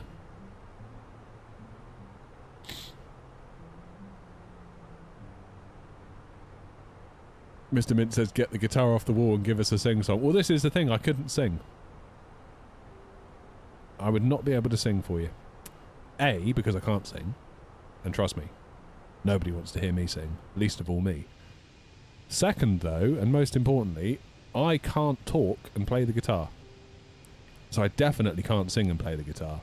It is just incredible to me how, like, Hetfield or whoever can be there, like, chugging away, like really fast, going all over the fretboard, and while also singing.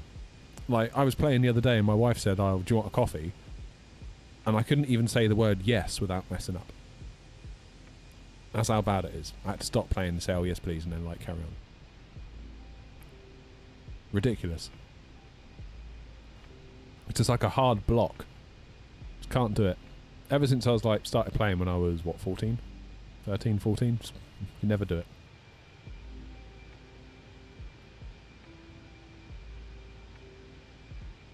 Matt Heafy is a big Metallica fan. Yep. Yep.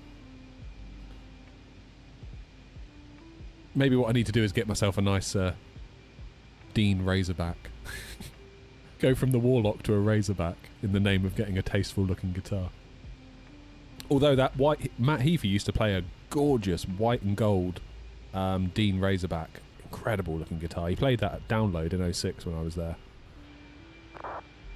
That's such a nice guitar. There is a Les Paul Custom, a white Les Paul Custom. There's like two variants. If you look on, what's that guitar shop called? Online. I've forgotten what it's called. Is it Thoman? If you look at like a white Les Paul Custom, there's like an expensive one and a not so expensive one. And I'm like, well, they look like the same guitar to me. And I looked into it. And the expensive one has the same pickups as you would get if you bought the Gibson for like $2 or $3 grand.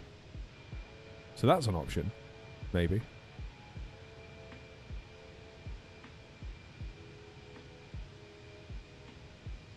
Robert, don't be saying things like that. You're going to force me to buy a guitar. I've just come to peace with not wanting one, so you lot just shut up. Stop talking about your guitars. And that's the end of it. Until I bring it up again in 2 minutes.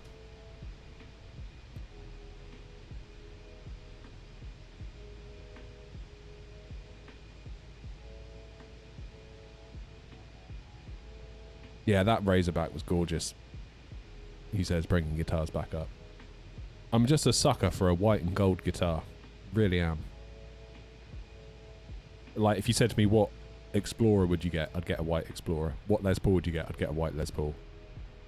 What Razorback would you get? I'd get a white Razorback. The only thing that might break that trend is if I was to get, like, a classic Les Paul. Helly, cheers for subbing.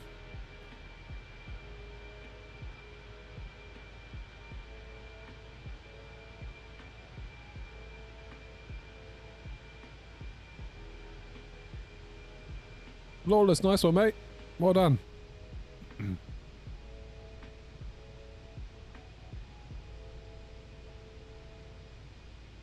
Right, destination data time.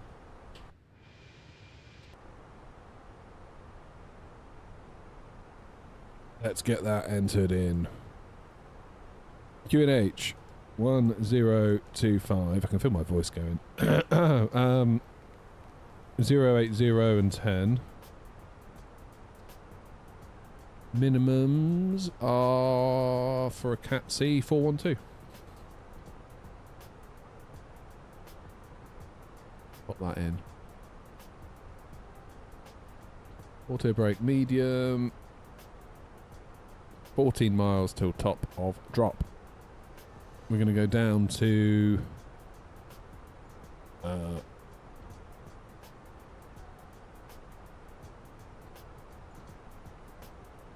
we're going down to, and there's no ATC, we might as well just go down to like final approach 3,300 feet. Let's be lazy.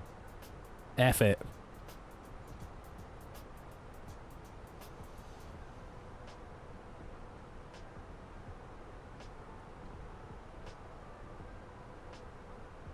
Where are you going, Ryanair? You're going Alicante. From Bournemouth. Fair play.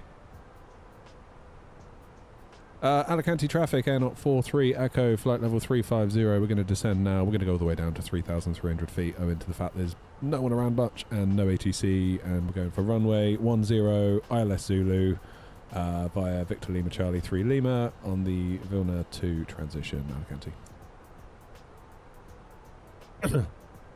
Waffled on a bit there, didn't I?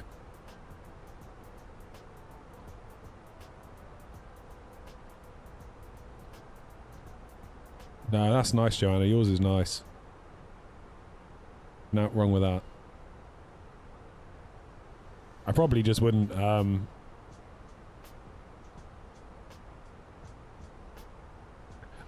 mean, if it's busy, I'd probably play the game a bit more, Toby, but it's basically we've got the place to ourselves. Like, Ryanair's going to be down in no time. This lot will go into Ibiza. We've pretty much got most of Spain to ourselves. So, yeah. There comes a point, doesn't there, where you can sort of give yourself a bit of a break over it.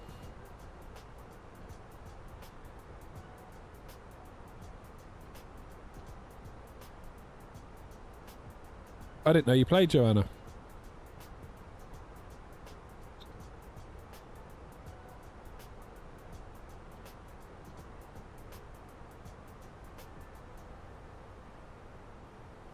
Yo, I subbed, thank you. Hopefully we don't disappoint, although we might, so. Sorry about that. Right, 20 minutes out.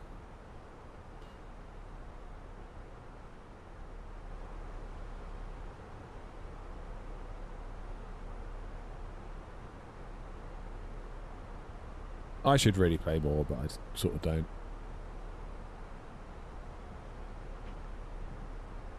I ought to. 8,000 feet per minute. Yeah, I mean, I'm getting on for 4 and climbing. 4-1, 4-2. Surely that's got to be the hold up with all the Neos and stuff, right? God, my voice is starting to really hurt. Ah! I sound really weird in my headphones now. Presumably I sound weird to you too.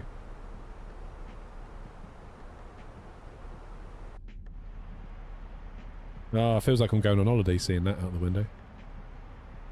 I could fancy another, like, Alicante holiday. I said to my wife, can we just go Benidorm next year and just, like, have one of those sort of holidays?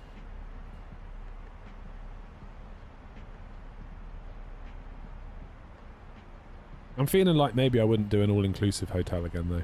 I've done 2 now. And in both cases, I've been mildly disappointed with both, so...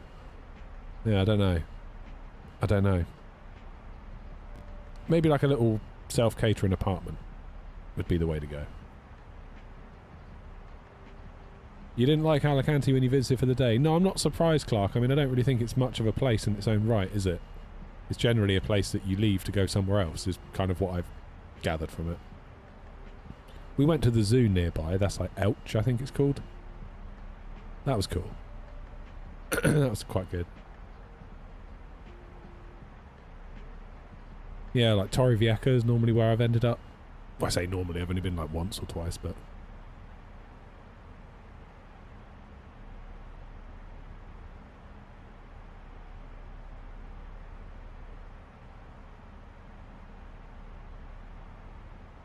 Yeah, I think I'd probably avoid hotels for the next holiday.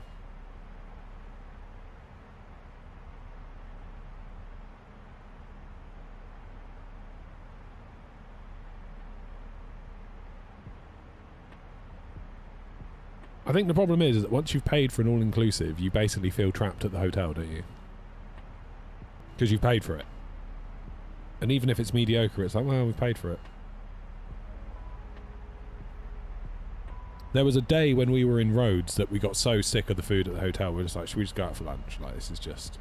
I can't take another tray of, like, whatever it is they bring out. And we wandered up into the old town and paid for lunch, and it was like, oh my god, this is so nice. Just to have variety.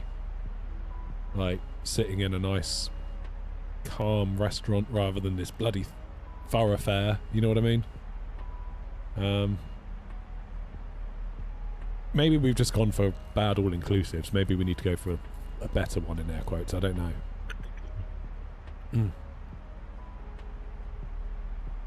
It's alright, Joseph. Grumpy will let me back in. Grumpy's in charge, really, anyway.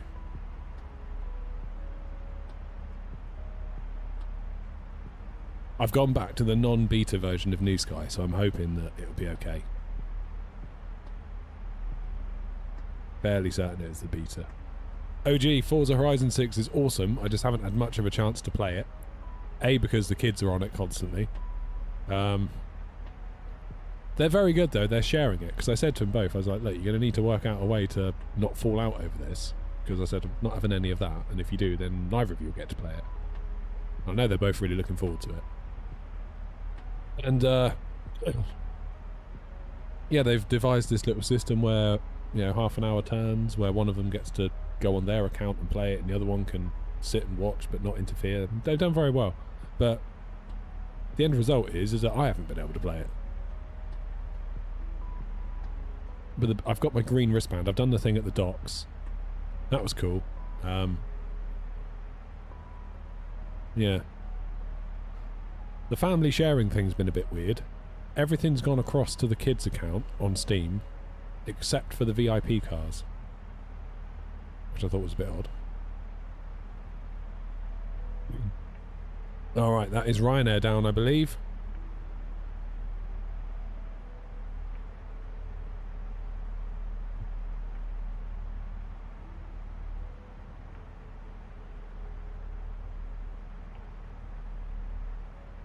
Yeah, flight level 160. Oh, I can barely talk. This is not good when you're a streamer. Maybe it is good for you guys. Maybe me being quiet is just what the doctor ordered. Who knows?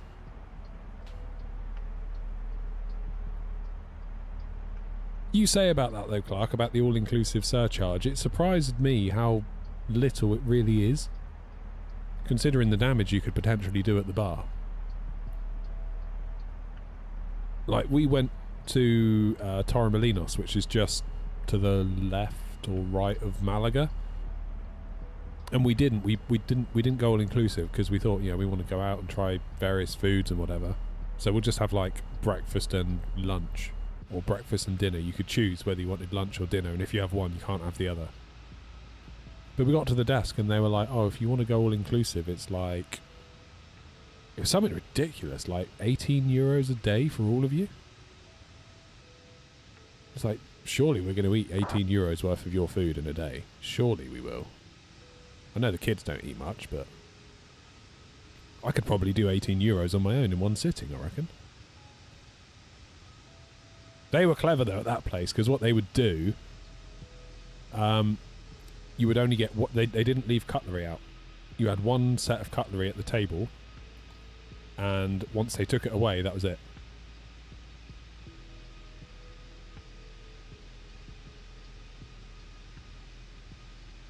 So basically, if you go up to get a load more, if you go up to get a drink, like if you finish your breakfast or what, your lunch, if you leave your cutlery on your plate and you walk off to go, I don't know, get a drink or get a little pudding or something, they take your knife and fork, that's it, you're done with your food. Unless you obviously go up and have a confrontation and be like, give me a knife and fork. So everyone would go up for like the second or third round with their knives and forks in their pockets. It was brilliant. Beat the system. Hell yeah.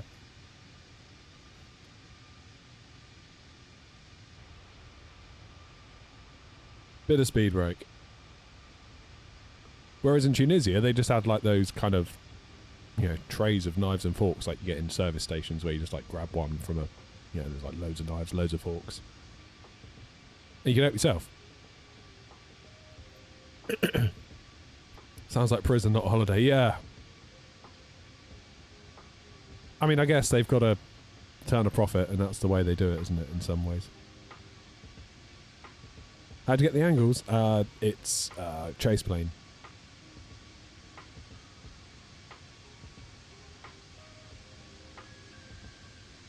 Yeah, nice little self-catering thing next might be alright. One of my favourite ones we did was in Verona. How you doing, Matt? Verona was great. Really, like, authentic little apartment, down an old street, down a back alley, kind of like, you felt like a real Italian living in, like, an old town, and or the old town part of the town. Little supermarket nearby that was, like, really kooky and weird. It was, like, completely independent. Deckers is in. I'm good, guys. I'm good, thank you. Slightly losing my voice, as you might be able to tell. That might make tonight's stream interesting. I'll just sit here in silence and just wave at you.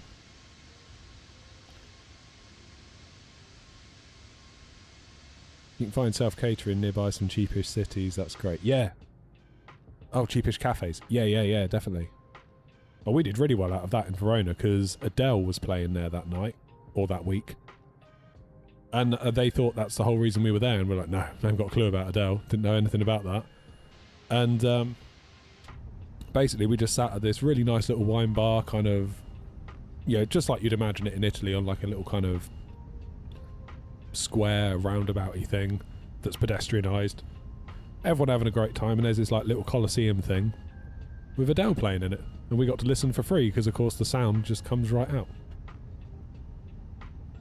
But yeah, loads of cool little cafes around the place. Just the ticket. Flaps 1, please and thank you.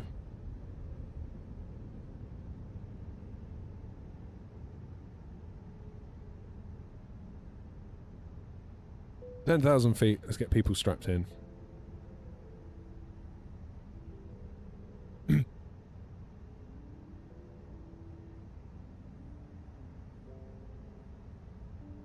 Yeah, exactly, OG.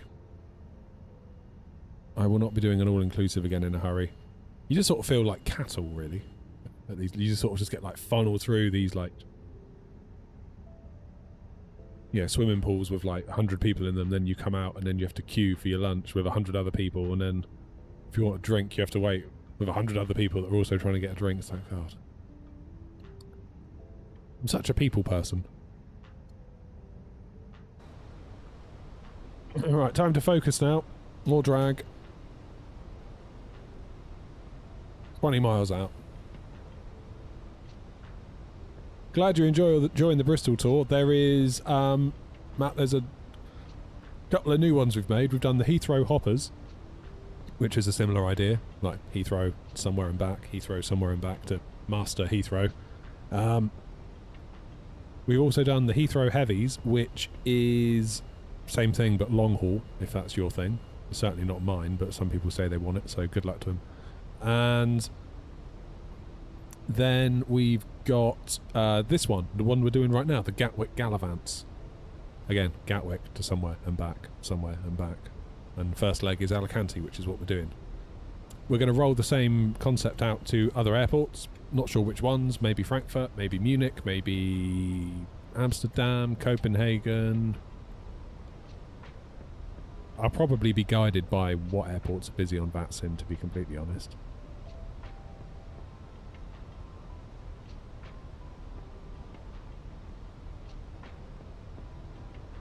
Trouble is, we want to take the kids, Clark.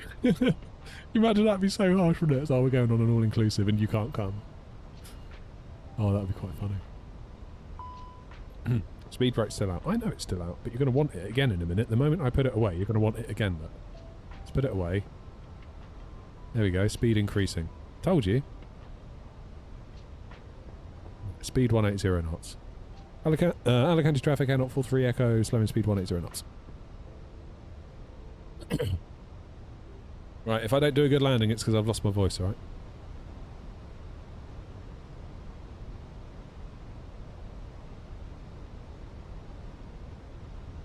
It's local pressure. 1025.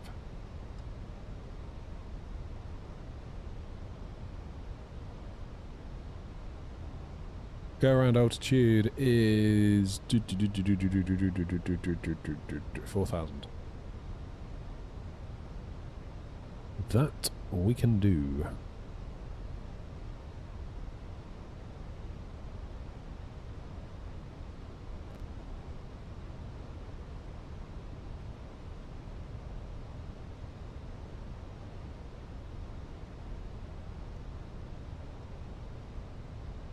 Come on, pick it up. There it is.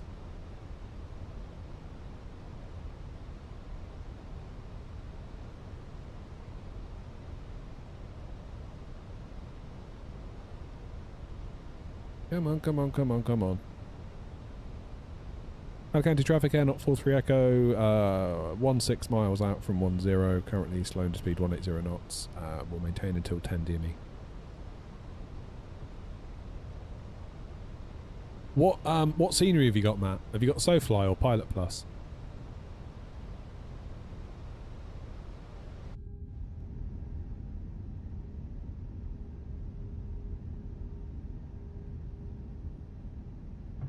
Laps 2.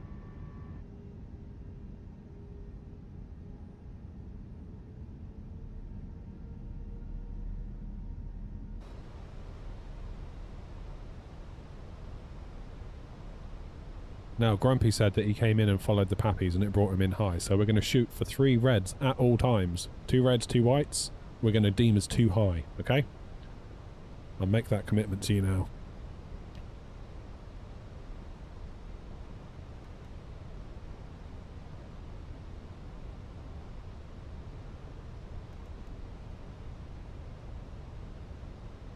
Okay, slow and speed 160.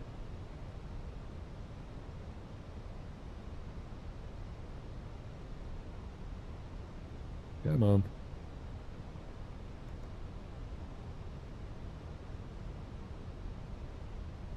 Alicante traffic, out 43 Echo, slowing speed 160 knots, and will maintain until 5 DME Alicante. Oh man. Pilot Plus. Okay, the SoFly one, the Bristol bounce is way more smooth. It's there, but it's more natural. I've always thought the Pilot Plus one was a little bit of a mountain, to be honest. Very angular, very throws you around. SoFly one does not do that.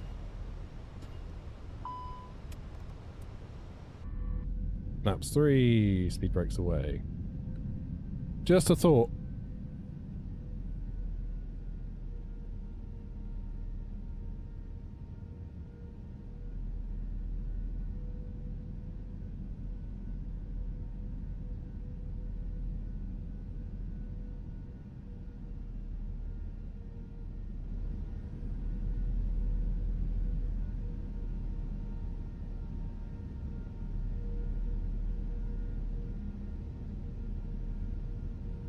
Okay, we're on an 8-mile final. Gear down, I think.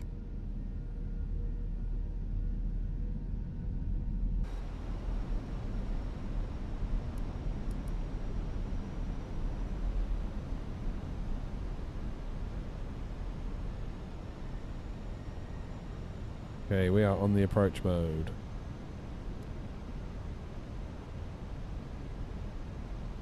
Yeah, sure, it's nothing to do with the flying, Matt.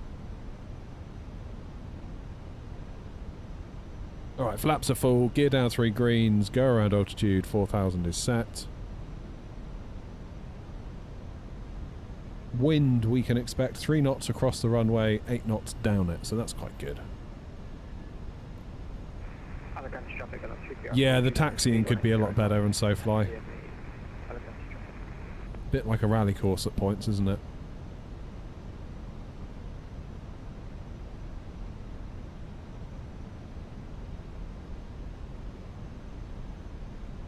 Alicante traffic, N0, 43 Echo, 5 miles for 10.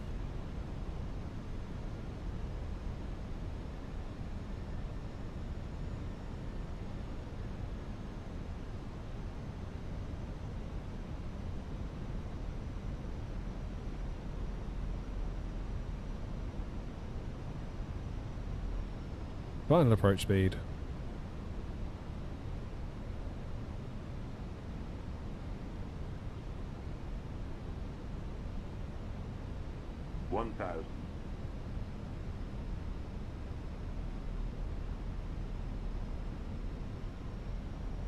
Clover time, let's do it. We can get your hopes up. I feel like my flying's a little bit in the toilet at the moment, being completely honest with you all. My plane. Traffic, fully established, run pilot from 10, hold 180 knots, still 10 miles, and we'll drop to 160 knots.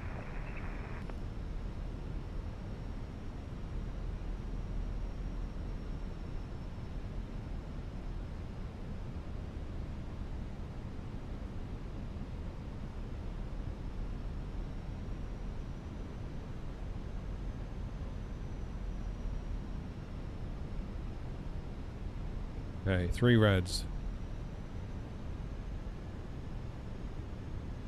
Back to 2 reds. We want 3. Get your nose down a little bit more, matey. Come on. Feels like they're going to go 3. Yeah, there you go. That's looking good. If we can maintain that, we'll do okay. Oh, hello, what's happening here? Look at all this land popping in. That's probably part of the problem, I would have thought. Minimum. Continue. Disagree. This could be interesting. Those landing lights seem too high. Flight slow. 50, 40, 30, 20, retard. 7, 5.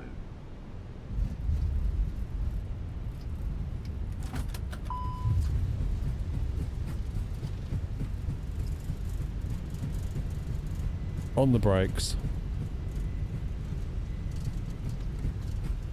Now if we get off... Oh, hello, what's this?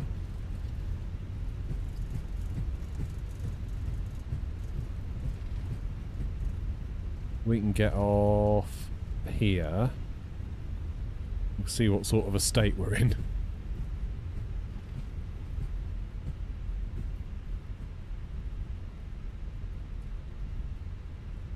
Alicante traffic, I see Alpha, speed now 160 knots, 9 miles wide, Alicante traffic. Ooh. What is this? Alicante traffic, out 43 Echo, clear of 10. Ah.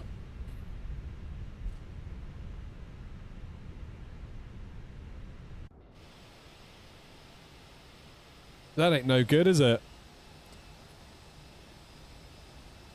Alicante traffic, be aware Charlie 4 is too far. You need to come off beforehand on Charlie 2. Yeah, we can't go that way. Thank you for the forewarning. I have just seen that on the stream. I will try and Look at that! land the brake full force for a Charlie 2 and off. Oh, lordy.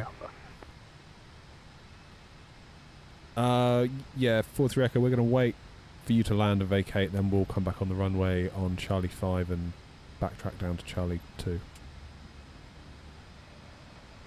Okay, no worries, sounds good. I'm currently on a 5 mile final, so it shouldn't be too long for 23 Alpha. Roger.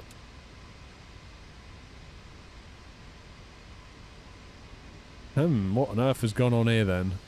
And that looks fairly cliffy, doesn't it, that? I don't know how we're going to get out of here tonight. If it's anything other than a runway 10 departure. Is the runway safe enough? Runway's okay, it's just here.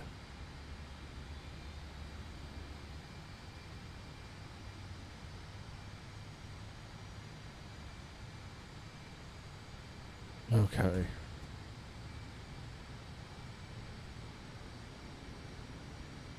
I'm going to get to me gate. Then I will reboot the sim, install my FSLTL. Then if anybody wants to hang around and see if I can still see it, that'd be pretty damn cool.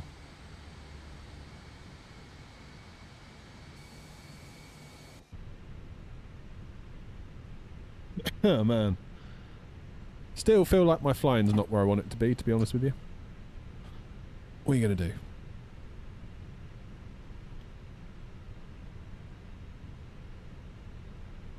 I don't know, Joseph. It's funny that, isn't it? I don't know why that would be reminding you of Brussels.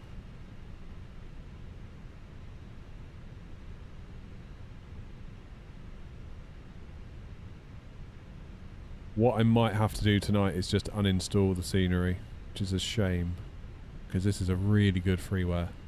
It's a shame to lose it.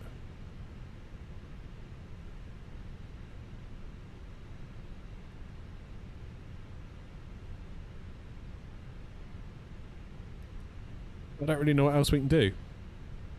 Because if it's a runway 28 takeoff, we've had it. We can't backtrack from like Charlie 2. That would be ridiculous. Yeah, I know, Philip, it wasn't very good. I'm well aware. Well aware. I was trying to catch 3 reds, and then I'd look at my flight directors and think, oh, I need to go up, but then of course you don't if you're trying to offset it. That was my fault. But yeah, I'm well aware. I'm not feeling great about my flying at the moment. You go through phases. Like I went through a phase about 2 months ago where I was on fire. Just felt like every single flight I was like, yeah, that's great. Yeah, that's great. Whereas now I'm just like, every landing is like, oh, that's a bit shit. I don't know what it is. It's weird. You backtracked all the way. Damn. Right, there's Toby. Let's wait for him to vacate.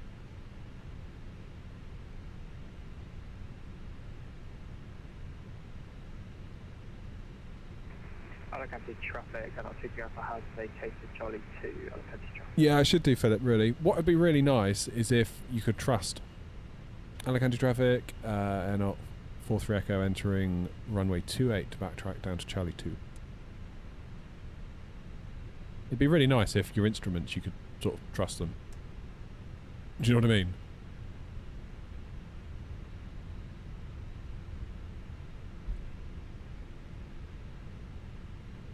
It always feels like a big game of chicken at the moment.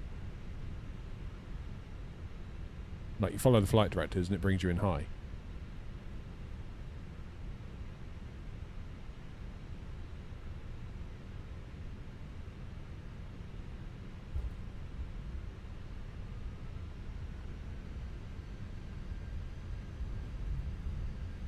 Very strange.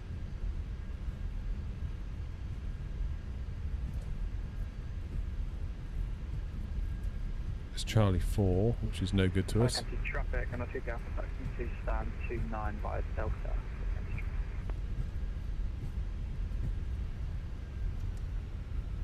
Come on.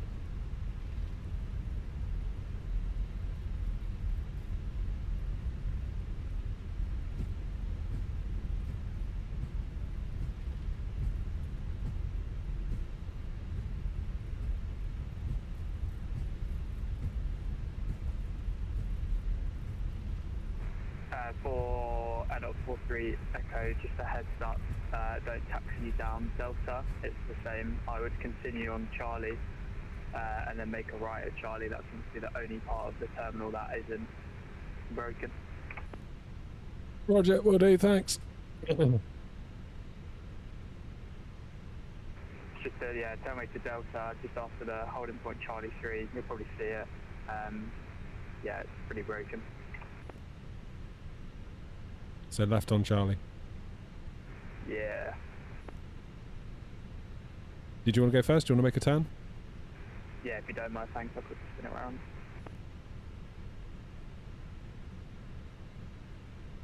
Maybe we need an evening of FSI panel, Philip. Maybe that's what we need.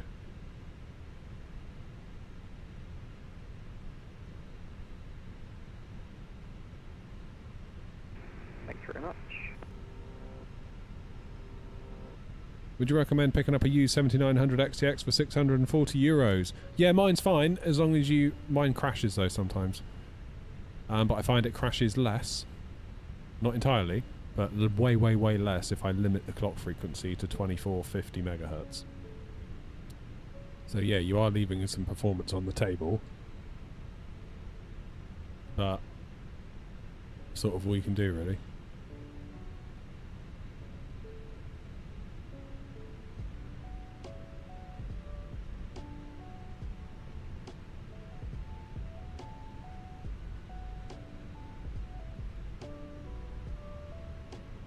Where's not? I might go for stand. Don't worry, I'm going to be able to go next door. Come on. I want to test out FSLTL. I'm not worried about this.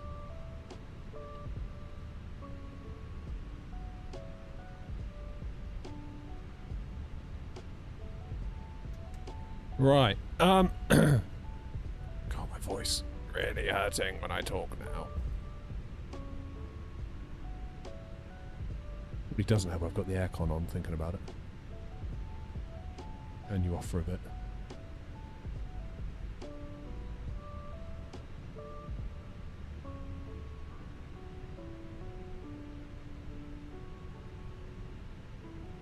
Hey, we've made it to the terminal.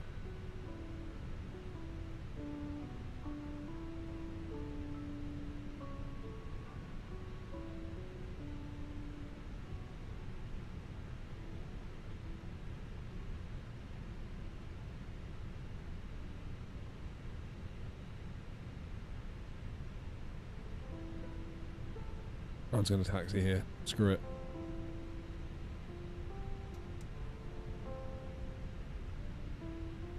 Right. Ugh.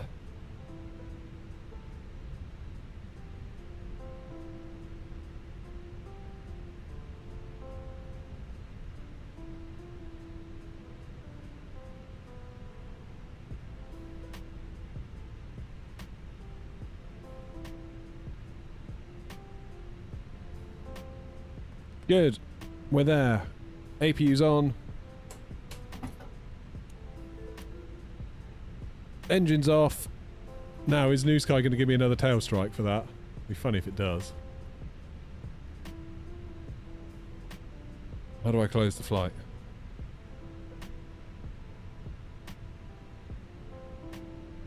Oh, God. Has it done this again? Close.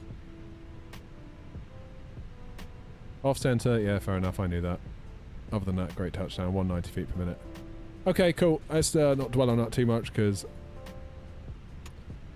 I know that wasn't where I wanted it to be.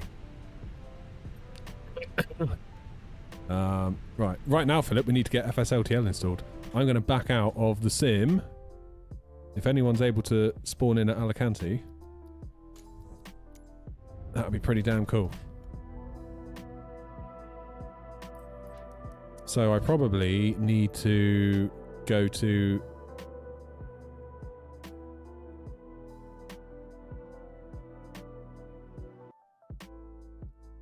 Come on. I could really do with the FS... what's it called?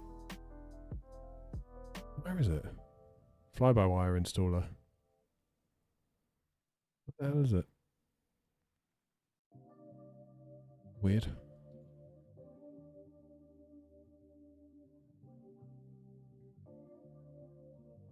Fly-by-wire installer. I'm going to uninstall it. Base models, uninstall.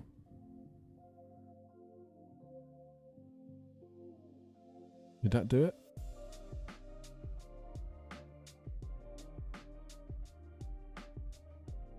Uninstall the injector as well? Or do I need the injector? The injector's just for if you want to... If we're just doing V-pilot, I think we're okay. Nice.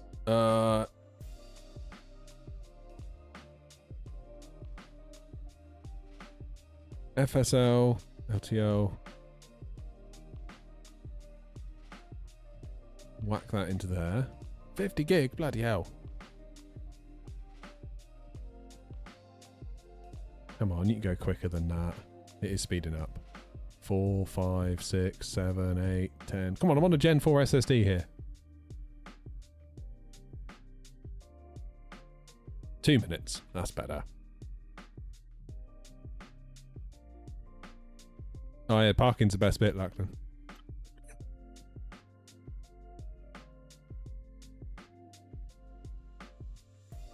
One minute 30. Hopefully it keeps at this speed. Don't slow down.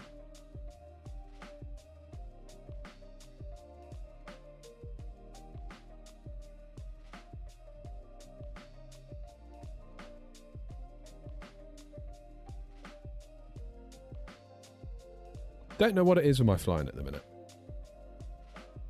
Like, I'm not trying to say that I was a work of art beforehand, but yeah, I just thought of that, Joanna. It's too bad.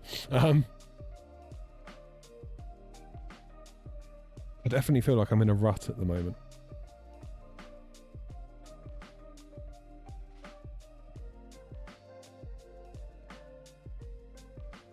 Defo.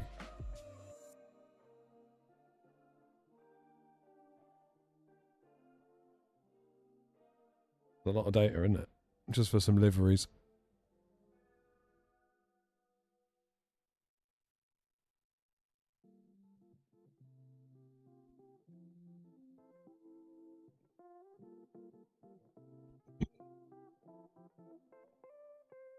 Then I need to get V-pilot and then point it at that. The thing is, Chris, I know I can do better. That's the trouble. I feel like I get... The closer I get, the more wobbly I get, and then I end up making an ass of it.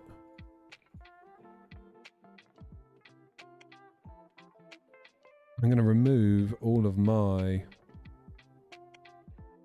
BMRs.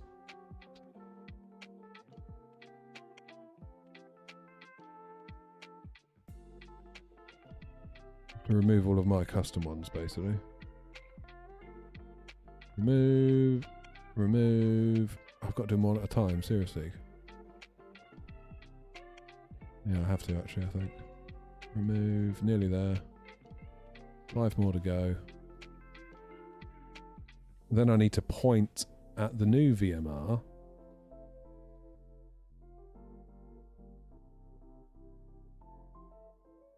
Add a custom rule set. FSLTL traffic base. Option 1. Apply. Okay. Right, I'm booting back in. Where's Steam gone?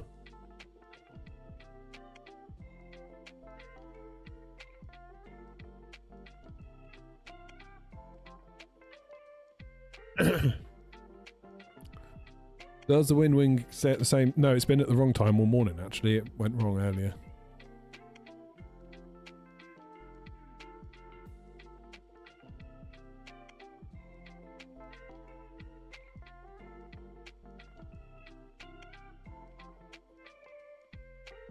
Oh wow, my stick's gone super loose. That wouldn't have been helping. There you go, there's an excuse, Philip. Thought it felt a bit wobbly.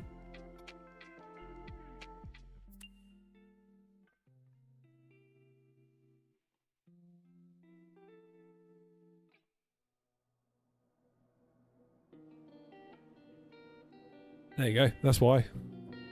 Nothing wrong with my bloody flying, it's the joystick. That feels so much better now, Philip. I bet if I did that landing again, there'd be nothing wrong with it. Oh man.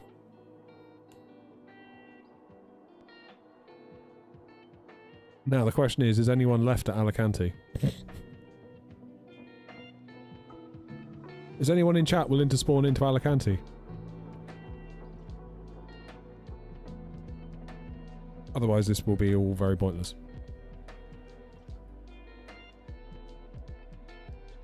I don't really think you can, Joanna, to be honest. It's like... Well, I'd have to disassemble the entire stick. Grumpy suggested...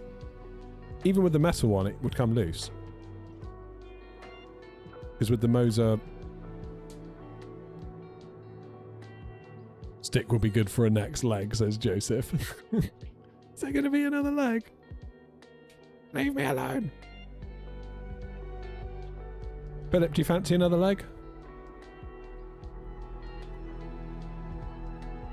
Grumpy said to use PTFE like plumber's tape. My metal one does, Joanna. Mine does. With the Moza stick. Mine would routinely come loose. And my Thrustmaster ones too.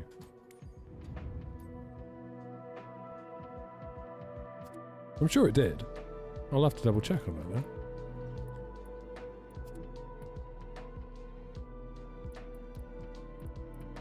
Oh god, I hope this works. I really do. It sounds terrible, doesn't it, with the flight sim music and my music. I feel like we need one or the other, really. Okay, maybe I was misremembering, Joanna, but I always thought it was... Or was it that you can just twist it a little bit? There's a little bit of play in it, or there was in mine. Barely anything, though. Could be that too, Joanna. Yeah, Grumpy said PTFE tape's the way to go. So I'll give that a while.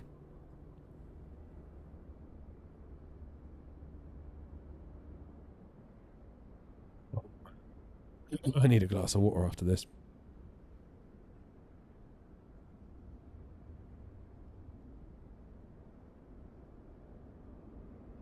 Come on, Phoenix. Why is it doing this all of a sudden? It's taking forever. Loctite would put it in permanently though, wouldn't it? I'm not sure I'd want to do that, because occasionally I do need to remove it.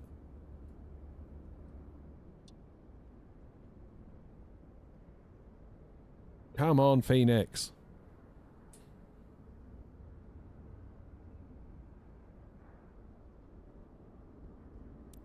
Screw it.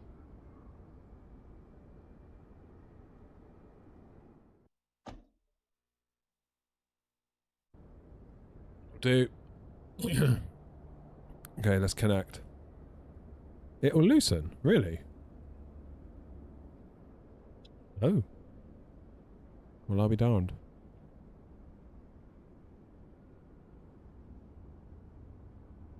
Right, anyone to the left of me? No.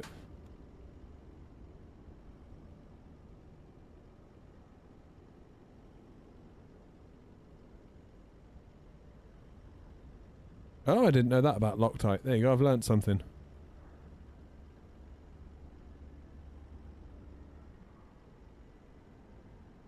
I'm learning. It's no good, I need the aircon back on.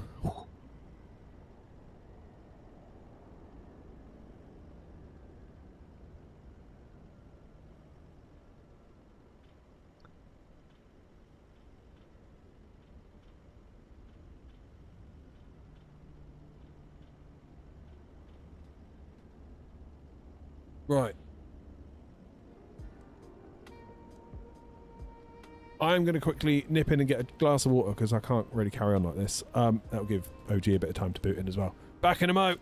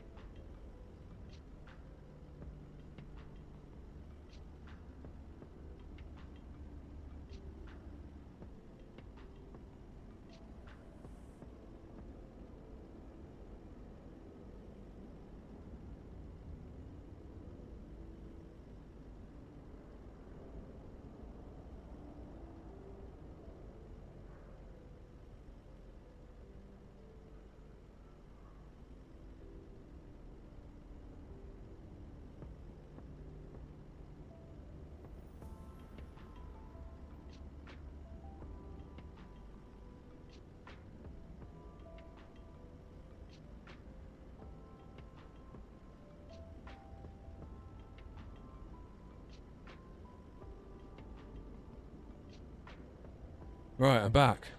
With water.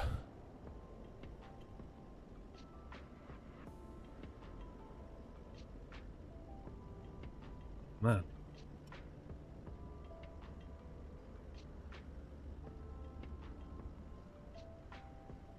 Am I connected? I am connected to VATSIM. Cool. Are you still okay to boot in, OG?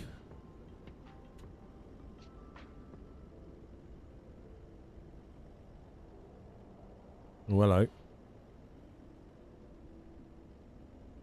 That would be a white A340. Is that you, OG, in the 340? Or is that someone else?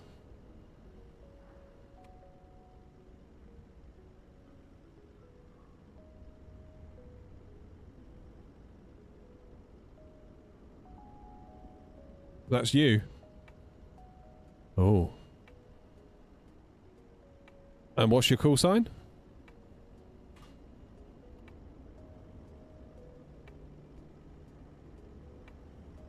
Do I need the injector? Maybe I need the injector?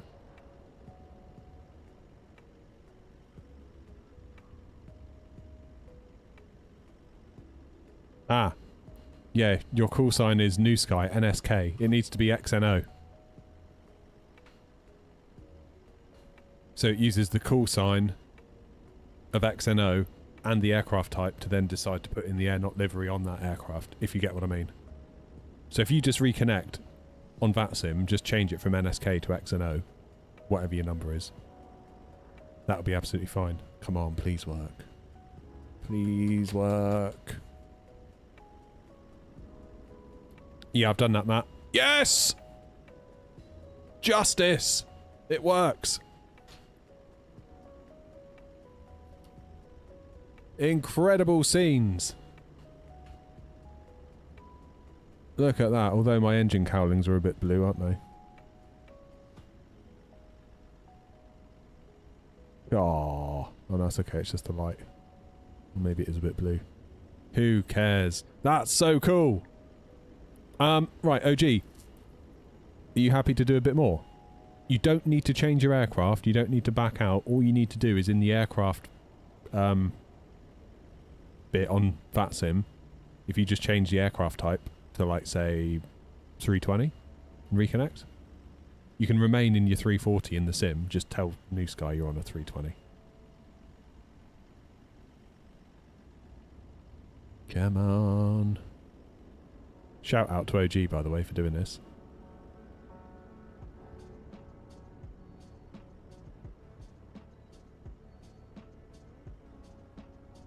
Fingers and toes.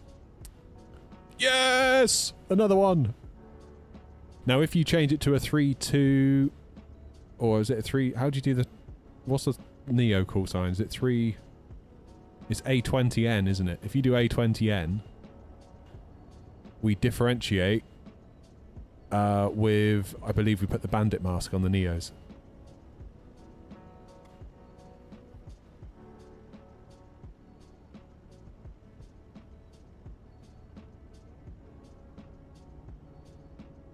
This is so cool! Well, there you go, everyone. Download the dev build of FSLTL. Yeah, there it is. That's the Neo with the bandit mask. Nice. Don't suppose you could do 738? B738?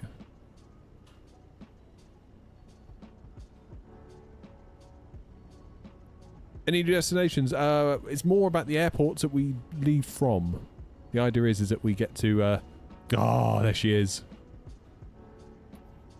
Let's go. What else is there? A380? Do the A380, OG. A388. I feel like I'm just barking orders at you now, but I'm just excited. I'm sorry. That bad landing into Alicante is now a distant memory. Thanks to OG. Oh, there she is. There she is. What else we got? Oh, can we try the MD-11?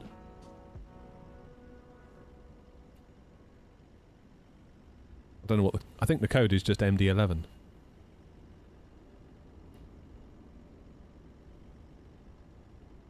Oh, gee, thanks for doing this. This has made my day. It really has.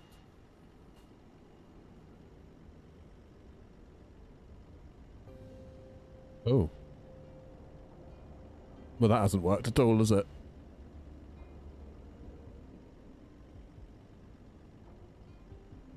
Or is it the freighter?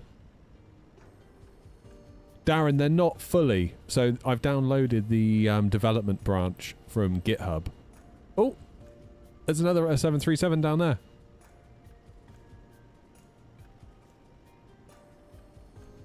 Let me check the code. What it needs to be is literally MD-11.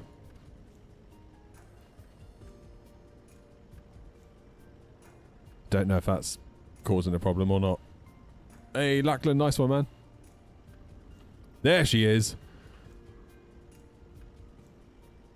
Looks weird about the windows, doesn't it? Because it's a freighter.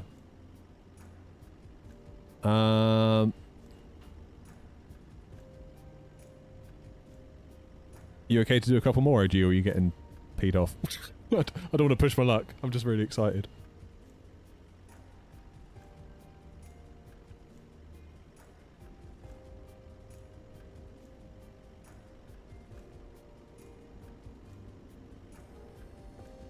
It's all good. Okay.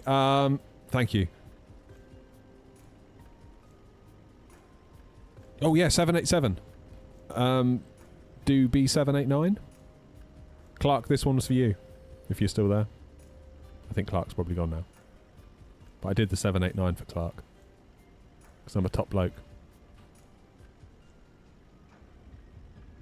Let me do a nice, like, panning movement. There it is. 787. 777? Welcome to the air, not catwalk. Oh, God. Gatwick's going to be full of us lot, isn't it, when FSLTL launches?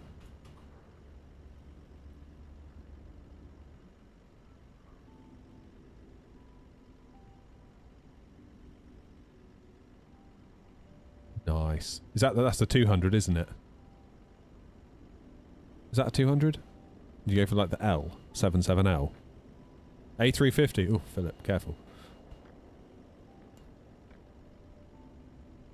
I'll save the best till last.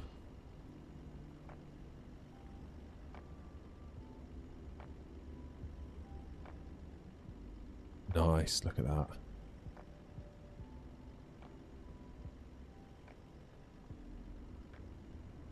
That's so cool.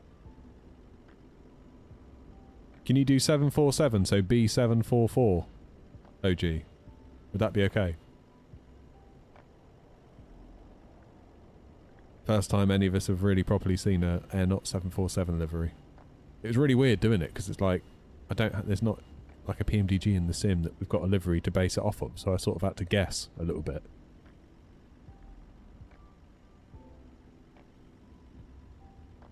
Gah! Everybody please stand for Her Majesty. Look at that. Stunning.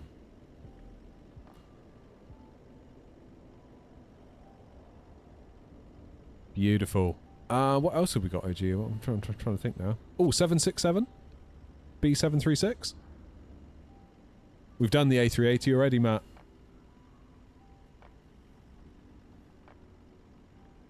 So when PMDG release theirs, we'll, yeah, make it match.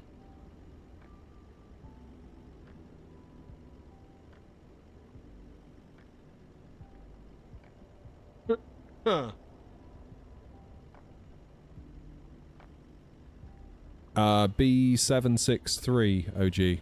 A PMDG doing a 74, they are. A 200, a 100, was it 100 or 200? And a 400. I will get the 400, I'm not interested in the others. Hey, 767, there it is. Yeah, there is not a 757 in FSLTL at all.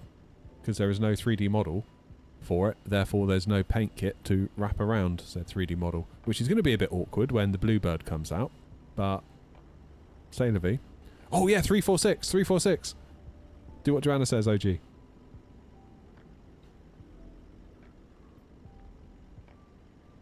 Air Not Concorde. I don't think so. Oh, I can't wait for us to get an Aerosoft paint kit as well. Then we can get the 346 done up nicely. I need to do the ATR. No, I definitely do not need to do the ATR. Look at the size of that. Look at it. Beautiful. Love it. Love it, love it, love it. Hey, someone's next to us in a 747. Yeah, baby. Could we try the... OG, if you've got a minute, could we do the 319, followed by the 320, followed by the 321, followed by the 21 Neo?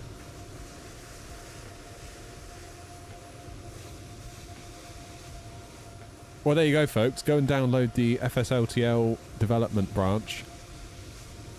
We have tried the A380, although if you ask Lachlan, maybe he can spawn in the A380. And we can see it again. Lachlan, do you want to move up by one gate?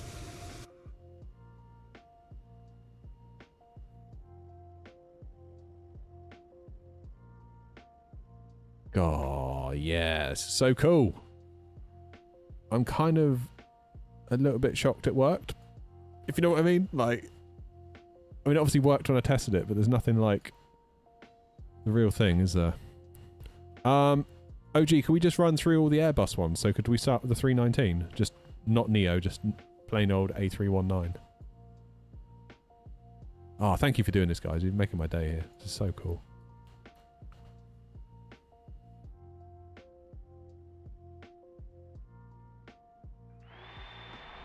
Oh, hello. Lachlan, you've moved on top of OG. Go the other way, Lachlan. Stay put, OG.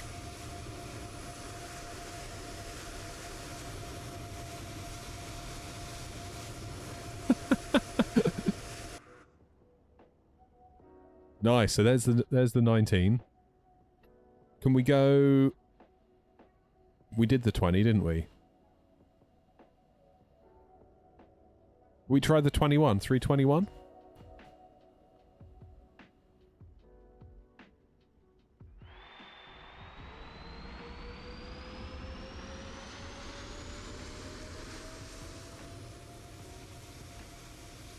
Yeah, we did both 20s. There's a 21. Can you do 21 Neo, OG? What is that? 321N, isn't it? Lachlan, where are you going? You can't park there.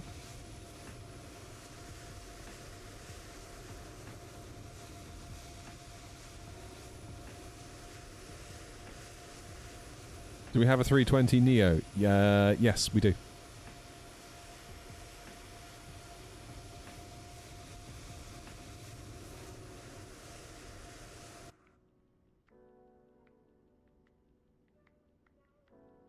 I mean, they don't look bad, do they, from a distance? Oh. What's Lachlan just spawned us? They don't look bad from a distance. But when you get up close, it becomes quite clear. I'll wait for OG to spawn back in, you'll see what I mean. From a reasonable distance, they look absolutely fine. But obviously, if you get up close, well, you'll see in a second when someone spawns in here. But then you don't, you know, you don't get up close, do you? Like, it starts to look a bit iffy, doesn't it? Like the resolution on that. The geometry of this engine. It's almost like the side stick on the 340 from Aerosoft. But if we just come back a touch, all of a sudden we're looking all right. Oh, look, Lachlan's in the 350. Well done, Lachlan. What are you in there, OG?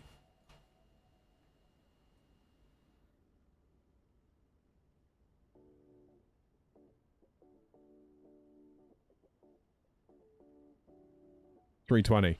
Could you go 321 Neo? I appreciate probably most people have left the stream right now because they're like, what the hell is this? But I'm having such a good time, so totally worth it.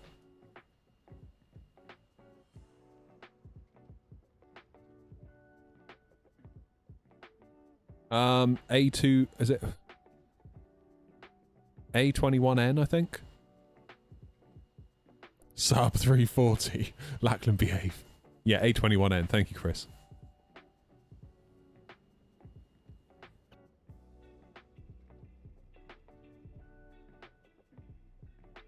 Hey, there we go. So we've got the bandit mask on the 21 Neo. That's good. Share the link. Forget. Just literally Google FSLTL. It's like a super long link. You'll never be able to. This is it. FSLTL. Just type in FSLTL GitHub, and then this is the page you'll see. Click on where it says main. Change it to develop. And then click code, and then download zip. And then obviously paste it into your community folder nicely, and you'll be away. And make sure you point vPilot to the new VMR. I'm using option 1. 4 characters or less. Well, yeah, A21N, not 321N. Lachlan, what have you just spawned in?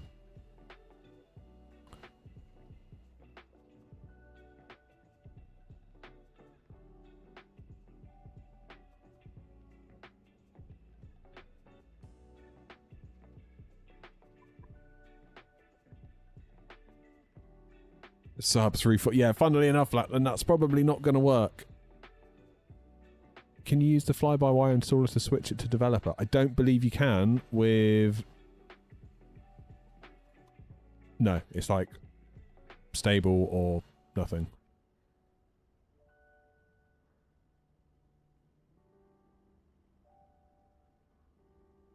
That'd be a nice idea, though, if they did that, wouldn't it? Hey, MD-11.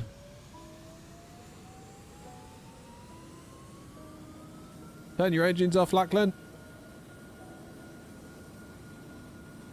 Hey, there's the 21.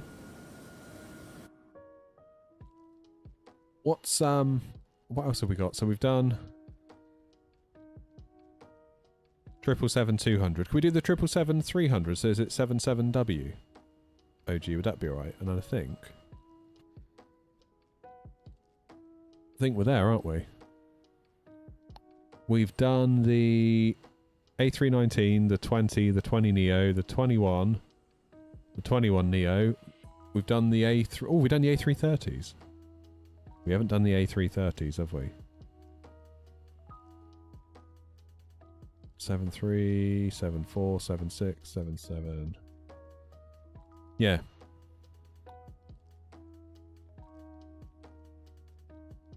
What's that there? Is that the 300, 77W?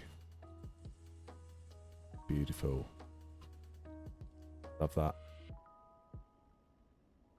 Have we done the 737 MAX? So the MAX will appear as a 737-800. That's how that works. Nice one, OG. Thank you. Can we try a 332? Well, almost, Aaron. I mean, when it comes out officially. Oh, bloody hell. Oh, hello. Looks like Lachlan. Are you in a 200 or a 300 there, Lachlan?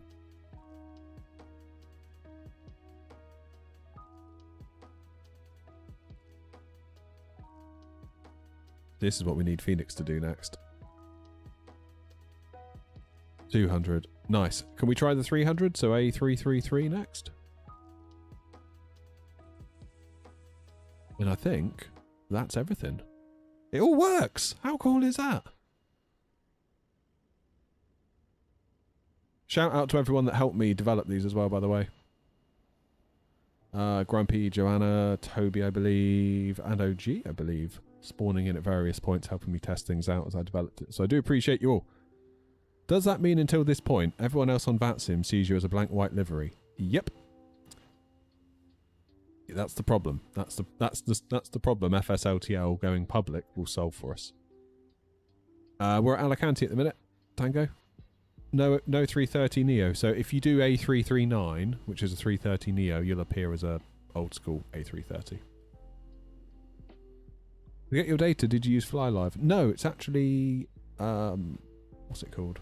Sim Toolkit Pro.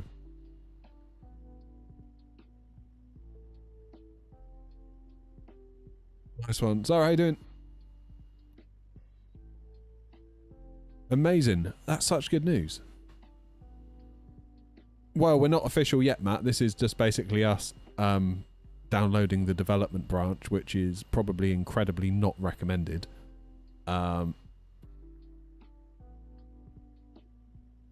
until such a time that they release it publicly, it's a way for us to see each other without having to faff with VMR files. So that's kind of cool, I guess. Oh, cool. Amazing. Guys, thank you, OG. We're done now. You don't have to stay here anymore if you don't want to. Thank you so much, Lachlan and OG, for helping me test that. Such good news. Such good news. Am I using an A333? No, I'm over here, these guys. Basically, we're testing us in FSLTL. Oh, cool. Yeah, my sore throat was getting me down a little bit on the way down to Alicante. Every time I talked, it hurt. But now I don't mind, because I'm happy about FSLTL.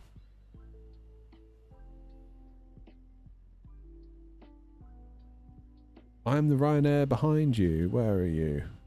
Oh, you're over there. Yes, you came down from Bournemouth, AJ, didn't you? Was that you? I'm sure I saw one from Bournemouth. How cool. Yeah, we're just testing our liveries in FSLTL. You're not getting the zip file? What do you mean, OG? As in you don't want to or you can't?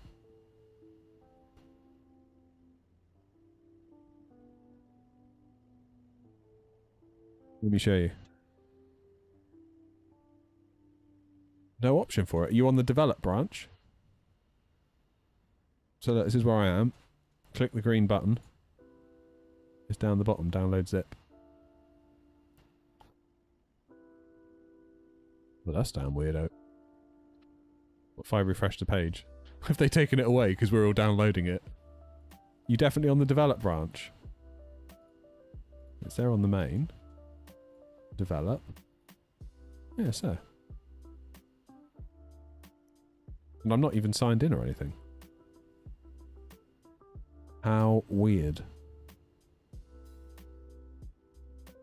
Nice one. Hopefully your landing, AJ, is better than mine.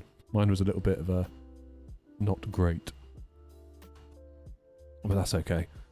Damn, it's 2:45. Shit, I gotta go. Guys, thank you. OG and Lachlan, thank you especially for helping me test that. That's so cool. This is like the best news I've had in ages. Well, won't go that far, but it's good news. I will be back at 7:30 tonight when we will fly back home from Gatwick, not from Gatwick, from Alicante back home to Gatwick. So that's tonight's festivities. It'll be a 7:30 start. I will schedule it promptly. And we'll all have a nice little time, and hopefully I can get better at my landings, because honestly, maybe next Tuesday, rather than doing a flight in Tuesday evening, we will just do an evening of FSI panel. Maybe we should do that. Could do that tonight, I suppose. I don't know that it's particularly watchable content though. I think people get fed up of it after a while. But yeah, amazing. Guys, thank you so much. I'm going to disappear and have another drink, because as you can tell, I'm struggling to talk. I will hopefully be back tonight with some voice remaining, and you all have a lovely afternoon. Hopefully see some of you later, those of you can make it, and if you can't, then see you next week. OG got it working. Awesome. See you, everybody. Thanks again. Thank you. Bye.